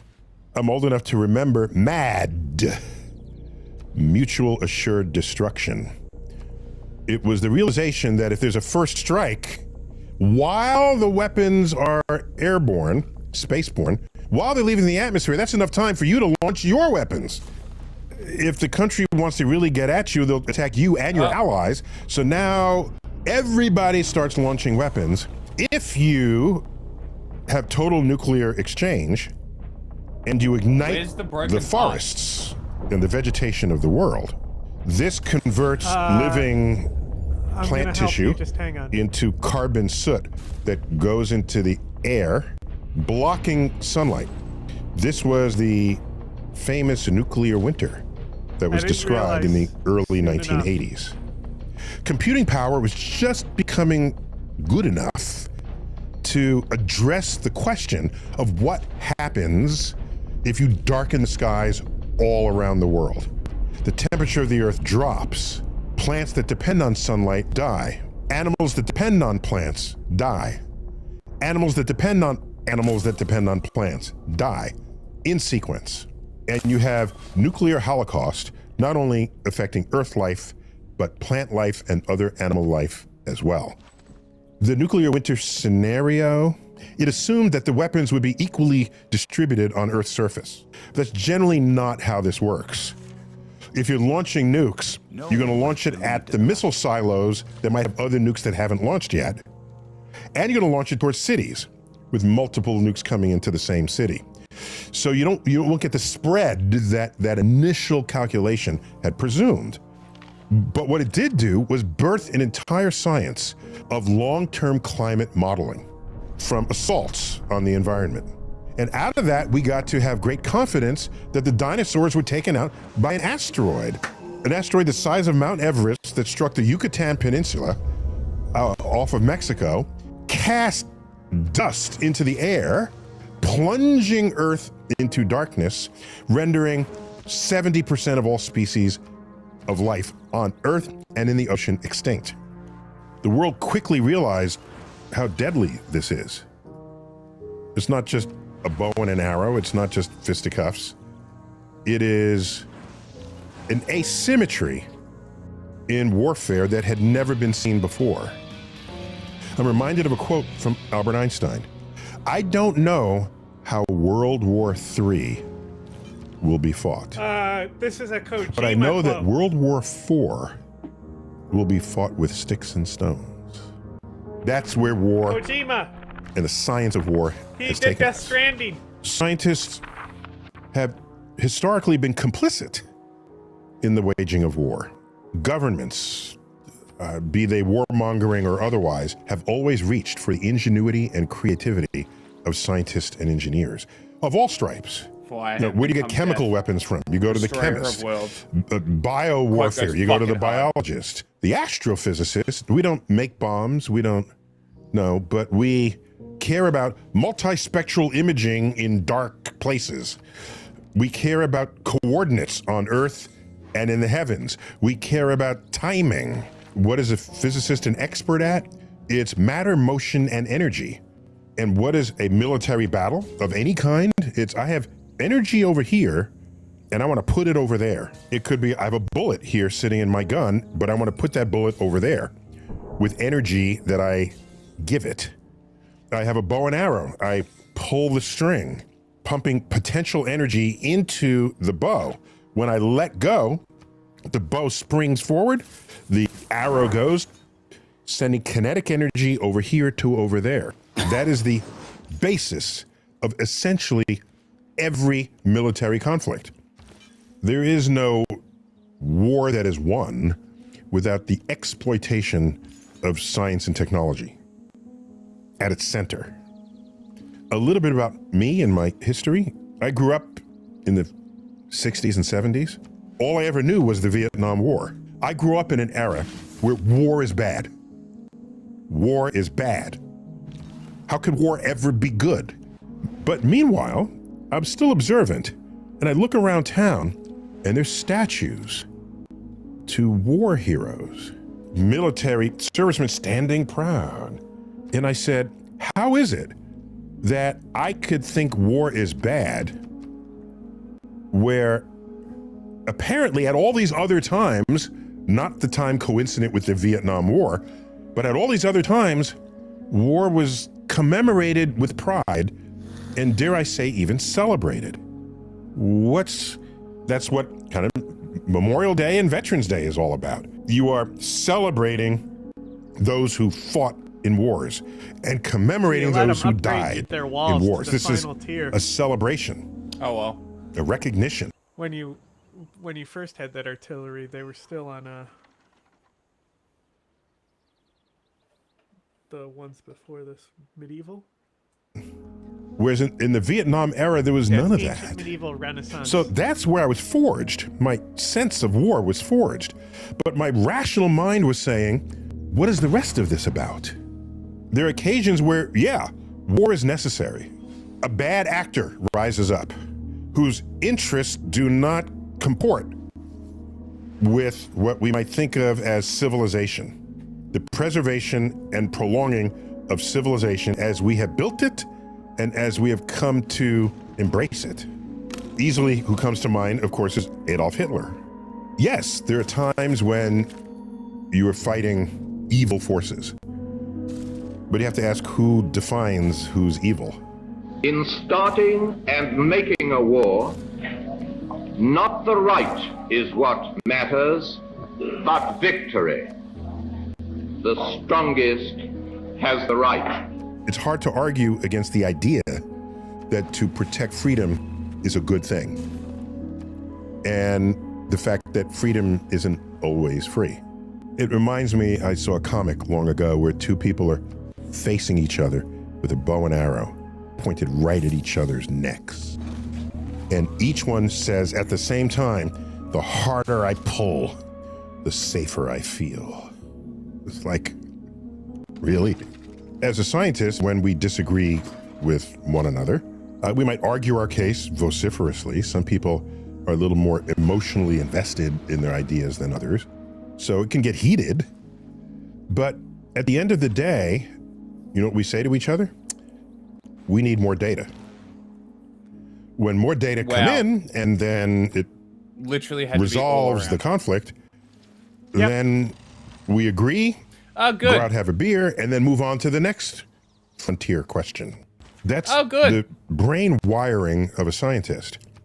Great. Is not the brain wiring I'm not going to of attack the city politicians anymore. or Why? many other sort of Because sectors all of of my society units almost died in one where hit.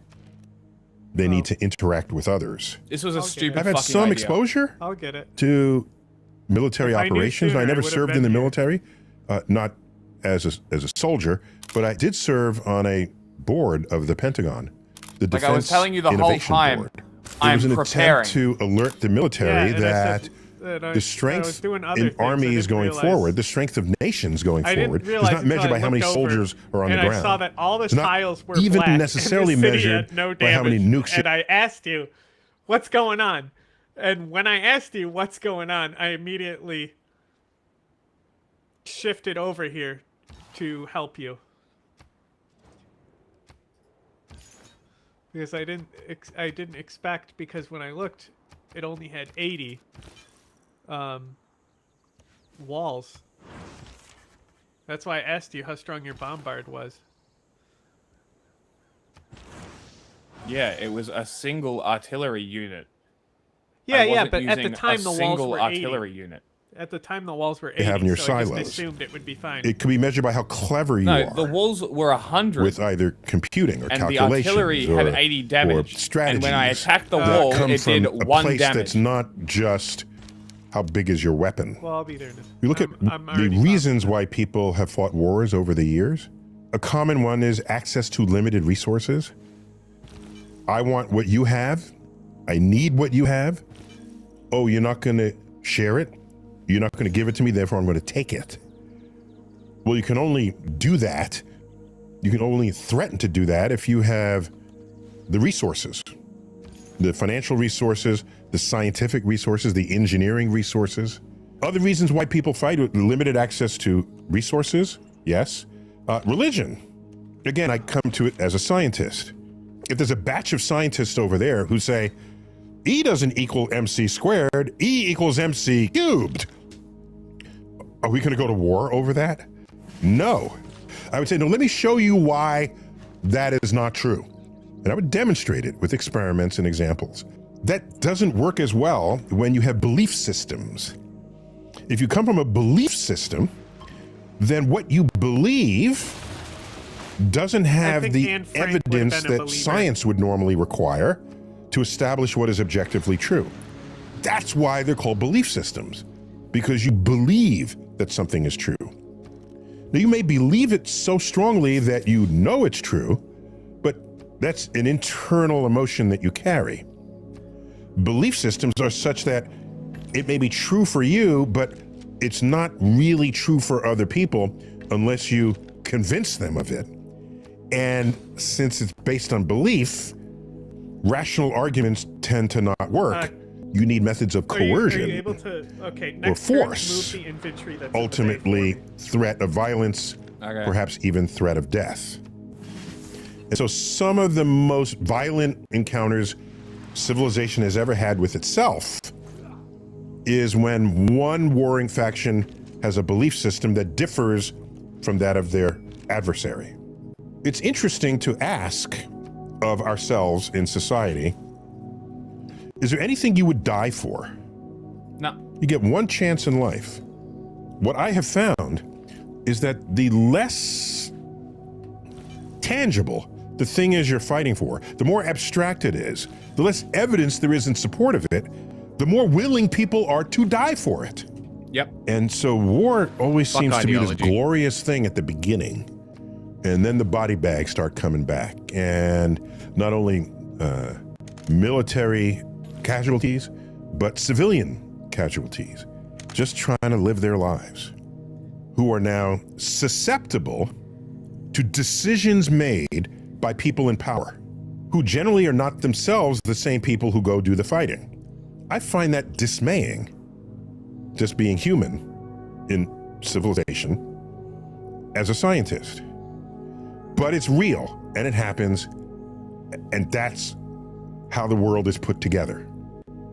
With or without the League of Nations coming out of the First World War, with or without the United Nations after the Second World We'll War, take this city with and then charters that are signed, transition. Geneva Conventions. At the end of the day, you can ask the question, can we just all get along? Let me end on a slightly more positive note. All the UFOs people have been seeing in the sky, lights that we can't explain, I'm glad some part of the military budget is going to investigating them, because people have been seeing them for decades. I've never seen anything that I couldn't identify. I know a lot about weather and climate and sky conditions and planets and moons and what they do and weird things that they do. So I've never seen anything I couldn't explain. So it was all IFOs to me. But maybe some of these UFOs would pose a danger to us. Again, to health, our welfare, or our security. Maybe. So I'd want the military to check it out. And if it's a threat from space, maybe the greatest task of all would be to protect Earth from aliens. What city-state type? In fact, in the 1980s, pick whatever. President Reagan, trade. addressing the UN, said just that. He said, here we are with all of our differences. He was still in the Cold War, by the way. With all of our differences, imagine how close we would be together if we had to fight a common enemy, such as an invader from space. Perhaps we need some outside universal threat to make us recognize this common right? bound. Isn't that what you want to go for? That's what it takes for us to get along? I guess so. But I still believe, I believe in the power of conversation. And the power of coexistence. Yeah, I know. Because that's what makes a beautiful world. Oh no, I'm the And polluter. we can all be different, but yet all be together. Lucky I with common don't causes, really have common goals flood that are problems sensible, rational, this sane, and will feed the future of our health, our wealth, and our security. Thanks for listening. Until next time, keep looking up.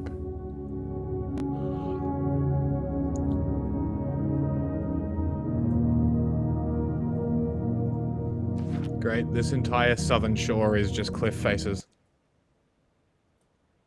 What one? This entire southern shore of this continent. I think it's Australia. Welcome back. Senate Democrats blocking is this yet just a another big motion to get Australia? the Department of Homeland Security I funded got so and excited open. for a second. Today marks day 28 of this They should shutdown make at the that as a DHS. map. This is the fourth Proper time since size February Australia. the Democrats have voted to We can block download any it if you want. legislation. They are still demanding major reforms to ICE and border protection, even though ICE is already funded. But the threat of Iranian terrorist cells Yo, is rising Korea across just the country loves in me for no retaliation to reason. Operation Epic Fury. President Trump Like said he we has were in a eyes on military all of alliance, them. and now she's like eager. Yeah, we're friends. Of course, Korea. All the white people love me. How many Iran Look at that, sleeper 100 cells there could votes be for inside the US right Diplo now. victory point And a lot of happened. people came in through Crazy. Biden with this stupid open border. But we know where most of them are. We've got our eye Oil? on all of them, I think. They came in Should've through voted the more. open border policies of sleepy Joe Biden. What and got- we've got our what eyes happened? on all of them. Oil but got the banned. war itself is being prosecuted at a Well, level that nobody's so much seen for me before. transitioning to oil to it's stop pretty my amazing to climate watch. change.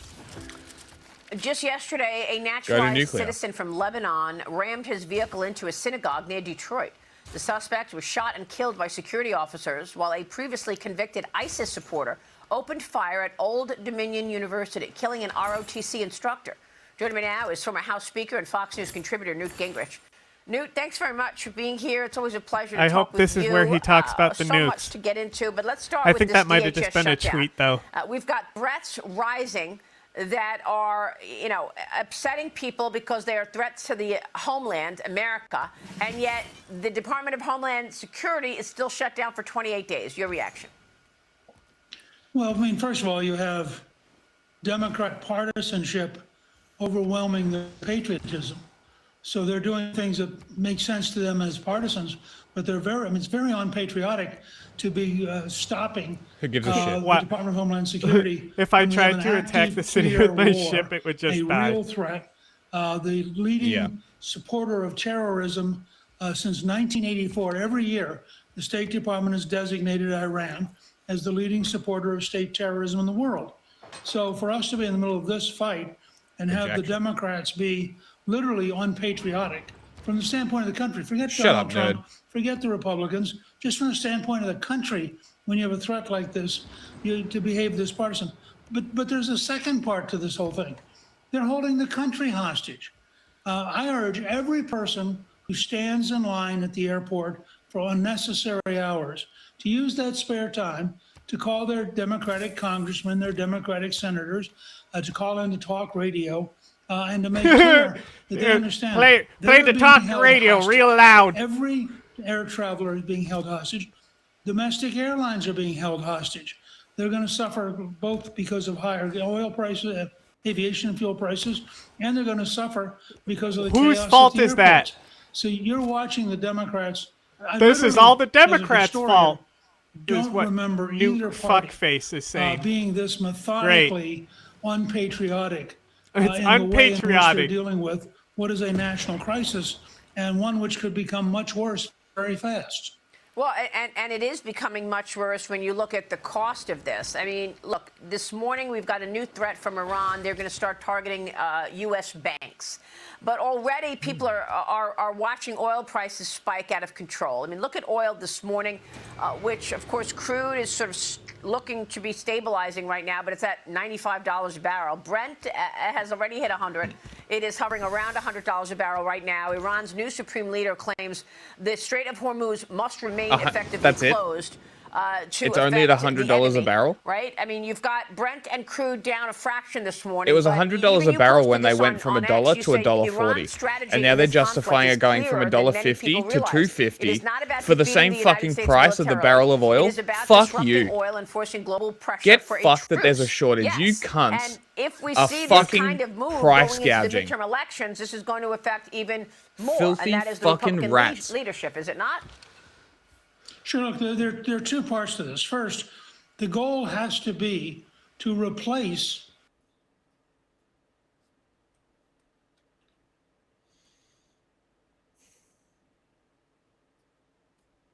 Unreal.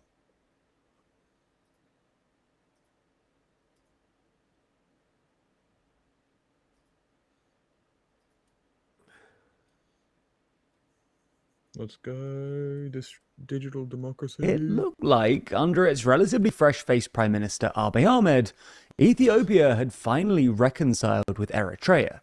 Abiy himself was awarded the Nobel Peace Prize in 2019 for resolving a long-standing border conflict between the two countries. And a year later, Eritrean forces backed Abiy's federal forces in their war against regional militias in Tigray.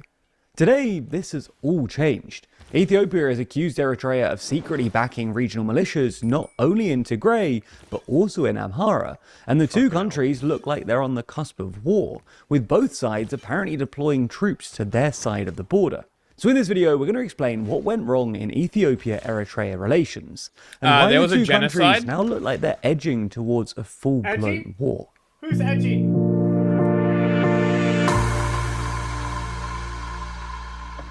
Sam Altman was ranked 7th on our list of Don't care. how mad this story is. You need a bit of Ethiopian political history.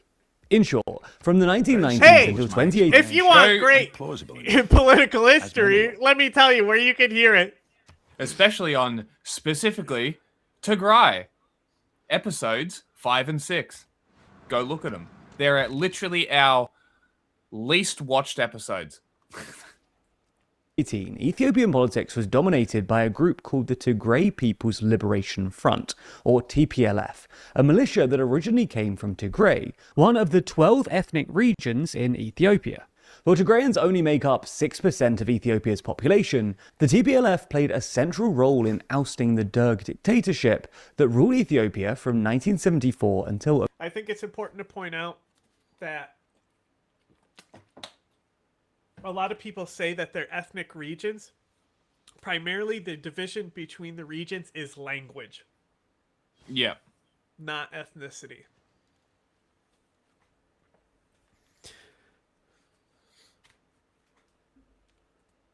About 1990, and Nobody emerged really as the realizes most how impressive complex military force in the country Ethiopia's afterwards, language which is. is why they ended up dominating its politics. Now, the TPLF were definitely better than the Derg, which was one of the most brutal and repressive regimes the world has ever seen. I But bet you things commies loved weren't perfect. While economic growth was pretty solid, Ethiopia's elections were not Dude, considered it's crazy because, like, I'll make arguments in favor of the TPLF because, like, you know, like the women fronting the movement, being involved Yeah. with it, and that type of stuff. And anyone remotely communist will lose their fucking mind. So I was not incorrect when I said commies probably love the Derg. They don't hear them argue about the Derg. It's just anti-TPLF shit because PSL fucking backs the president right now. Ah, there's the connection. That makes a lot of sense. I don't know if they know what the Derg is. free or fair by most of the international community, and the TPLF fought an extensive border war against Eritrea, led by authoritarian dictator Isaias Afwerki from 1998 to 2000. The TPLF were eventually ousted in 2018, when two of its former allies in the Ethiopian legislature essentially defected and threw their weight behind Abiy Ahmed, a self-styled reformer and vocal critic of the TPLF, who thus had enough support to become prime minister. Originally, the international community were infatuated with Abiy. He freed political prisoners, appointed women to half of all ministerial posts, and was awarded with the Nobel Peace Prize in 2019 for negotiating a formal peace with Eritrea, which had been technically at war with Ethiopia for more than a decade. In retrospect, however, the international community's adulation for Abiy looks premature and naive. Not only has Abiy overseen a period of democratic backsliding, imprisoning journalists and opposition leaders, his peace deal with Eritrea actually turned out to be more of a military alliance, and in November 2020, Abiy's federal forces and Eritrea ganged up on the TPLF and went to war against them in Tigray. Abiy's federal forces were also supported by another ethnic militia known as the Fano, based out of Ethiopia's Amhara region, who helped them oust the TPLF from western Tigray. The subsequent war, usually known as the Tigray War, lasted 2 years and was appallingly brutal. According to researchers from Ghent University, between 250 and 500,000 people were killed during the war, the vast majority being civilians. However, since then, relations between Abiy and Afwerki have deteriorated markedly, largely as a consequence of Abiy's relentless pursuit of port access. For context, Ethiopia is the world's largest landlocked country by population, and in the past year or so, Abiy has decided that he needs to fix this. This became really apparent in 2024 when Abiy did a deal with the de facto independent, but internationally unrecognized, state of Somaliland, granting Ethiopia access to the port of Berbera. Unsurprisingly, this went down terribly with Somalia, who accused Ethiopia of violating their territorial integrity, and Eritrea essentially sided with Somalia against Abiy. This apparently irked Abiy, who reacted by turning his attention to Eritrea's Assab port, giving way to some conspicuously irredentist rhetoric. In September, for instance, Abiy said that Ethiopia's loss of Red Sea access 3 decades ago, i.e. when Eritrea peacefully seceded from Ethiopia, was a mistake, and that would be, quote, corrected. The same month, the head of the Ethiopian Armed Forces said our population is now 130 million and will grow to 200 million in the next 25 years. How come the interests of 2 million people, i.e. Eritrea, override those of 200 million?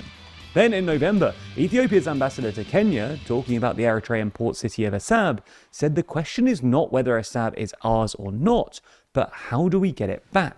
Tensions have escalated even further in the past couple of weeks, because it looks like Afwerki has responded to this rhetoric and the prospect of a renewed conflict by buddying up with both the Fano and the TPLF, who also have their own outstanding grievances against the federal government. The Fano have been resisting Abiy's attempts to fold them into Ethiopia's federal army since 2022, while the TPLF don't like Abiy for obvious reasons, but were particularly upset by an announcement last month that parts of western Tigray, still occupied by federal forces, would vote separately from the rest of the region at the upcoming elections. There have since been reports of troop buildups on both sides of the border, and last month, a few days after launching drone strikes on what looked like TPLF positions in Tigray, Ethiopia accused Eritrea of deploying troops inside Ethiopian territory, an allegation that was immediately denied by Eritrea.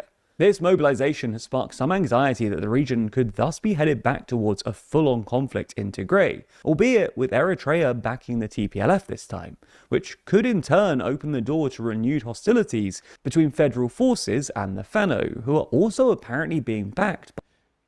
Watch a drama movie. I mean, did you vote in the poll? Because drama's on there.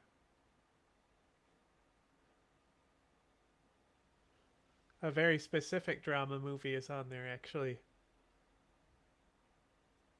You know, you should campaign to get other people to vote for drama if that's what you want.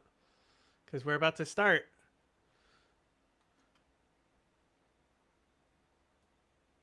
You know, it's not that far down. It could still win if people vote now. I vote for it every time.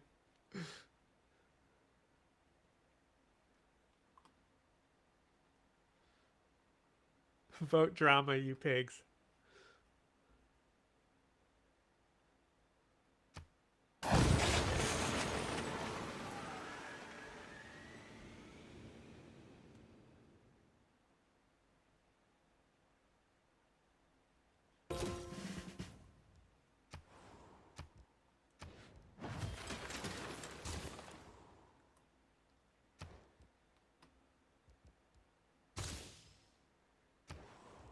Yeah, come on, guys. How could you? You're gonna deny his last wish?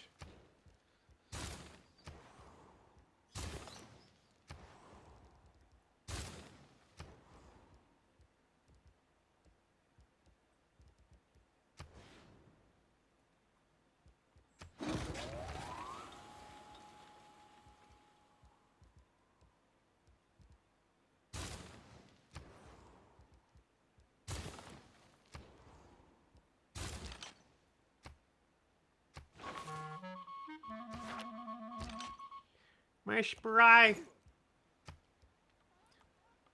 He been captured. Get pillaged, idiot.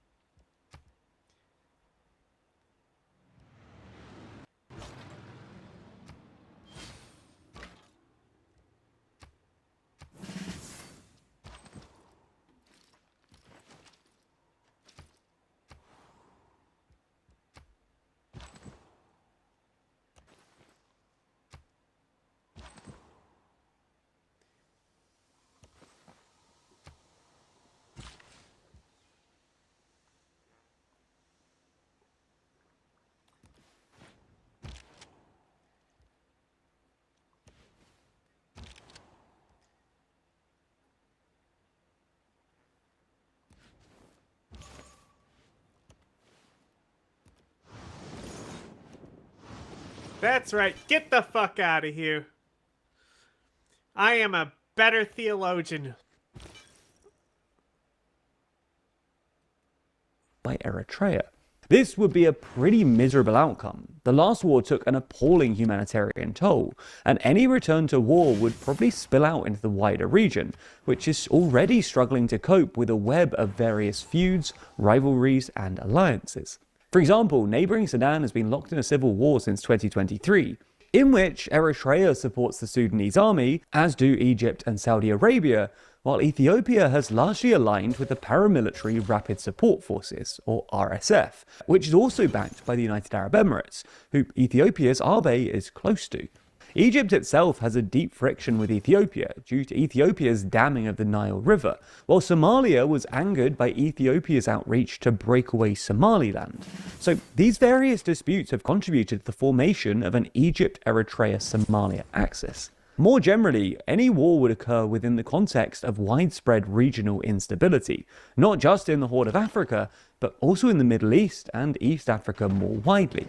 While we should stress here that a war isn't inevitable, and Ethiopia and Eritrea have found ways to de-escalate in the past, the troop build-ups do look ominous, and the various other conflicts kicking off across the world mean that the international community has less bandwidth to mediate at the moment. Now, if you're one to binge watch our videos, or in fact any news recently... I don't.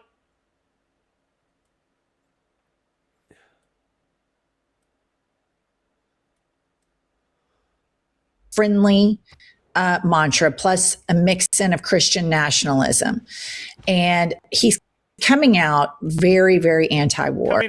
And he has been breaking with Trump a lot. Although privately we see him at the White House on this Venezuela stuff, clapping like a seal and all of this stuff. A lot of it's performative. But I think the MAGA world that has installed an heir apparent named J.D. Vance is taking note to Tucker's messaging success. And this is fascinating. Tucker puts out this video. Play the clip. So the other day I found out that the CIA is preparing some kind of criminal referral against me, a crime report to the Department of Justice on the basis of a supposed crime I committed. What's that crime? Well, talking to people in Iran before the war. They read my texts. So the crime under consideration apparently would be the Foreign Agent Act or something like that, acting as an agent of a foreign power. And I don't expect this to go anywhere. I'm not too worried about an actual criminal case against me for a bunch of reasons. One, I'm not an agent of a foreign power, unlike a lot of people commenting on. Okay. So obviously Tucker's a journalist and we can all, whatever we think. I mean, I think Tucker is intelligent.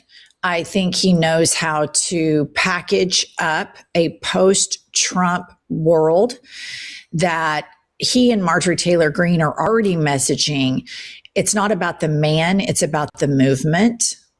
That's the messaging starting. I mean, look at Kanks, you guys. Brain completely cooked, doesn't know where he is half the time, won't listen to his own Pentagon. He's gotten us in this war. He's enriching himself. Physically, he looks horrible, the bruises, all of the stuff that you've seen. And Tucker is somebody who could really consolidate his base. He has a lot of the components that could pick up this cult and move forward and keep this fascist machine going. So it's interesting that the CIA has been hacked. Drama just like basically dropped to last place.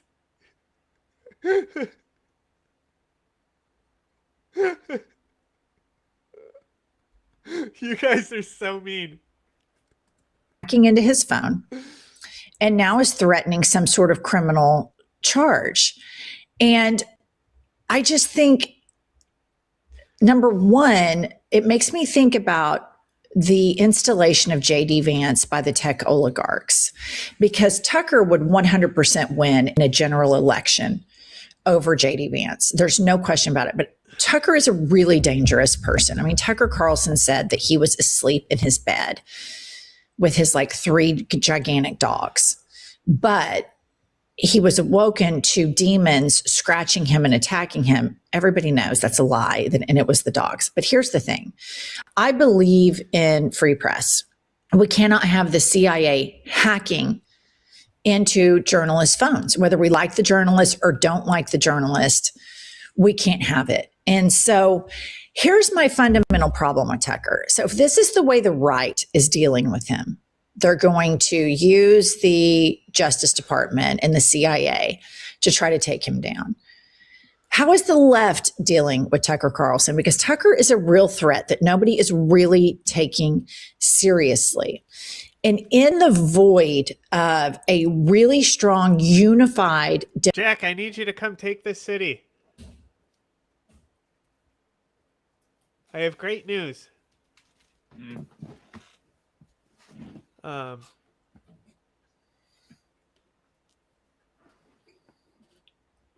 warrior died. Self-propelled artillery.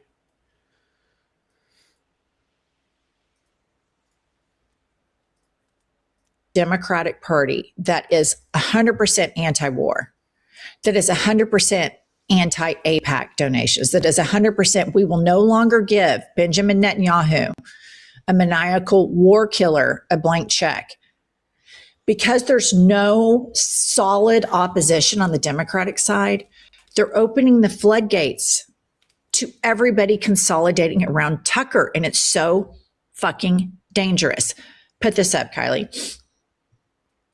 Lexi Alexander tweets, I never thought I would say this, but I'm glad Tucker Carlson and all these right-wing voices exist because there is no liberal, centrist, progressive, Democrat, etc. pundit doing this. And I would go absolutely crazy if nobody talked about how Trump promised the polar opposite of this. Johnny Graz responds to her, it is really sad we have to rely on Candace Owens and Tucker Carlson because literally every liberal mainstream media pundit is too much of a chicken shit to tell the truth. So, you guys, the soil is primed for Tucker right here because he's actually, whether he believes it or not, it doesn't matter. We know Trump didn't believe any of this shit that he said, and he was a compulsive liar.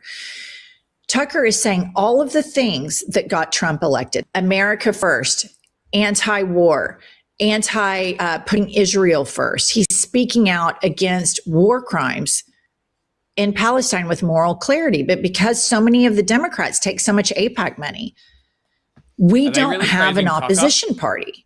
And all of this is primed for Tucker just to come in and take all of it.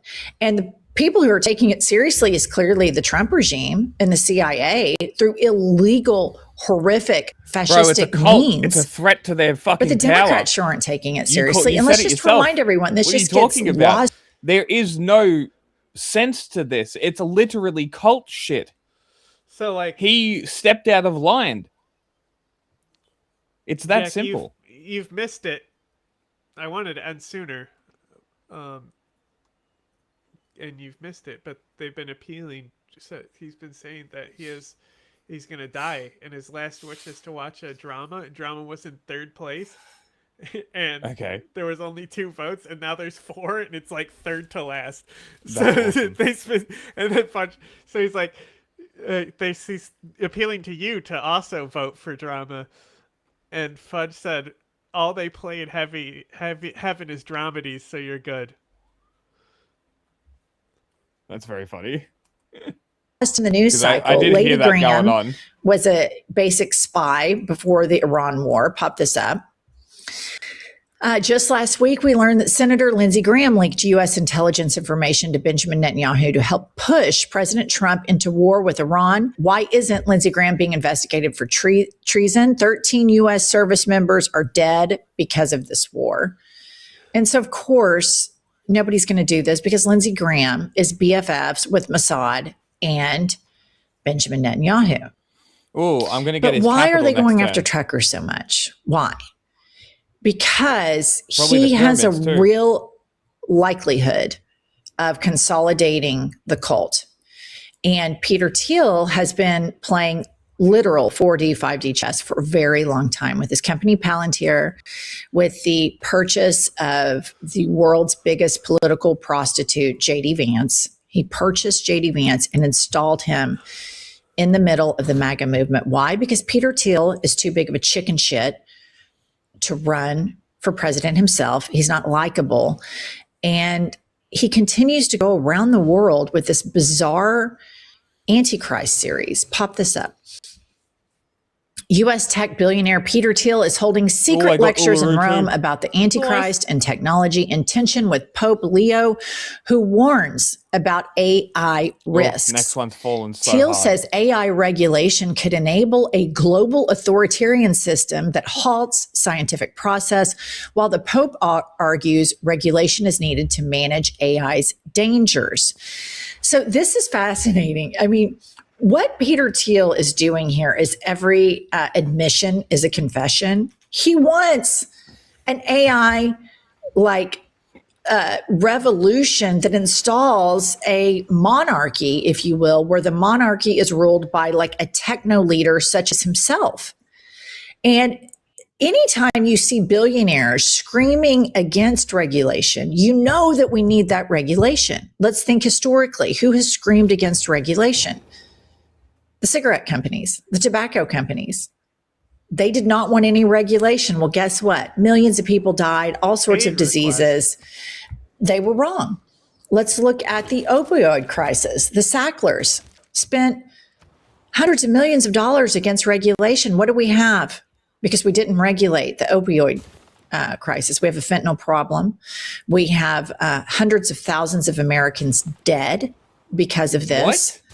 And so anytime you see really rich people screaming against regulations, it is a red flag because they're not actually regulations. If the Democrats are smart, they'd start calling them consumer protections. It's me. We need protections against AI, and we definitely need protections against Peter Thiel. And this is really alarming, what I'm about to put up. Pop this up. Hang on. So as you know, Peter Thiel owns Palantir, and Palantir is so deeply embedded in the American government. This has been an open secret in tech for years. And if you've been following my threads, you already know where I stand on this. This is by Better Call Mehdi. He says, I genuinely believe Palantir was never just a government contractor. It was always designed from day one to embed itself so deep inside the intelligence and defense apparatus that ripping it out would be like trying to remove the nervous system from a living body. You need to understand how this works on a technical level to really grasp the scale of what I'm describing. Gotham and Foundry are data integration platforms that plug into every single information source an organization has: internal databases, intelligence feeds, comms, satellite data, financial transactions, social media. Everything gets funneled into a single ontological knowledge graph. And here's the key.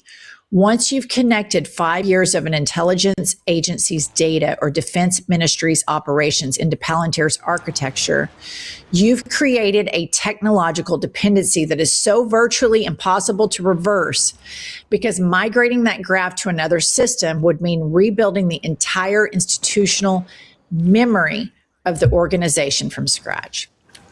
So this is really damning, because the swamp that Donald Trump spoke about, that being people that are neutral, that are unbiased, federal workers that don't take sides in politics, because he wants people that are loyalists. The swamp is now in the systems. It's not a human being. It's technology that is so deeply embedded into the way government functions that Peter Thiel, who owns all of this as a side hustle, is parading around the world giving lectures on the Antichrist. It's so insane. And Peter Thiel is all over the Epstein files.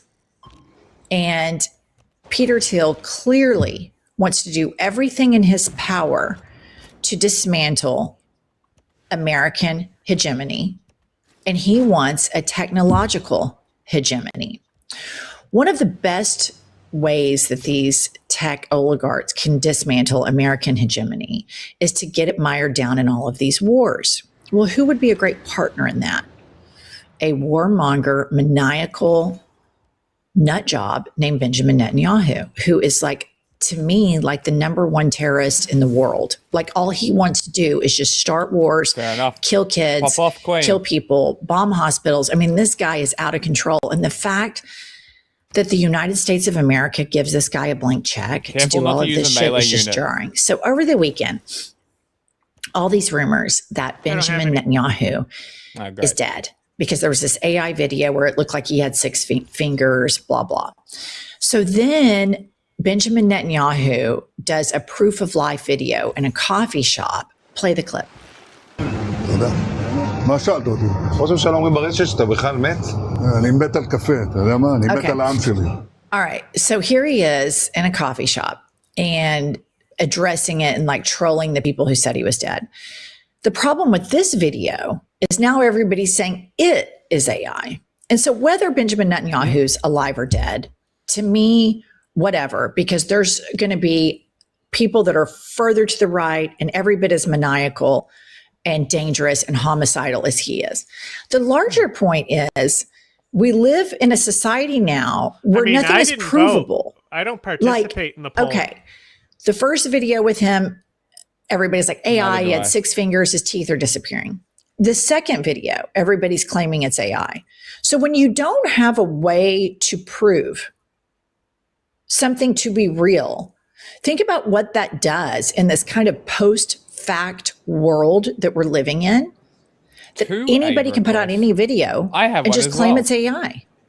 That goes back to Peter Thiel so desperately not wanting any regulations put on AI.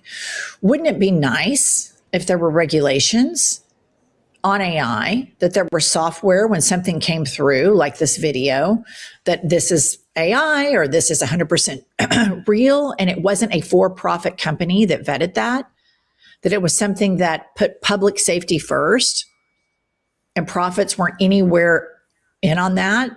You know, Benjamin Netanyahu wants to get American taxpayer money, as much of it as he possibly can, so that he can kill people in Lebanon so that he can kill people in the Maybe it West was Bank, Grenada. so that he can kill people in Gaza, and he will not stop there. This man will never be satiated. He has worked the United States government so well that he has Mike Huckabee over there as ambassador, who basically said in an interview 2 weeks ago that biblically Israel could have all of it, all the land, all of it could be greater Israel because the Bible said so. All right, finding a doctor is really, really difficult. It's really important that you find a doctor that actually listens to you, makes you feel comfortable, calms your nerves, explains things clearly, remembers your kids' names, makes you laugh, still gives you a lollipop. Oh my God. Everyone's I know, got how an many, aid right? request.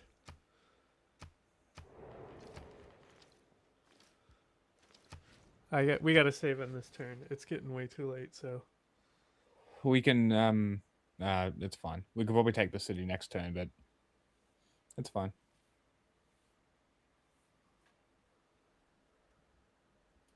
Because once the walls are gone, I'll just roll my tank in there.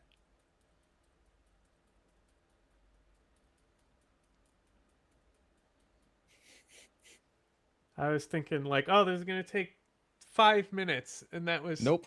an hour ago. Yep. No, your one artillery unit will be fine. What do you mean one? I had a single artillery. It wasn't an army. Oh, it was I thought you were just an talking about artillery I piece. only have one. Like, I'm not fucking sending the troops in for you. No, I was fucking making fun of you for telling me to fucking do it when I wasn't ready. Should have stayed with my original plan. I mean, I told you that, like, when it kicked off, I would buy the shit with faith and just swamp it. It's alright. No big deal. Old mate's not very happy with me that I'm taking his city state, but fucking. What's he gonna do? Attack me? Maybe. His military is not bad.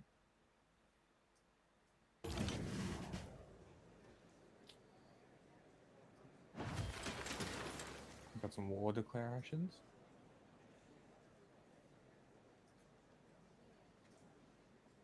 Christina declared war on Amanatore and Poundmaker and Peter. And then Peter declared war on Poundmaker. That's great. I don't want a fucking alliance with you. No, and stop asking.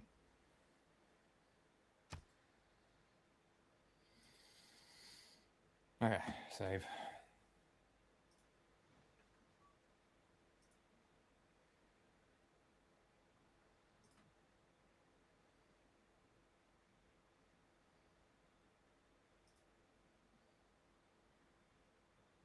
Okay. You got it saved?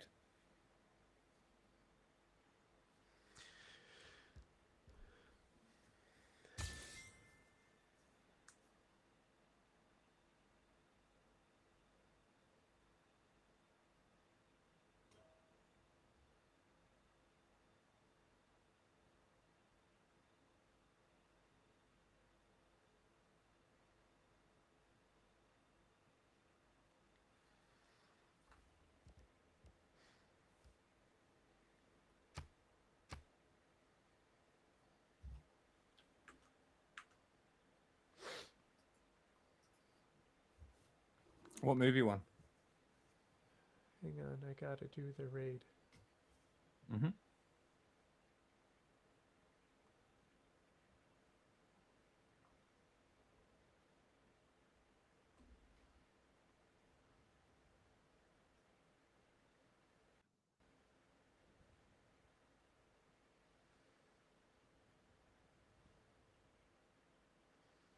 Hmm.